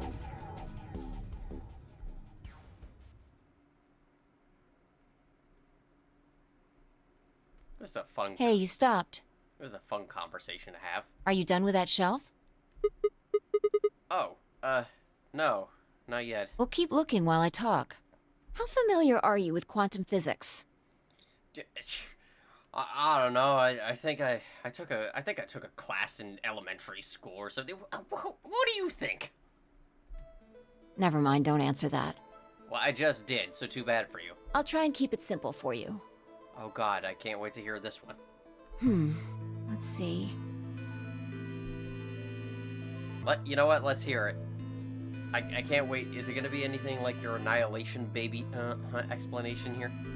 Hey, hand me that box, will you? This one? Sure. I handed the box I've been examining over to her. She set it down on the desk and opened the top. Also... Ah, there's a stuffed lion over there. Perfect.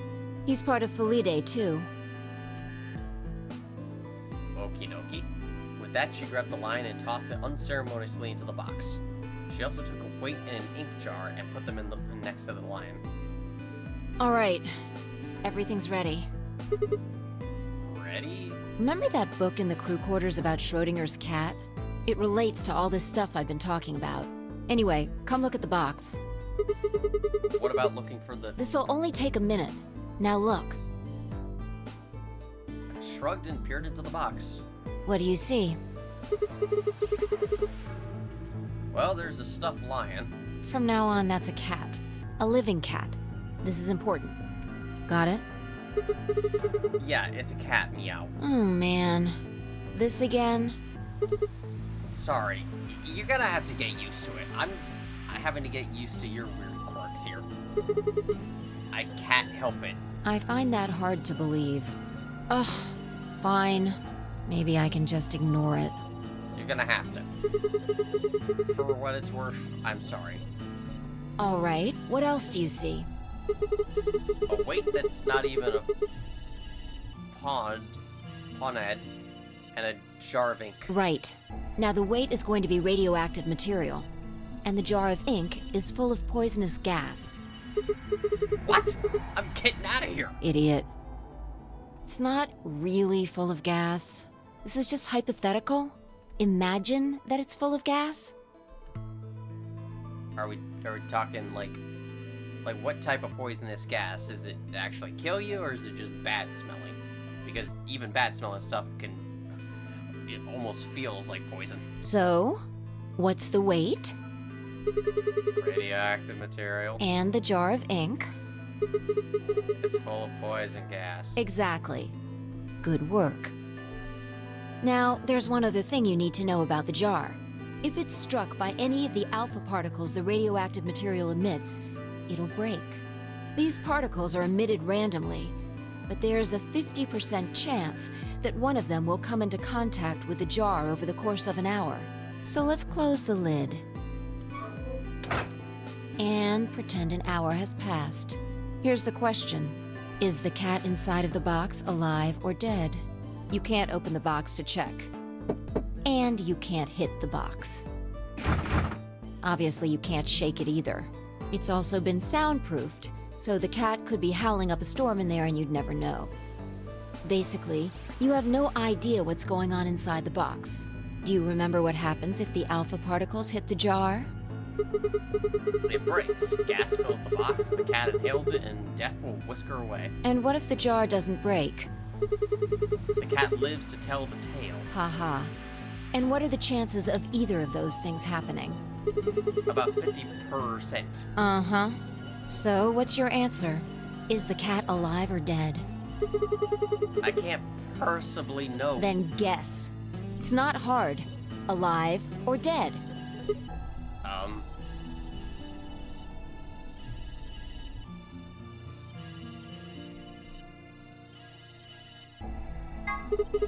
The cat is, pause for dramatic effect, alive! Nope. You're wrong. Is dead? That's wrong too.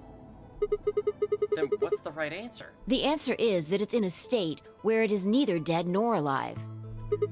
What? How does that make any sense?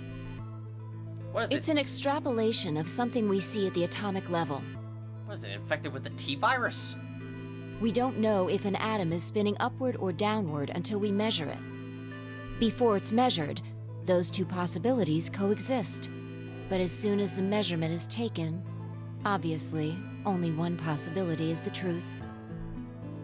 That's what's happening with the alpha particles. Since we can't know when they were emitted or where, we only know the probability that they'll impact the jar. Because we can't observe anything that's happening in the box, that becomes the entire system. In other words, the box is like the atom. We don't know how the cat's life or death situation has resolved itself until we look at it. Until we do, it's just a bunch of possibilities. Do you get it? If the cat in the box is possibilities, then it's both alive and dead. Right. So, let's open the lid. And when we do, all the possibilities will collapse into a single truth. Meow. Oh my god, Akane, you're alive. So, yes, it is basically a similar situation to what happened with Akane in 999, where, depending on the situation, she could be considered alive and dead. And of course, depending on Junpei's choices, would determine whether she ended up in whichever state. She was a literal Schrodinger's cat. What a relief, huh? Looks like the cat's alive. Anyway, that's Schrodinger's cat. The many worlds interpretation is one theory for explaining that weirdness. So there's another world out there where this cat died? Yeah, that's the idea. Well, that's depressing. God, that wasn't even a good pun. Looks like that cat tick of yours cleared up. Yeah. Well, your story was pretty insane. Insane? You don't think so? Just the idea of something being alive and dead at the same time. And if the moment the lid is open determines whether or not the cat's dead, then it's almost like events in the future can determine the past. I mean, the cat doesn't die when you open the lid, so it must have already been dead. Exactly.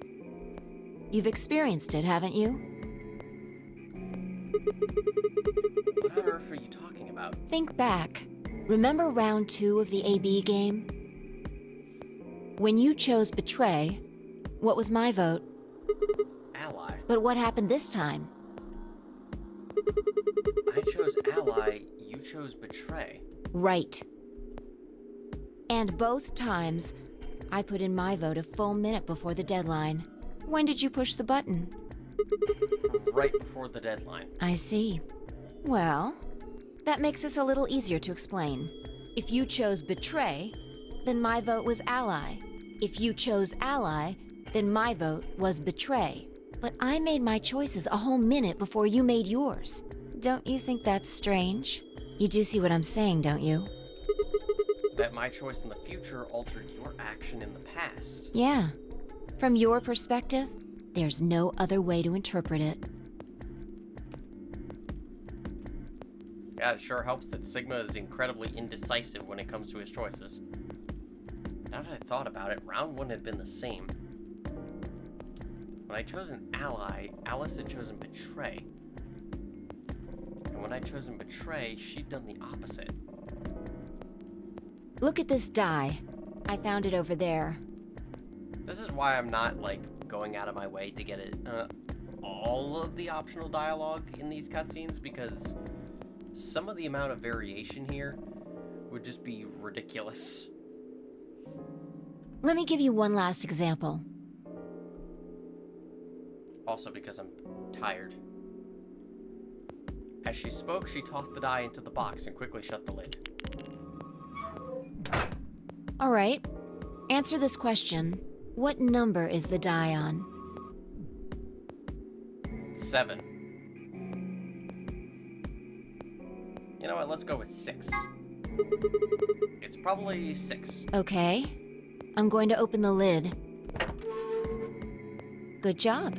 You got it right. That was just a fluke. Was it? Huh? Let's think about what was going on before I opened the lid. What number was the die on? 6, of course. Haven't you been paying attention? The die is still a collection of atoms, isn't it? I don't think you can reasonably suggest that it was made of some different kind of matter. Wait, so you're saying that before you open the lid, the die was on all the numbers? Uh-huh. That's one way to look at it, at least. And then when you open the lid, it was just one number. Or it might have become that number when you declared which one it was. Huh? Wait, what do you mean? Your choice in the future has an effect on the past. That's crazy.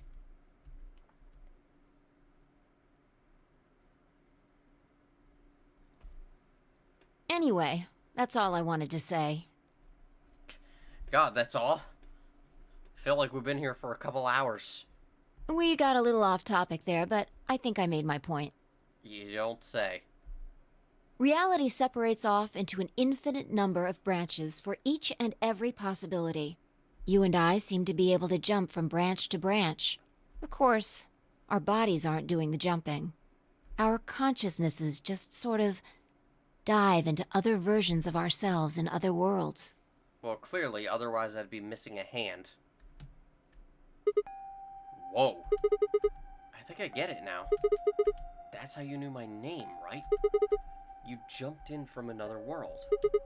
That's how you knew all those other things you shouldn't have known. Yeah, that's the best I can figure out, at least.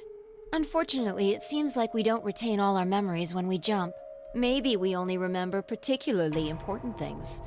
I'm not sure how it works. But whatever the reason, it seems to be fairly limited. Yeah, it seems kind of inconvenient. And often, we don't seem to remember jumping at all. Things will just sort of pop up. That's why when someone asks us how we know X, all we can think of to say is, I just knew. Yeah. What's causing this then? I don't remember ever doing this before, so why would it start now? If we knew that, I don't think we'd be having so much trouble. It's just... Just what? Well, I'm pretty sure it has to do with why we're locked up in here. There's no way this doesn't have something to do with whatever Zero Senior's trying to do. Why would he have left that Schrodinger's cat book in the crew quarters? You aren't kidding, are you? Maybe this is some sort of huge Schrodinger's cat experiment. And all 9 of us are locked up inside the box right now. And what if you've got it backwards? Backwards? We're outside of the box, and the rest of the world is inside. Then the moment we step out of this place... Yeah, we might be determining the history of the world outside. No way. We are the cat. In the hat. Well, I had 1,000 other questions, but before I could open my mouth to ask them... Oh, good. There you are. Did something happen? Yes. Oh god, please tell me you didn't find the next bomb. We found it. Oh, you found it. Found what? What do you mean, what? What else could we find? A peanut butter and jelly sandwich? Oh, please tell me you found a peanut butter and jelly sandwich. I am so hungry. The bomb! Oh, that's not as exciting. The other antimatter bomb. The number 2 bomb is in the control room. Yay!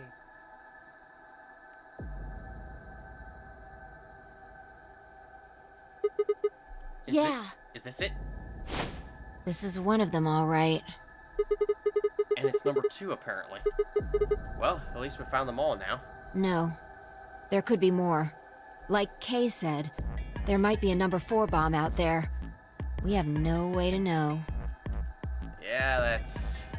irritating. Did you tell anyone else about this, Clover? Well, not really, but, I wasn't the first person to find it. Who was? Kay and Luna. After they found it, they came to the infirmary and told the rest of us. Who was in the infirmary? Everyone. Tenmyoji and Dio were there. So were Alice and Quark, of course. Although they were still asleep. Well, I think we all know who the culprit is. It's clearly Quark. That kid is a devious mastermind, and Alice is his co-conspirator. So everyone who wasn't asleep knows about the bomb. I see. Yeah. There's nobody else here, though. Where'd they all go? Right after we came here to look at the bomb, they all left. They were going to go look for you two. What about Alice and Quark? They're the same. Still sleeping. I think he meant, well, is anyone watching them? We checked them out just to be sure, but they seemed fine. That's good. Vi and I looked at one another and let out a small sigh of relief. Oh, right. I checked everybody's bracelets when we were in the infirmary. Did you want to know what they were? Yes, please. It took her only a moment to explain. Alice was a green solo, and Quark was a blue solo. Dio's bracelet made him a yellow pair, and Tenmyoji was a cyan pair. Oh. So, what are our options for groups? The next set of doors to open are going to be the white doors. That means we'll have to mix our colors so that we get white. We're probably very limited on options. Vi laid out what that would mean. Option A, Fi and Tenmyoji, cyan, would pair up with me, red. Kay and Dio, yellow, would pair up with Quark, blue. Clover and Luna, magenta, would pair up with Alice, green. Huh? There's only one option? Yeah. Any other combinations don't make white. Yep. It's quite well planned out. What about Alice and Quark? Luna said it's gonna be a while until they wake up. We'll just have to carry them. Oh, that'll be fun. The secondary doors won't open without 3 bracelets. And if we can't open them... Yeah, we'll get penalized. Exactly. Don't worry about Alice. I'm on her team. Are you saying you could carry her? Yeah. Are you sure? She looks heavy as hell. I mean, you got Luna with you, I think. Well, I can get Luna to help me. Yeah. True. I'm sure she'd be happy to help. I mean, Luna's always happy to help. What about Quark? He's on Kay's team. There shouldn't be any issues there. Oh yeah, that's like lifting a paperweight.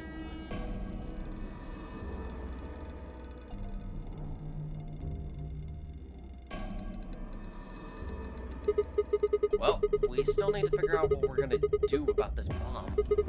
Alice said we should be safe as long as it's not triggered with the remote. Maybe, but we can't just leave them here forever. I mean, if they go off, then everything in like a couple 100 kilometers is gonna get fried. Wait, a couple 100 kilometers? What are you talking about?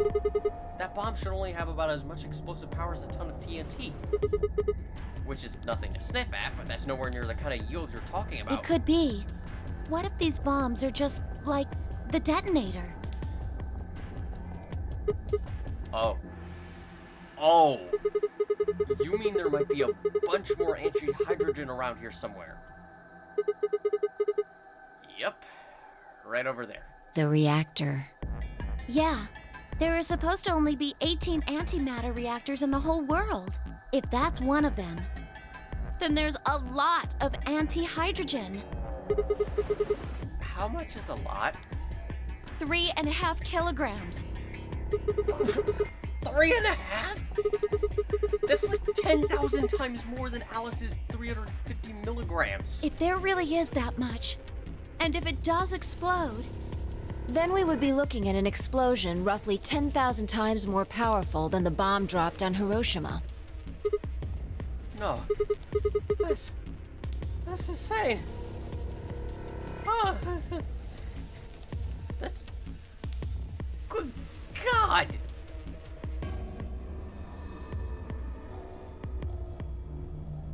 Wait, Clover, how did you know that? know what? That stuff about antimatter reactors. Well, that's, during my training, they... Training for what? My job? Ah, of course. I didn't realize waiters these days needed to memorize how many operational antimatter reactors there were worldwide, or how much fuel each one of those reactors might be storing. You don't work at a cafe, do you? Did you hear about that from Alice? Sure, let's go with that. Yeah, if I say yes, will you answer my questions? Oh, well, she's right then. And why are you using antimatter reactors at a cafe? That's, what we call the coffee machines. What? Are you fucking with me? I'm telling you the truth. I work at a cafe. It just might, be a kind of fake job to divert attention. I think they call it a cover. What? Then what's your real job? I'm sorry. I really can't tell you anything else. Clover, this is not the time. This is not the time. We're dealing with something that's 10,000 more times powerful than the Hiroshima bomb over there. It is right next to us. The time for secrets is over. Now is the time to cooperate so we don't all die. Why not? It's classified. Don't give a shit about the classified thing. We can deal with that later. We'll take the blame. Classified by who? The government? The government? That's right. Alice said it was her job to eliminate enemies of the state or something. So you two do work together. I actually don't remember her saying that. At least not yet. Oh no! Check your bracelets. How much time do we have left? Oh god. What are you talking about? How long until the doors open? Come on, quickly! Damn. We were supposed to have met up 5 minutes ago. I'm heading back then. Remember, we're supposed to meet at the infirmary. You guys hurry back, okay? Bye! Hey! You haven't... Damn it!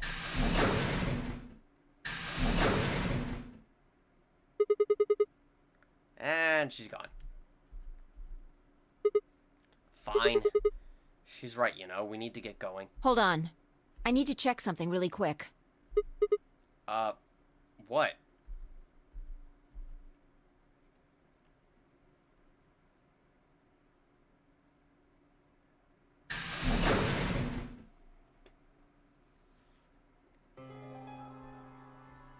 Oh, there you are. You're late. What were you doing? Nothing. When we arrived, everyone else was already back. I mean, not that Alice and Quark could have gone anywhere. Quark and Alice hadn't left, of course.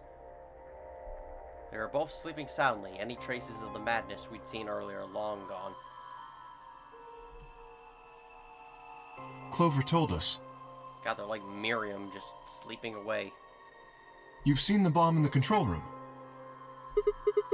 Yeah, with our own eyes. So what the hell should we do? That makes 3 bombs. Well, we have to do something.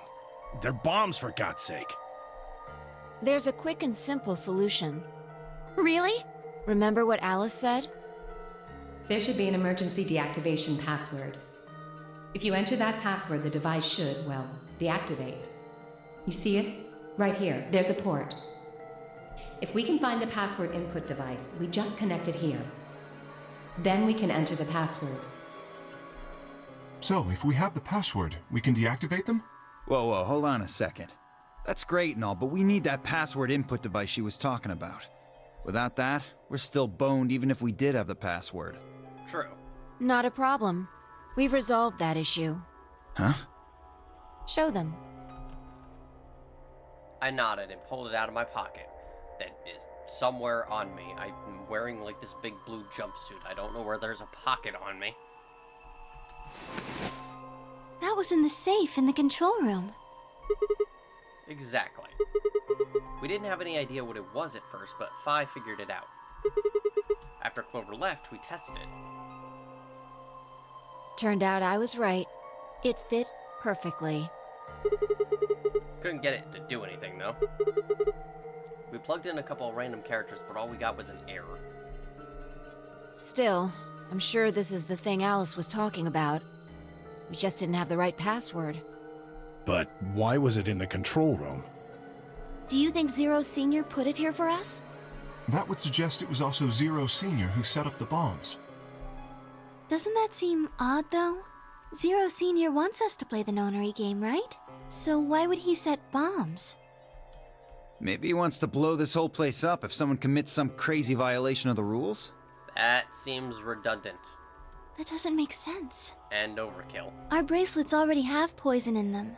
If someone breaks a rule, all he has to do is activate their bracelet. Yeah, you're right.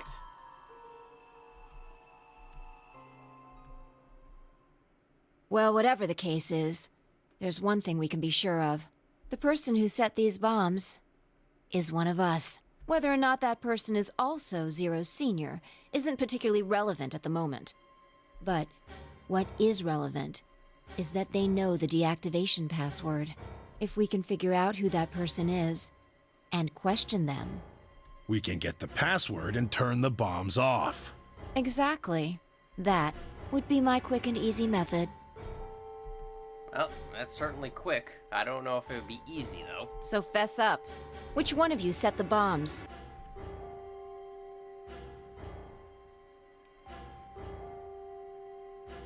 Not that I expect you to do that. No one speak at once. So, we're going to be checking everyone. Checking us? Yes.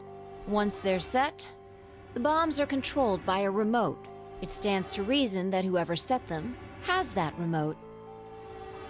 So you're gonna search us for it?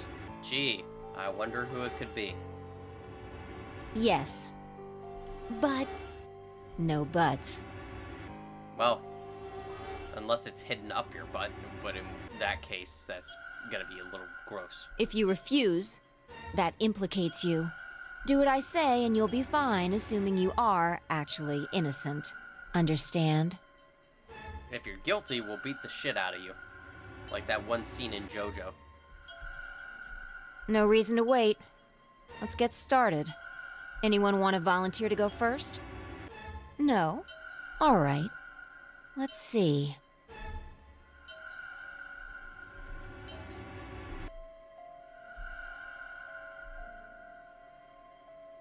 I think Alice is volunteering. Wait. Huh? You only need to search one person. What? Why? Because I figured out who did it. I know who did it. The words were out of my mouth before I'd even realized I was saying them. How can you... There's no way. Yeah. I met Fi's gaze and nodded, then turned away. I know who set the bombs. That person. Gee, I wonder who it could possibly be. There's no possible way I could know.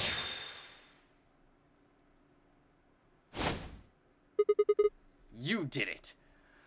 The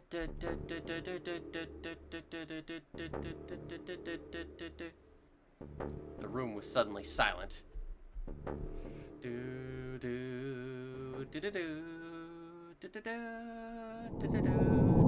be continued when we finally see the answer. But there's yet another plot lock. There are so many in this game.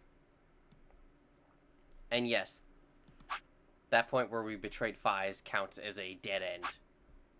Somehow. Don't know what they did with us. We'll never get the answer. But in the meantime, how about we close off this video by doing one last escape room? We've done all of that after picking the cyan door, so how about this time we go for either the magenta or the yellow door.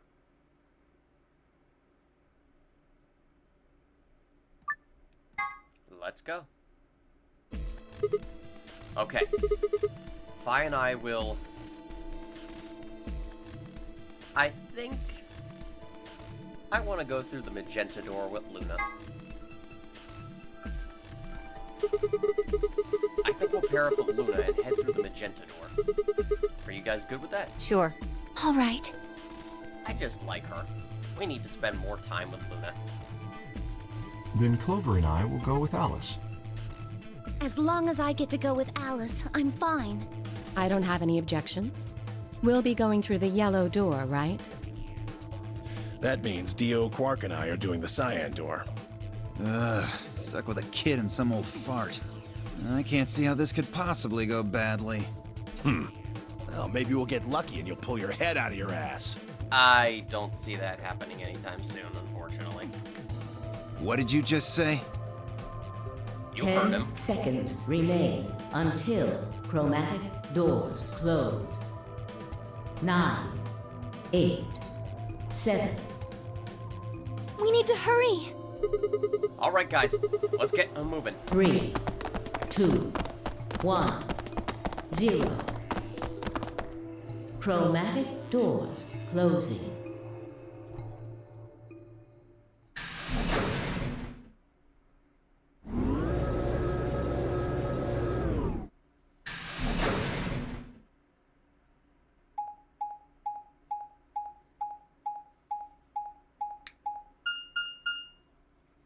Ah, the lounge. We have gone through it a many times, but never properly explored it.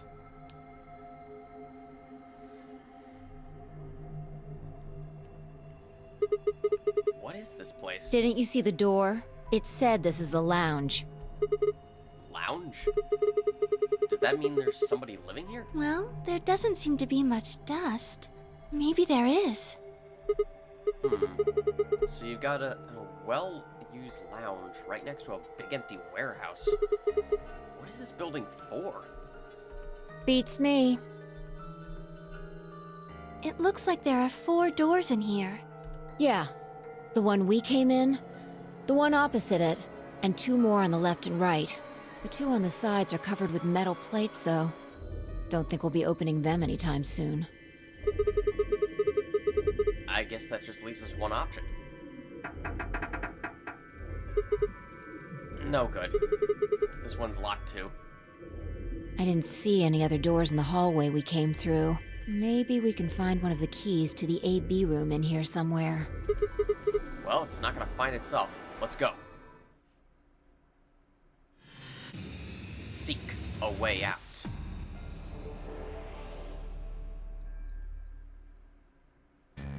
And in terms of the flowchart, this puts us right over to the leftmost side. So we have a chance to effectively go around and see more timelines that were left unexplored. But welcome to the lounge. And oh boy, I hope you're ready to carry a lot of items.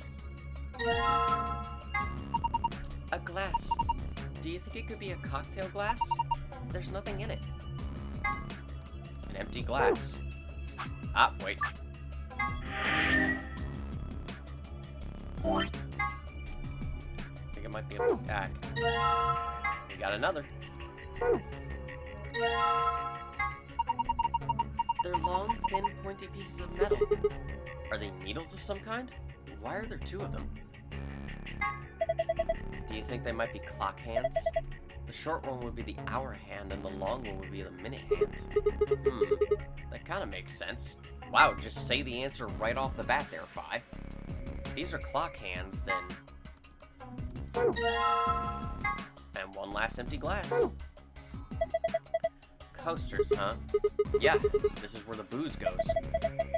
You mean this is where the glass that the alcohol is in goes, right? Details, details. Nobody's gonna try and pick you up if you keep being so anal. I don't think you can pick them up. Huh? These coasters. They're attached to the counter somehow. That's an odd thing to do with a coaster. So, why? Who knows? Maybe they're part of a puzzle.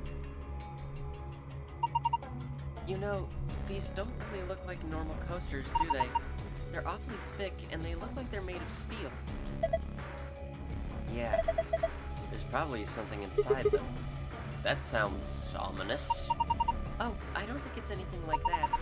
I would guess it just measures things that are put on top of it. It could be measuring anything, though. Weight, color, radioactivity, anything. Okay, those first 2, fine. Radioactivity, that is very specific. So we need to put something on these coasters, right? I think so. With some sort of device built in it, I should try putting something on it. I wonder what this screen is for. It doesn't look like it's turned on. Can you see a switch? No, nothing. There's a small LCD screen on the corner counter, but there's nothing on it. Boom, boom. What's this thing? Some kind of sink? Ah, clever. If you get wasted, you can just puke into here. That's not what it's for. There's an icon on the counter above it.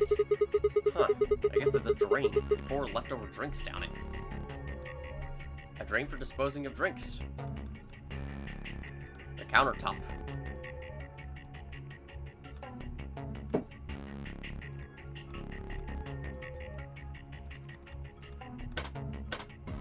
A button. Nothing happens when I push it.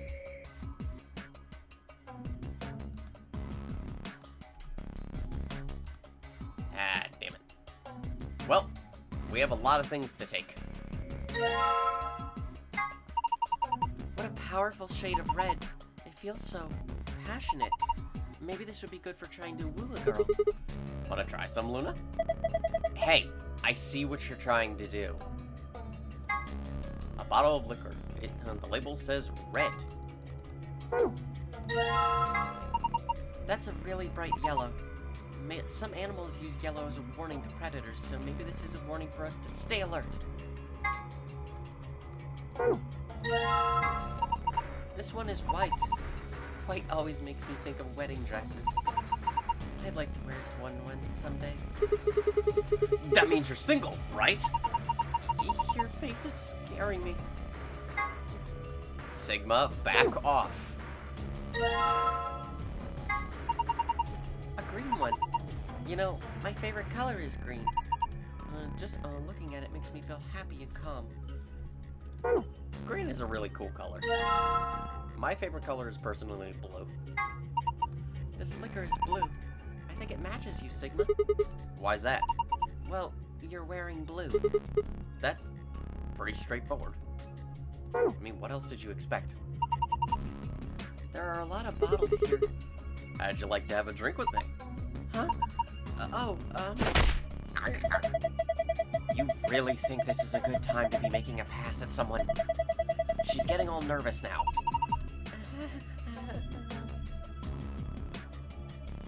A bunch of bottles of alcohol. You want some? Just a little. Can I? Of course not! Why not? I'm actually a really friendly drunk. That's not the problem! Shirk. Fi, this is no time to be drinking. Even though we're clearly going to be using this alcohol. Bottles of alcohol here. Fi is staring at them like a fox in a henhouse. Luna, please restrain her. Okay, nothing else about those bottles, but these bottles. Sun alcohol, huh? Maybe that means the alcohol content is so high it'll burst into flame in sunlight. It looks so good. Don't drink it! Alcohol of the moon. It makes me think of Japanese sake for some reason. It also makes me want to drink it. Don't drink it! Island alcohol? I wonder if it comes from an island. Oh, interesting. Don't drink it! I wonder what ocean alcohol would taste like. I hope it's not salty. Now I want to try it. Don't drink it! God! We're in a pattern here, Fi. Luna, please don't let her near anything. Planet alcohol? That's a pretty weird name. Oh, but with our powers combined... Don't drink it and don't become Captain Planet. We're not here to do that. Oh, look at that. This looks like the southern tip of South America. Do you think this is a model of the Earth? I think this is half of the southern hemisphere. I suppose we could call this the southern hemisphere, for now at least. The southern hemisphere. Okie dokie. But as should be obvious, we need to use the two types of alcohol in order to pour drinks. Huh, looks like nothing happens if I push the button. There are two openings for bottles if you hadn't realized, so I need to put it in another one, huh? Yeah, I think so. You know this machine makes cocktails, right? Do you know what a cocktail is? It's usually an alcoholic drink made by mixing several different drinks together. But you knew that already, didn't you? Yeah, sure. So... There's no point to pushing the button now. I need 2 bottles to make a cocktail. Aw.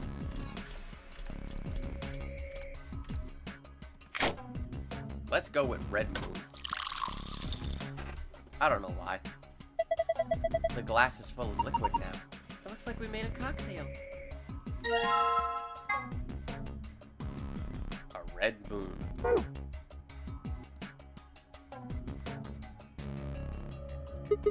So this is the drain for throwing away leftover drinks, huh? Yes, I think so. I'll toss this cocktail in. No! Why waste it? Drink the thing. I'd like to, but what if it's poisoned? See, I think it's better if I just pitch it. There it goes. Well, I have an empty glass again.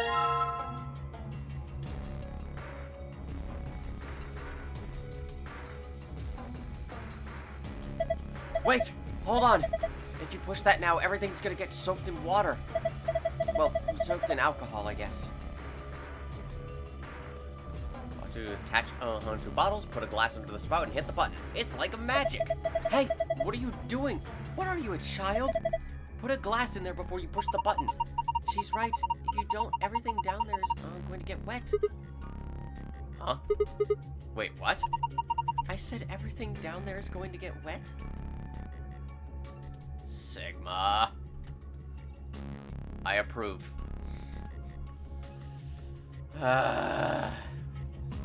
Things are gonna get complicated if everything goes down or gets wet, so I don't think I'll push the button right now. Push the button until I do that. Alright. I gotcha.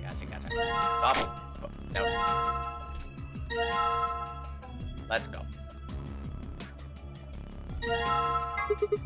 What's this thing? Some kind of top? It's got these cones in the center. Yes, but look at the edges. It looks like part of a map. Could this be part of the Earth? Strange disc. Luna thinks it might be part of the Earth. I wonder what this is. It looks like a banana hanger. What? Is that even a thing? Of course. You've never seen one? Honestly, no. I've never even heard of one before this game. Well, anyway, it only looks like one. I think it's something else. So we have no idea what it is after all. So what the heck is this thing? Guys, really? You have pieces of the Earth in these little things here. I think it's fairly obvious. Maybe it's part of a model or something. There might be other parts to it that we have to find. What sort of other parts? Well, maybe a sphere? Doesn't it look like something round is supposed to fit in it? Yeah, I guess it does. We could put Phi's head in there. A curved piece of metal or sphere will probably fit into it perfectly. This looks like a model of the Earth, or at least part of one. This has Eurasia on it. It's like someone sliced the northern hemisphere in half. I guess we can call it the northern hemisphere for now. A table. Kind of rusty, I guess. Yes, it seems like a perfectly normal table. Ah! What's wrong? I thought I saw a face in the stains and I got scared. Whose face was it? Was it Elvis's face? Circular table. Looks like a stool. A stool. Isn't a stool a chair without a back or armrests? This has a back. You really called that a back? If you tried to lean on something like this, you'd just fall over and crack your head open on the floor. Then why did they put it here? To make it look classy. Look classy? I don't get it. Maybe I need to go back to school. Huh? You don't need to get testy. Look, Professor. Professor what? Or you're gonna have to go stand in the corner. What the hell is with you two? I get you're doing like a little comedy routine here, but geez. There are 5 stools placed around the table. Ah, come on. There are some letters on the wall. Some of them are black and some are red. RLRL OEVI IMLI OONR ONEN. Is this some kind of code? Sigma, I figured it out. I know what's written on the wall. What? Real, oh Eddie, I'm Leoner Owen. God damn it! Just sounded it out! Someone wrote that on the wall. Some of the letters are red and some of them are black. Phi, you're not helping. What? A lighting fixture with a cover on it. There doesn't seem to be anything strange about it. A metal sheet that looks kind of like a door. It's been bolted to the wall. Oh, would you look at that? We have the safe. A shelf. The light coming from the ceiling makes it shine with a bluish light. What's this? A note? It looks like a page from a journal. I found a fragment of the bartender's diary. We'll read that later. For now, part of a model of the Earth. It's got the southern end of Africa and all of Australia. Half of the southern hemisphere. I guess that would make this the southern hemisphere. Well. Oh god. This is what I mean by it being a bit of a hassle to scroll through all this. Let's combine the two southern halves. The southern hemisphere. You got this from putting together the two southern hemispheres. It's missing some near the equator, so I guess it's not the entire southern hemisphere, though. Well, we're missing one north. Where are you going? That's the door we came through. I mean, sure, we could go back out into the hallway, but everything out there is locked up tight. We can't go back to the warehouse. Yeah, I know. No real point in going back out. Is this a model of the Earth? This looks like North America. Wow, it sure looks like shit. God, North America's terrible. It looks like someone took the northern hemisphere and chopped it in half. Why don't we just call it the northern hemisphere? Well, may as well combine them. So you made this northern hemisphere by putting together the two hemispheres. Actually, it's missing some land here around the equator. I guess it's not really a complete hemisphere. Well, the answer is obvious. Looks like the northern and southern hemispheres won't fit together with one another. That's right. We need the equator. Interesting. You've attached the disc to the northern hemisphere. And now just attach it to the southern. And we have a globe. Who still has one of these? Good work. You've made a globe. And if you look closely at it, I think it's actually transparent. Yeah, I could kind of tell based on the fact that there's absolutely no color to it. I don't remember the ocean being, well, not blue. It's a very nice globe. I think I can see some letters written very faintly along the equator. Really? I can't see a thing. I think they're written with a special sort of paint. We might be able to see them if we shine the right kind of light on them. How do you see them? So now I have a globe. Is there anywhere I can set this thing down? A red leather sofa. So it looks as though it's seen better days. Yeah, it's pretty dirty. Is that mold? Have you examined both cushions yet? No, not yet. Old-fashioned leather sofa. There are cushions in the corner. Oh, but I want to sit. A red leather cushion. Shoot! Hey, come on. That was a real sneeze. It was dusty. I have a feeling that the Japanese version had a bit of a pun there. Maybe the pronunciation of a sneeze and sofa are similar. But I have no idea. A cushion. Huh? There's something behind this cushion. Is this a magazine? What is it about? Looks like astronomy. Found an astronomy magazine. Oh, let's get rid of that. A magazine about, of all things, astronomy. This issue appears to be about lunar eclipses. This article says a lengthy lunar eclipse will occur at 4:50 p.m. Universal Time on December 31st, 2028. In other words, at 4:50 p.m., you can see a total lunar eclipse. Wait a minute. 4:50 p.m.? Kay told us about this in one of the previous timelines. And fun fact, that is actually true. There is actually supposed to be a lunar eclipse on December 31st, 2028 in the real world.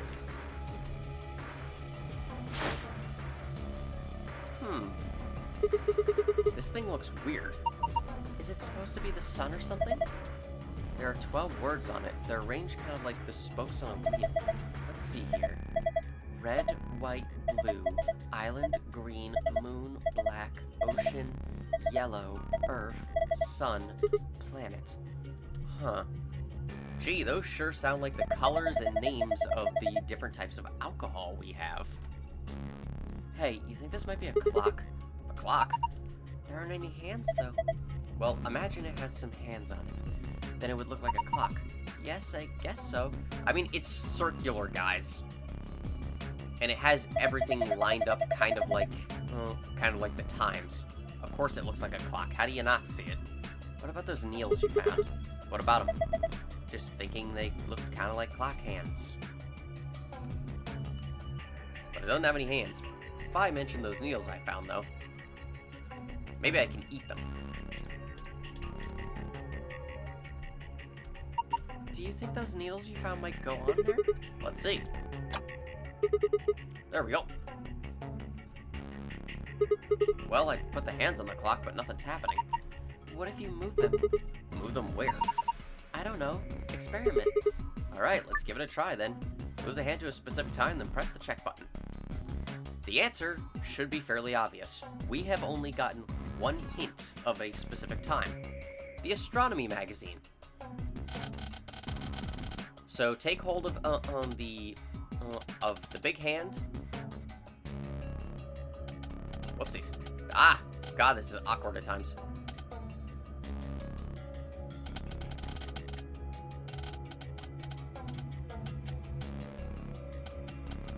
Oh my god. Can I move this with the arrow keys? Of course I can.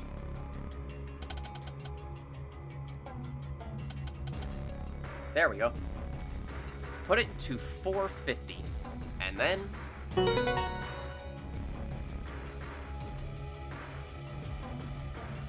how about 450? That puts the short hand at green and the long hand at sun. A green sun. What? Whoa! There's a beam of light coming out of the center of the clock. That's pretty impressive. A clock that looks like the sun, there's a beam of light coming out of the center of it. The hour hand is pointing to green, and the minute hand is pointing to sun. Interesting.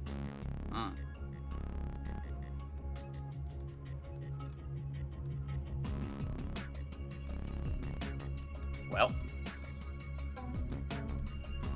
the beam of light would be perpendicular to the string if the bow was strung, or the bow was strung. Should be fairly obvious. Put the globe in here. Good God, we have a lot. Oh, I get it. The completed globe goes here. Yeah, just like this. Perfect. It's a globe. Look, some letters appeared on it. They say Blue Planet. Fascinating. And now, the letters... It looks like the globe is refracting the light from the clock. Yes, into 5 different rays of light. Only the ones in the middle is red, though. The hell does that mean? I think it's supposed to represent a total lunar eclipse. What? Don't tell me you... Don't you know what that is? During a total lunar eclipse, the moon is entirely covered by the Earth's shadow. That doesn't mean the moon just disappears or turns black, though. It actually reflects light that's passed through the Earth's atmosphere. But this makes it appear to be red. Essentially, what's happening is that the moon is reflecting the sunset. So that red circle of light is supposed to be a total lunar eclipse. Isn't that what I just said? In other words, it becomes a red moon. R-E-D-M-O-O-N.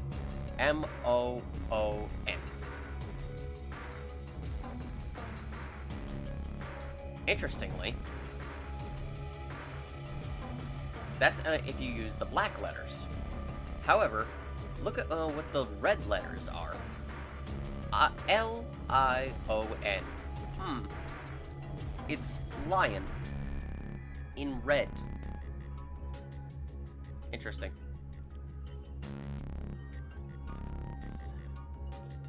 And rather interestingly, it's a total of 9 letters. Because of course it is. So the red circle is the moon. I don't know, I just can't see it. You don't believe me? No, that's not what I meant. Well, whatever you did mean, I'm pretty sure that the red moon during a total lunar eclipse is part of this whole thing. How do you know? Look at the letters on the wall. Which ones is the light shining on? R-L-E-D-I-M-O-O-N. O-N. No, I don't think that's what she means. Just read the black letters. Are you sure? Yes. Red moon. Red moon! Finally figured it out. Wait a second. What about the red letters? read just the red letters, you get L-I-O-N. Lion. What does lion mean? You seriously don't know? A lion is a mammal, order Carnivora, family Felidae, genus Panthera. I know what a lion is! What I don't know is what the word lion means here. Well, why would I know that? A red moon and a lion. There has to be some sort of connection. A red moon and a lion. Red moon probably refers to the color of the moon during a total lunar eclipse. According to Phi, the moon actually turns red during an eclipse.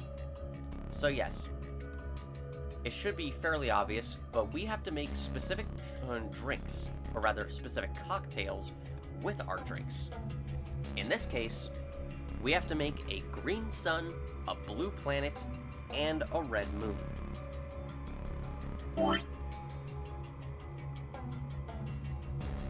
So, first, we need the green. Then we need sun.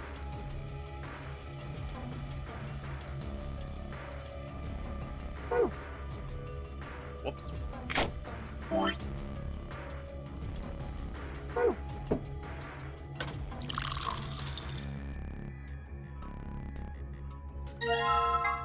A cocktail by mixing the green liquor with the sun alcohol. A green sun. There's really nothing special about any of these descriptions, so... Nope. Next, we need blue planet.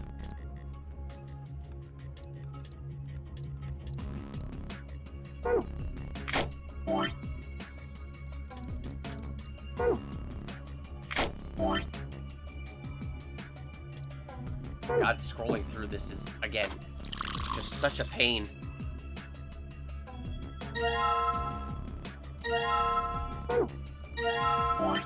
And finally, we need a red moon.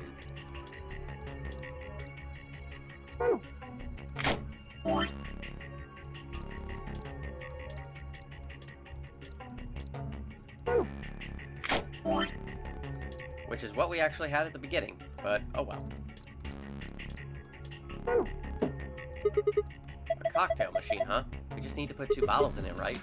Well, we need to put a glass under it too, and then just push the button. Gosh, that's really impressive. How much is it, sir? Buy today, and we'll include a set of glasses for only $9,800. What a bargain! If you buy now, we'll throw in another one for free. But I only need 1. God, you people are weird. It's like magic.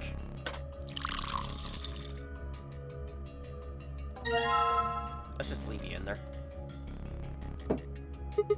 Huh? Hey, this thing lit up. It looks like it's made to light up when you put a cocktail on it. Let's try putting some on the other coasters. Hang on, I gotta scroll through them.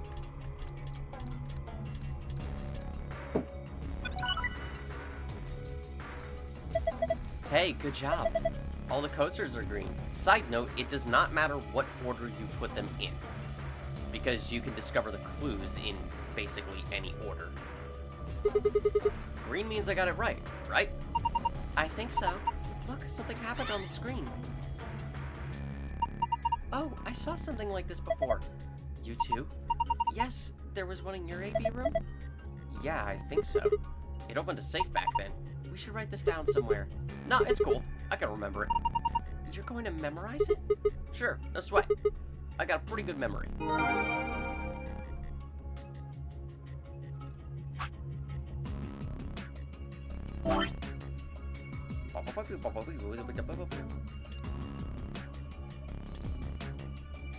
There, I got it all remembered. However, we're gonna want to take these glasses back, because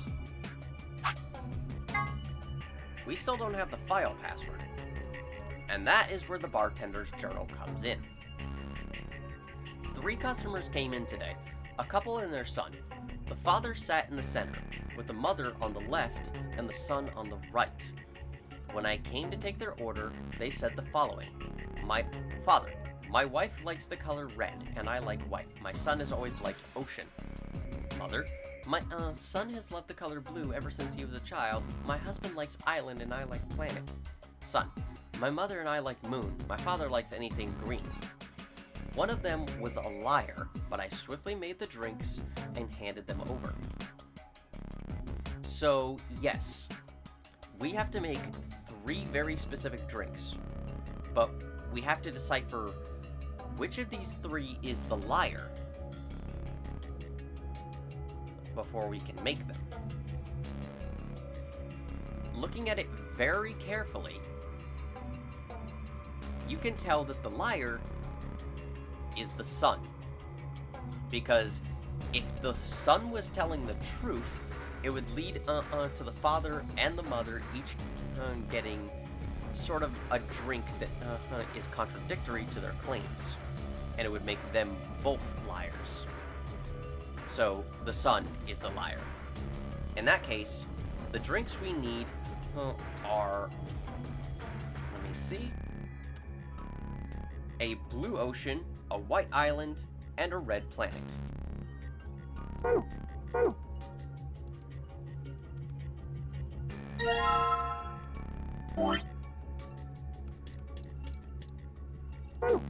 First off, the red planet. But first off, we unfortunately need to deposit all our drinks. There it goes. Well, now I have an empty glass again.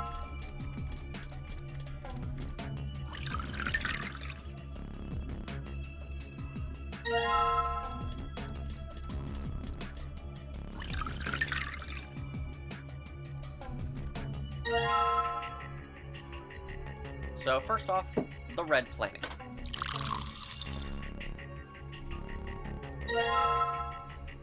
Next, we need a blue ocean.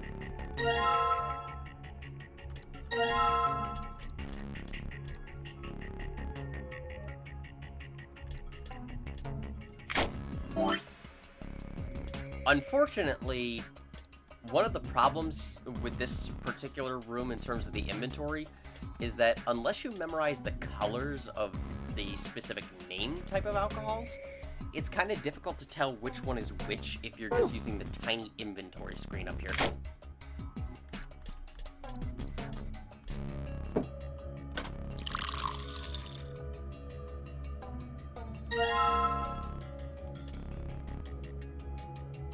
And now finally, we need a white island.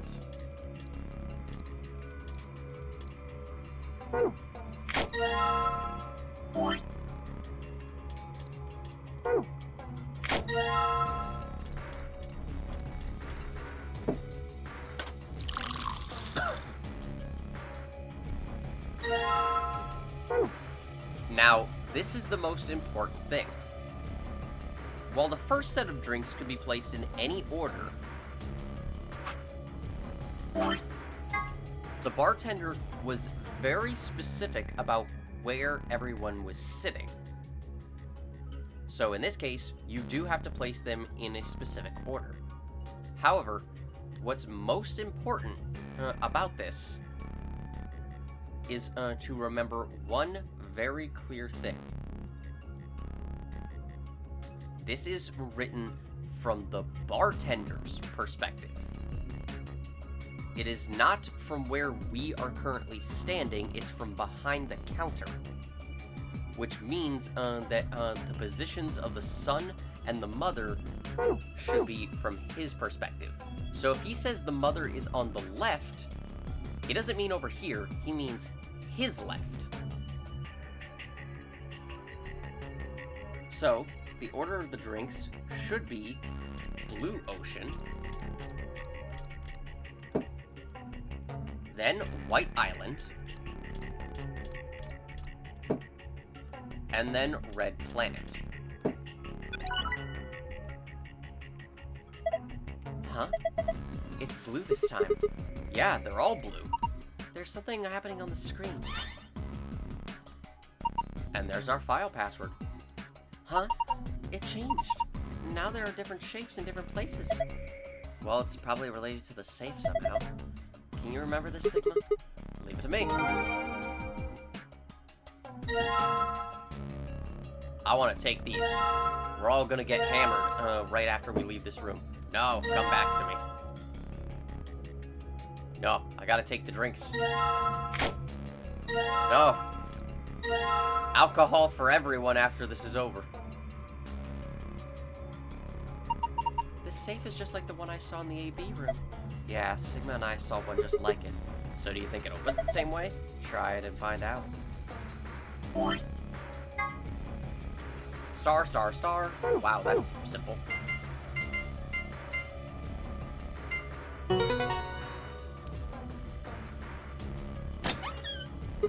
Awesome!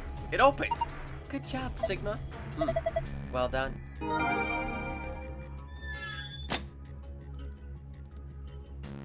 And now. Ah. Really wish it wouldn't do that. Star, star, sun.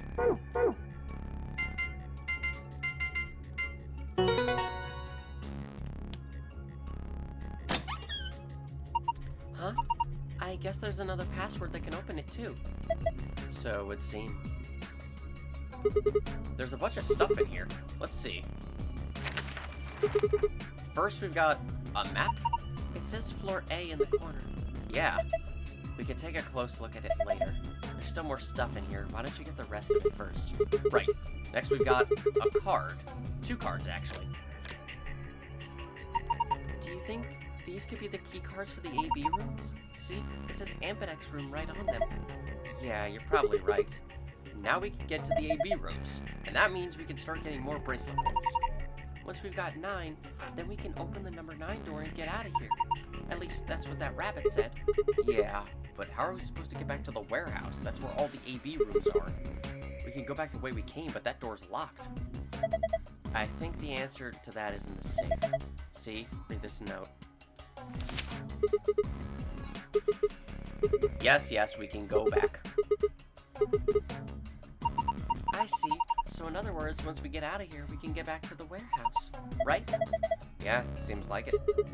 So that means the key here is the last piece of the puzzle. You did it. That key's just what we need. Now we can get out. What are you doing? Hurry up and unlock this stupid door.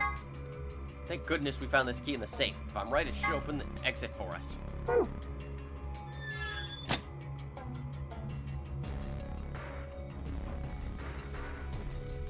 I was hoping for something. Hang on, I need to grab some more alcohol before we leave.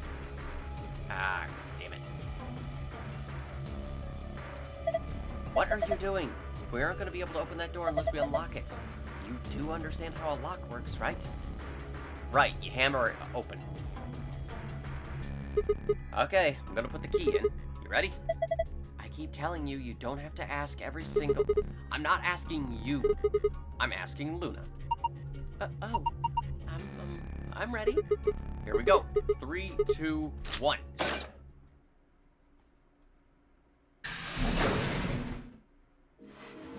You found it.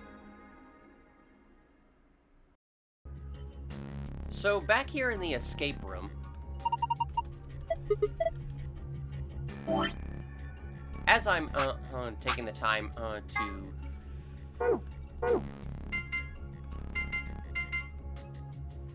As I'm busy taking the time to get the gold file, there's one little tidbit I wanted to show off.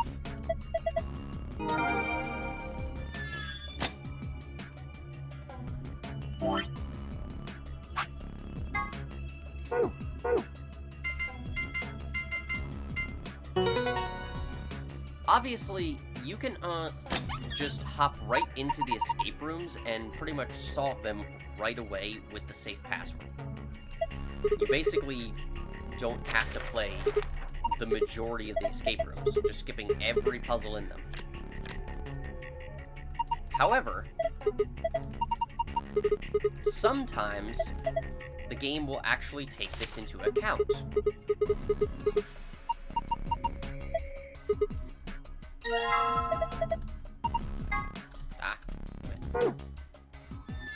The lounge is one of those escape rooms that it takes into account. Because if you get the safe password and try to leave without solving most, if not all, of the puzzles in this room,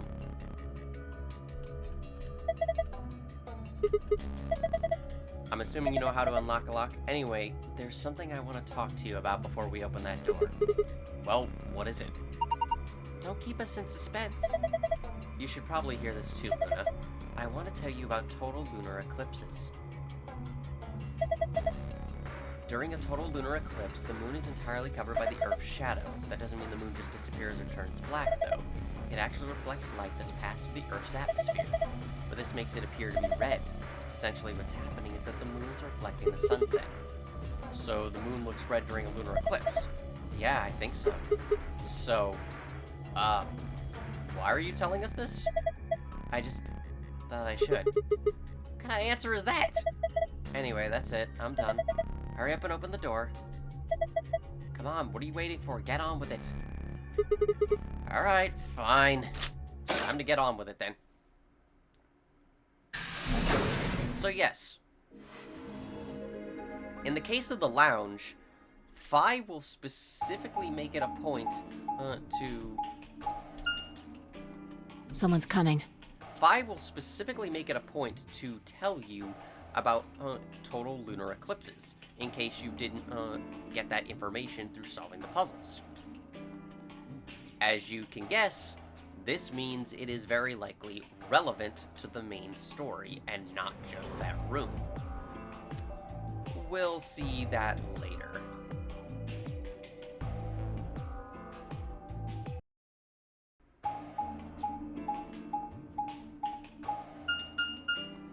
And we've been through this old song and dance before. Where we meet up with everyone, we have to go through the AV rooms, etc. And if you're wondering why Phi and Sigma aren't commenting on experiencing these events again, yeah, the game's not that specific in how, like, attentive it is to the dialogue. That would be insane. And as Phi explained it, they don't seem to get all of their memories when they jump to other worlds. Only some bits and pieces. Do you think it works? Another elevator, huh? Don't know. One moment to find out, Hey, though. someone's coming. Oh god, it's Kay. I hear him by the bells. The bellman. Looks like Alice, Clover, and Kay. And Dio, Quark, and Tenmyoji.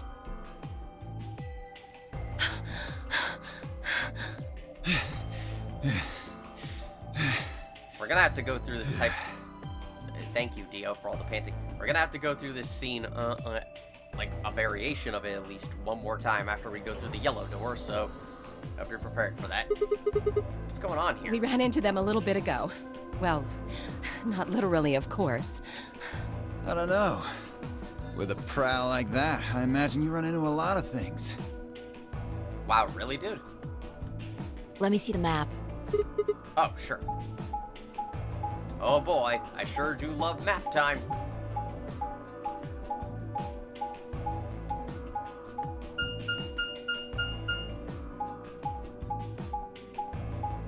Gotta love those maps.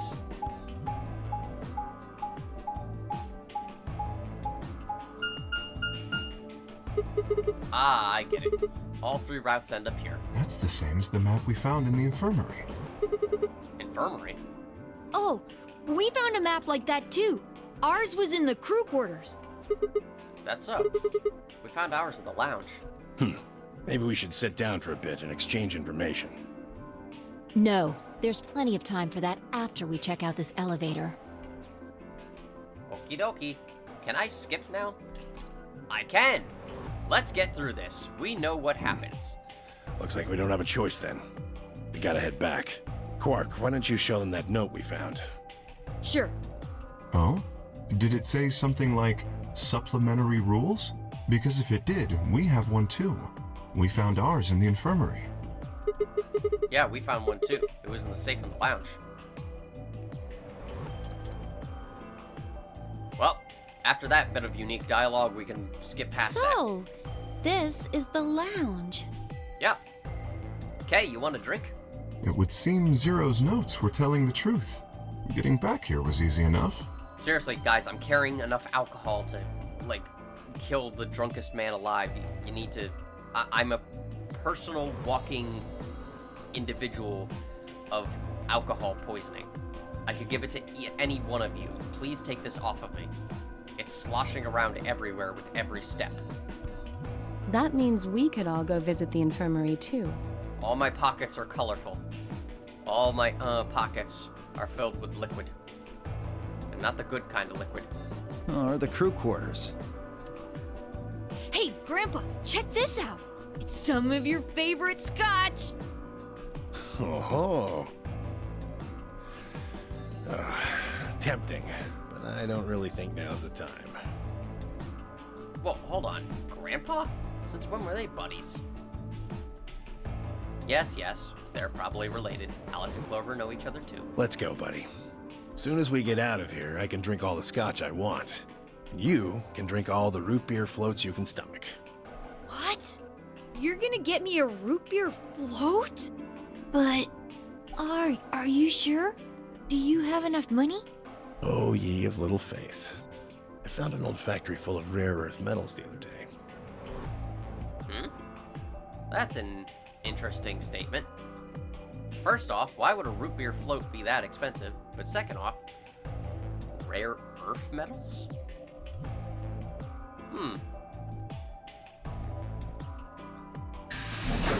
Side note, has anyone ever actually had a root beer float? I personally never have. I know that a good number of people have, and I'm curious as to what it actually tastes like.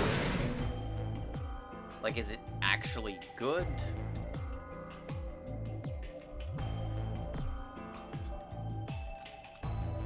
Like, would you recommend it?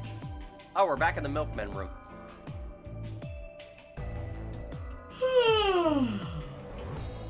Oh, you're finally done? You were taking so long. I hopped off for a little nap. Zero, please take my alcohol. I don't care if you're an AI, you can get drunk, probably. We're going into the AB rooms. Kay, Quark, and myself each gave one card to Luna, Alice, and Temioji. Then we headed into the AB rooms. There wasn't really any discussion of who go into which door, and Fi and I found ourselves heading into the leftmost room. Well, this should be normal. Looks like everybody else has gone in already. Think we should head in too? Why are you asking me? Just hurry up and get in there. Okay.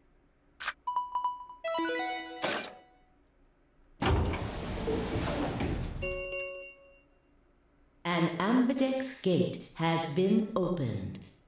45 minutes remain until ambidex game polling closes.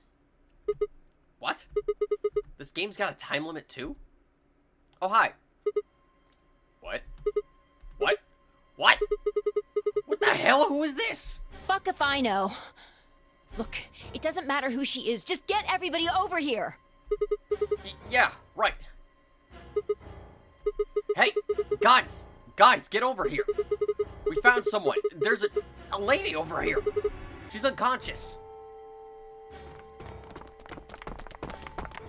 God, Kay, you cannot sneak up on anyone. I didn't wait for a response, just turned around and followed Fi into the room. We knelt down next to the woman and turned her over as gently as we could manage. All that greeted us was blood. She's covered in blood. I leaned down to listen to her mouth. Nothing, no breath. With shaking hands, I felt against her neck for a pulse. No movement, just cold skin. What the hell were you yelling at? What's going on here? Is she? Quark, don't look. Somebody get Quark out of here. Okay. Come on, Quark. Then she's... Yeah, she's not breathing, and I can't find a pulse. I mean, I appreciate Sigma. It's sweet that you want to protect Quark's innocence like that, but at the same time, this is a very real situation. It's not really gonna help too much. Her body's already cold. I'm guessing she was murdered a while ago. Murdered? Does this look like an accident or a suicide to you? Looks like she was stabbed. Don't see a weapon around here, though. That means either the killer took it with them, or it was part of them. part of them? Well, if someone was strong enough and they had metal hands, then they might be able to stab someone in the heart. What are you suggesting? It's just a joke. Don't take it so seriously. Whatever. If we examine the wound, we'll probably get a better idea of what the weapon was. Let's get her to the infirmary. She might be old, but she's still a woman. If we're going to do an autopsy, she should have some privacy. Come on, boys, let's go. Alrighty. Who's picking her up? DOK and I gingerly lifted the woman up and carried her to the infirmary. Perhaps he just didn't consider himself one of the boys, or maybe it was something else. But whatever the reason, Tenmyoji only stared. His whole body was rigid, like a rope pulled almost to its breaking point, but it was his eyes that caught my attention. He wasn't staring at us, not quite. It was more like he was staring toward us, a smoldering spark of something burning silently behind his gaze. It wasn't until we were almost to the infirmary that I realized Tenmyoji hadn't spoken a single word since the moment we'd found the body. I turned to look back at him. He was following us at a distance, his breathing heavy and labored, and his movements slow and shuffling, as if his body was suddenly made of lead.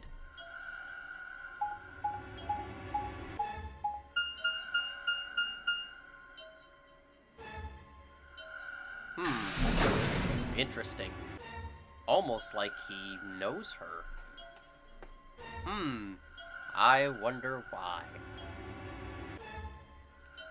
Side note, in the route where we choose the cyan door, you will notice this woman didn't appear. However, when we first went into the AB gate to play against Alice, Sigma briefly stopped. And Phi was confused as he stated that someone or something wasn't there. Fascinating. Almost like he had a flash of memories from this timeline already. The old woman's body was surprisingly light. Carrying her felt almost like carrying an old dry piece of wood. That's an interesting way to describe it.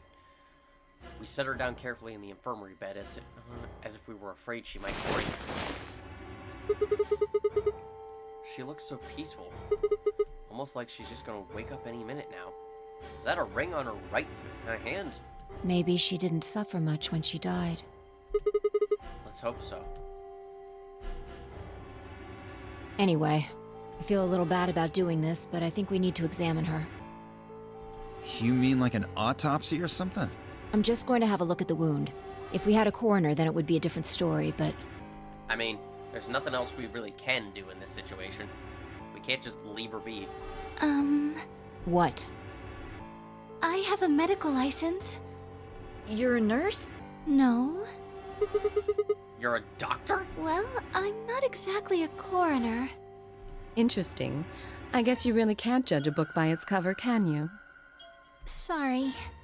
I mean, the fact that you have a medical license at all is, like, immediately qualifies you more than any of us. So, yeah, have at it. You don't need to apologize. Are you really going to perform an autopsy? Clover, don't get so excited about it. I know blood is your thing, but come on. Oh, I won't really be doing it. I think that machine over there is a medical scanner. It's called an ATOM. It uses nuclear magnetic resonance imaging to examine and diagnose people. Ah, yes, I remember. Oh yeah? And just how the hell do you remember that? Because Alice, Clover, and I examined this entire room. Interesting. But how do you know that, Luna? That's a very specific thing to know about. And you said you think you know what it is. But you sounded so sure. So you think you can use it to perform some kind of autopsy? Yes. I think I should be able to manage that.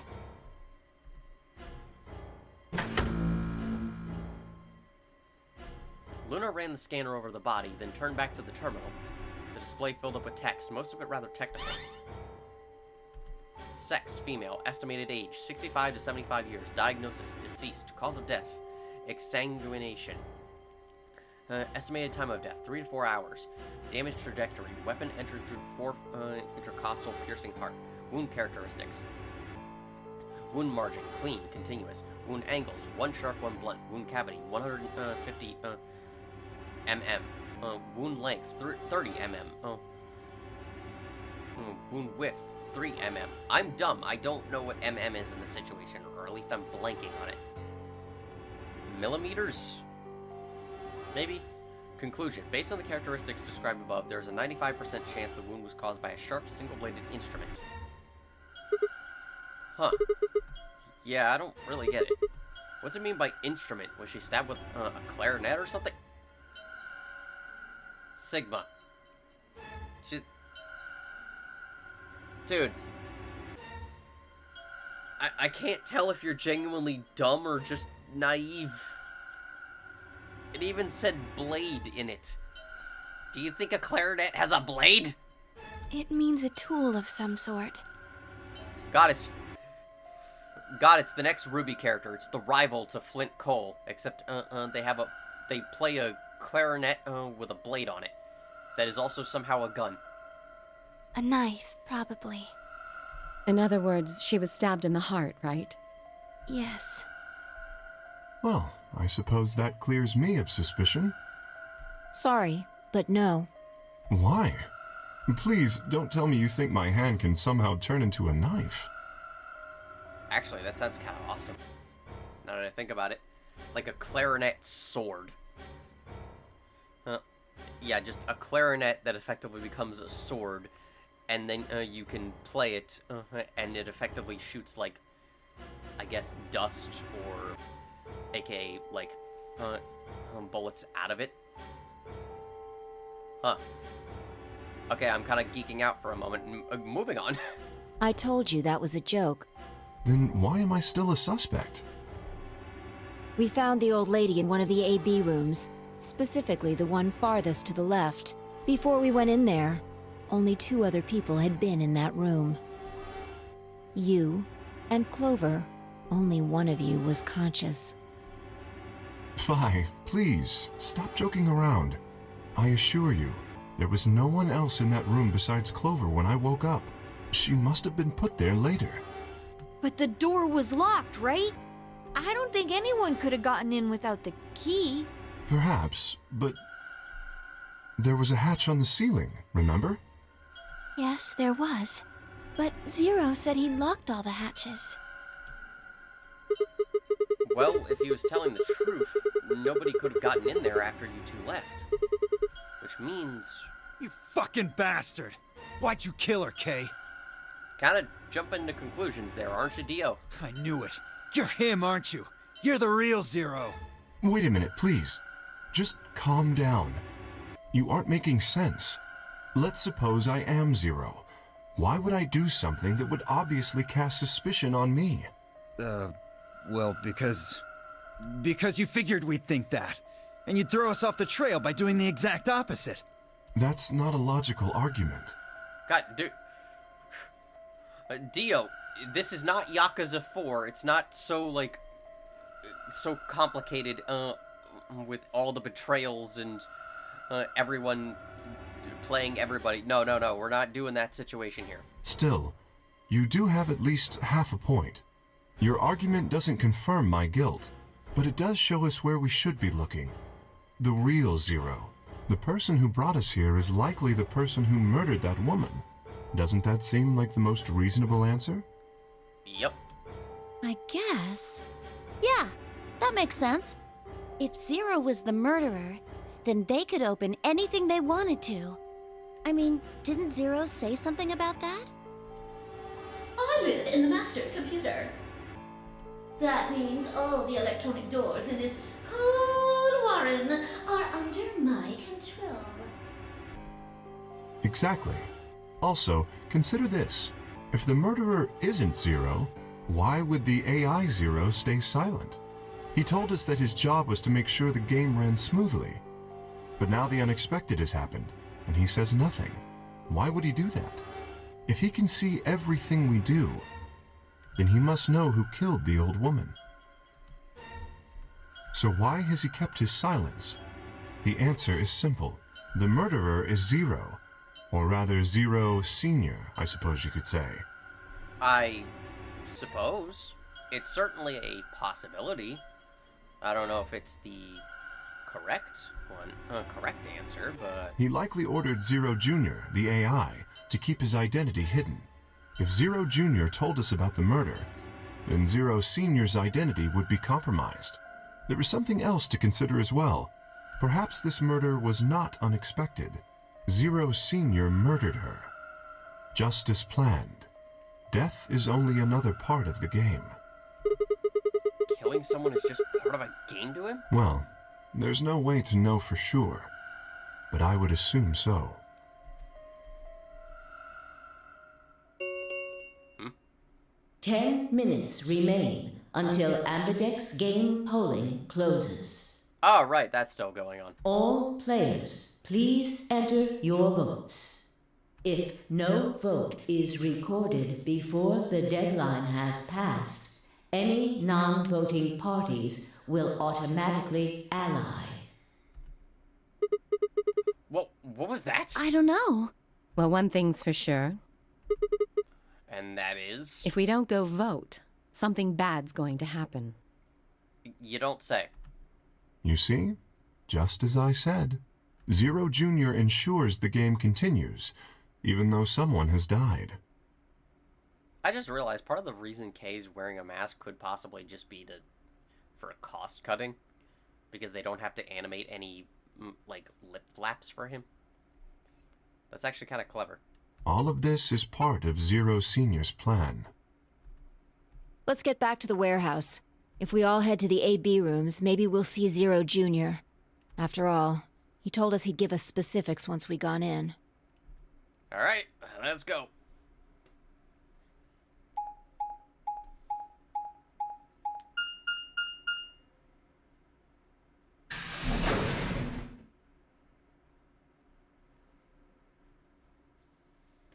Everyone get into your rooms. We're really going in there? I kinda don't want to. I mean, there was a dead lady in there just a few minutes ago. Huh? Wait. Where did you go? Up here. Up?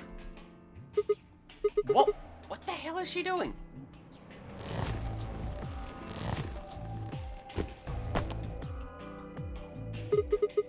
Must be really desperate to get high. Seriously?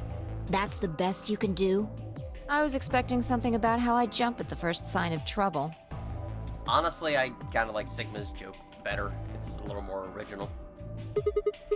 Whatever. What are you up to up here anyway? Everybody's already gone into their AB rooms. Yeah, well, there was something I wanted to check out. And that is? This thing. Remember it? The hatch? Try opening it. No luck. It won't budge. Then that means this AB room is locked down tight. No one could get in. You're talking about whoever killed that old lady, aren't you? Yeah. You still think it's Kay, huh? Well, like Clover said, if Zero Senior is the killer, then it wouldn't matter if we could open this hatch or not. I know. I just wanted to be sure. Fair enough. 5 minutes remain until Ambidex game polling closes. All right, let's hurry it up. Let's go. I imagine Algernon's waiting for us. He's a rabbit.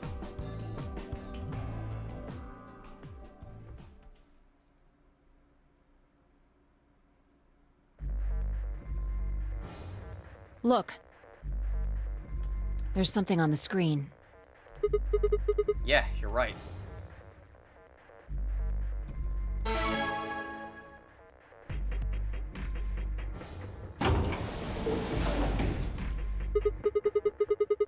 Well, looks like there's Astute observation. no going back now.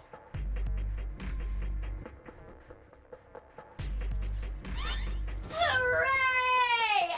Everybody's finally here! Side note, her little nickname for Zero, Algernon, is a reference to the short story, Flowers for Algernon. At least, I'm assuming. Algernon is a laboratory mouse who had undergone surgery to increase its intelligence. So, yeah, that's a nice little reference, I guess. I've been waiting. So have we. We got some questions for you, Zero. Who was that old woman? Oh! Will all of you please stop bombarding me with questions? Oh? The other people in the other rooms are asking me stuff just like you are, Siggy. I guess you probably can't hear them since these rooms are completely soundproof, but B.O. is especially loud. Yeah, that sounds like him. For real, B.O., I need you to shut up. Okay, you know what? That's fair. Get Dio to shut up. There isn't much time.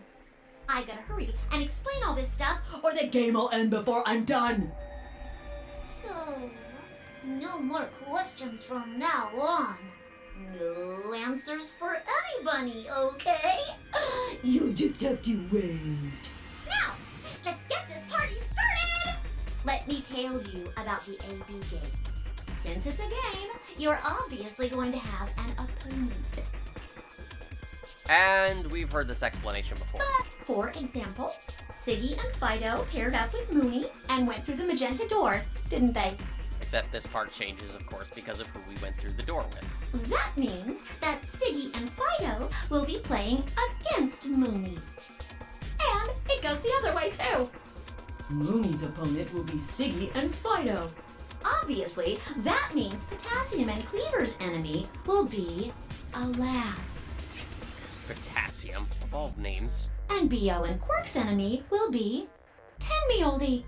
Well, I guess enemy isn't really the right word, is it? And moving on. Okay then. I think that about does it for the basic rules. Well, actually, there's a little bit more. But It'll just have to wait, I guess. After all, it's almost time! Hey! No. Wait! I won't wait and I can't wait. Didn't you hear me? It is time! Jeez, take a chill pill, Zero. 1 minute remains until Ambidex game polling closes. You see, it's time for me to be hopping on out of here. See you later! Have a nice trouble. Yeah, screw you too. Fucking tricks rabbit. We don't have time to talk about this. Choose betray. What the hell? No! What? You're kidding! You really want me to betray Luna? We don't know if she'll ally or not. It's Luna! If we choose ally and she chooses betray, we're screwed. That's a loss of 2 points. You tell me, Sigma. What's 3 minus 2? What kind of idiot do you think I am? It's 1, obviously. Exactly. If our BP gets down to 1, it's over. So... Wait. What do you mean by it's over? 30 seconds remain until Ambidex game polling closes. Just press the damn button! You're hiding something. Yeah, you've been suspicious from the get-go. I mean, how did you know my name? Or how about when we found that old lady's body? You didn't even blink. Almost like you knew she would be there. Look, I don't want to believe it, but did you... Are you... Fine. If you won't do it, then I... Don't think so! I'm not gonna move until you give me some answers. If I don't do anything, I'll just vote ally for us anyway. So let's hear it. What are you hiding? What's it's over supposed to mean? 10 seconds remain until Ambidex game polling closes. 9. Better speak up. 8. 7. Time's running out. 6. 5. 4. Tick-tock. 3. 2. True for clock. When your BP hits 0, you die. That's what I meant. 1. All right. Ally. I am not betraying Luna. Round 1 of the Ambidex game has been completed. Results will be displayed in the warehouse. Thank you for your participation. Ambidex gates now opening. And with that, I think we'll stop it here. Because I am quite tired. I've had to record this through 3 separate recording sessions because of very loud people around my house. And I want to edit this. Editing should be fairly simple, but still. Thank you all for watching. Please leave a comment, a like, subscribe if you want. Anything really helps me out, because YouTube just kind of buries any new videos by anyone who doesn't already have a dedicated audience. But yeah. If there's anything you specifically want to see in the game, please inform me, and I'll try and keep an eye out for it. But until then, have a good night.